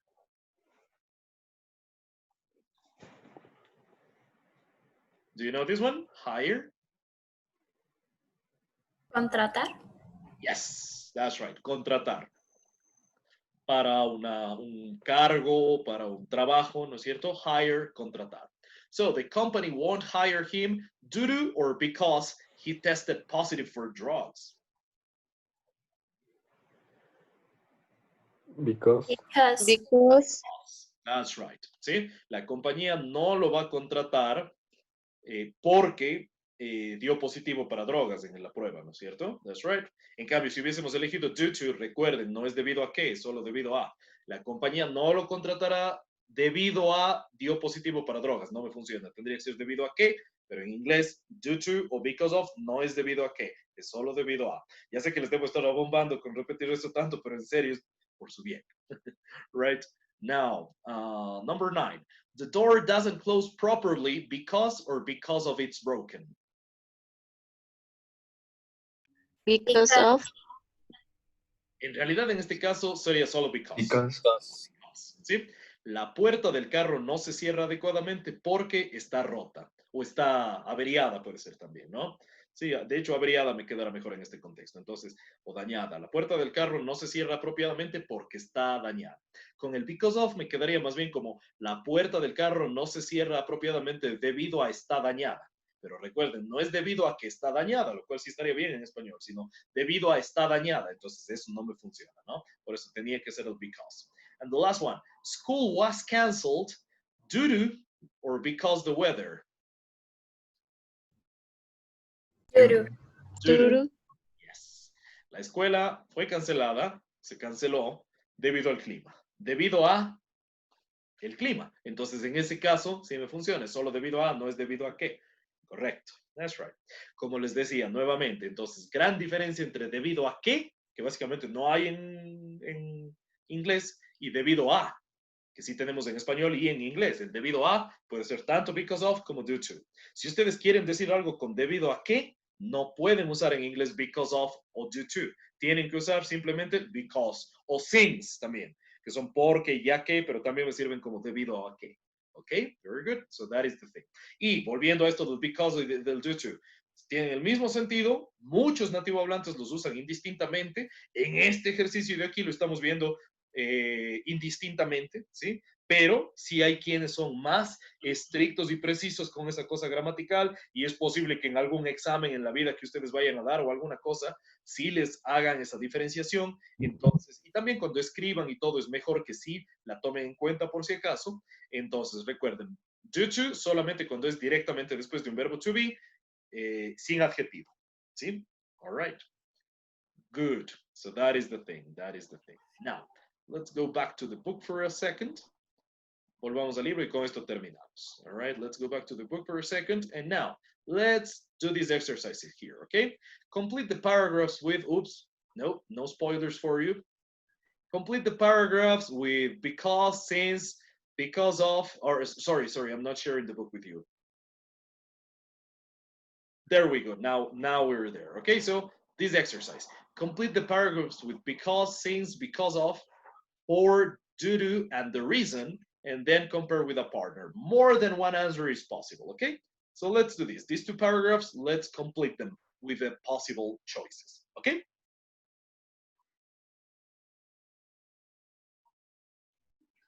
So take a good look at them, read them carefully, and tell me what should complete each one, okay? I'm running out of battery again. Just a second. There I go.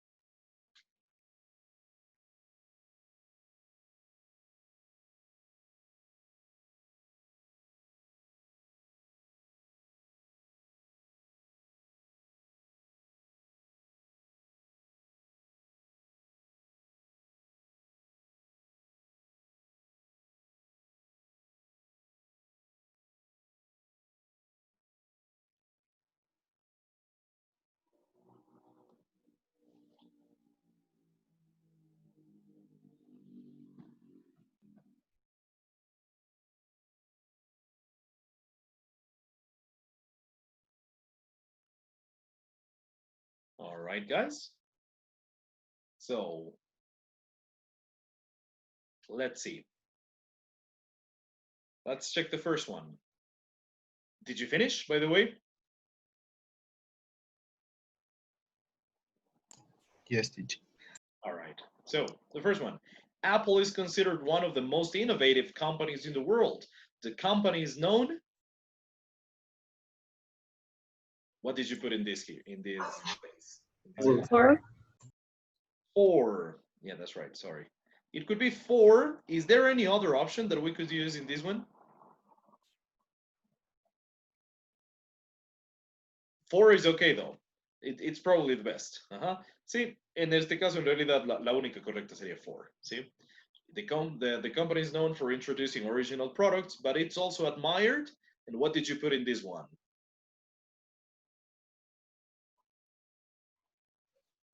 Because of. Because of, correcto, because of. Ahora, no sería raro que también muchos consideraran correcto aquí due to. Si nos ponemos súper estrictos, sin embargo, con la regla del to be, sin adjetivo como aquí y eso, pues sería solamente because of. Because of its ability to predict what the market will need in the future. Very good. Now, period. Y empezamos otra frase. What did you put in this one?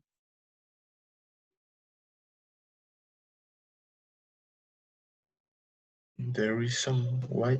The reason why, correcto.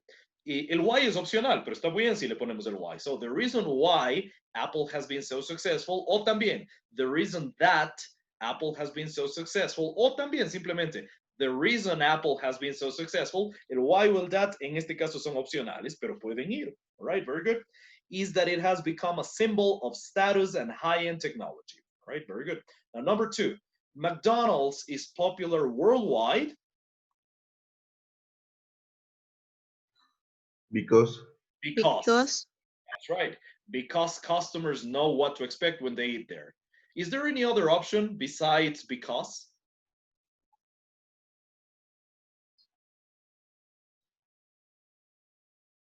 Let me give you a clue. There is one. Because is fine, by the way. Because is perfectly fine. But there is one more option.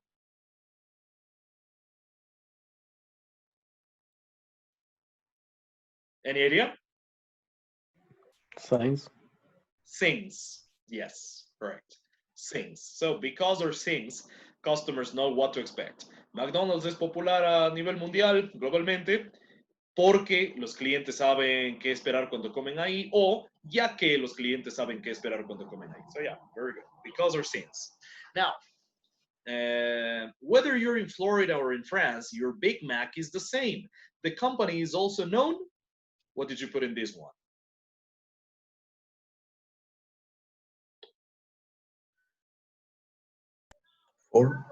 For.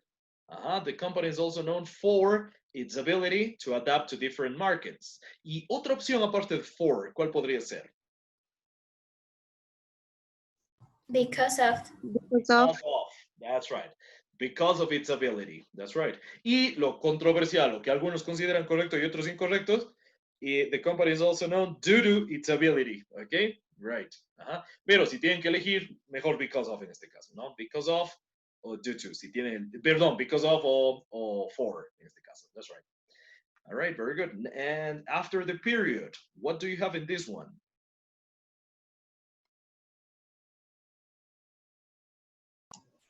Since. Yes. Since the company adjusts some items to local tastes, you can eat pineapple pie in Thailand or a shrimp burger in Japan. Ya que la compañía se ajusta, ajusta algunos artículos a los gustos locales, pues, ¿no es cierto? Puedes comer tarta, si me pongo estricto con la... Pero en español ya les decimos pies también, ¿no es cierto? Pueden comer pie de piña en Tailandia o una hamburguesa de camarón en Japón. Have you ever had a shrimp burger? Have you ever had a shrimp burger? Yes, teacher. Yeah. Yes. Did you like it? I love. Yes. They're pretty good, right? I had it here in Cuenca. But they're pretty good. They're pretty good. Okay, guys. Great job, everybody. Una última cosita. Con el for. Noten que aquí teníamos un introducing y después ustedes eligieron the company is known for introducing original products y estaba muy bien. En este otro, en cambio, antes de its ability, también pusieron the company is known for its ability y está muy bien, pero además podían haber puesto because of its ability, también estaría bien.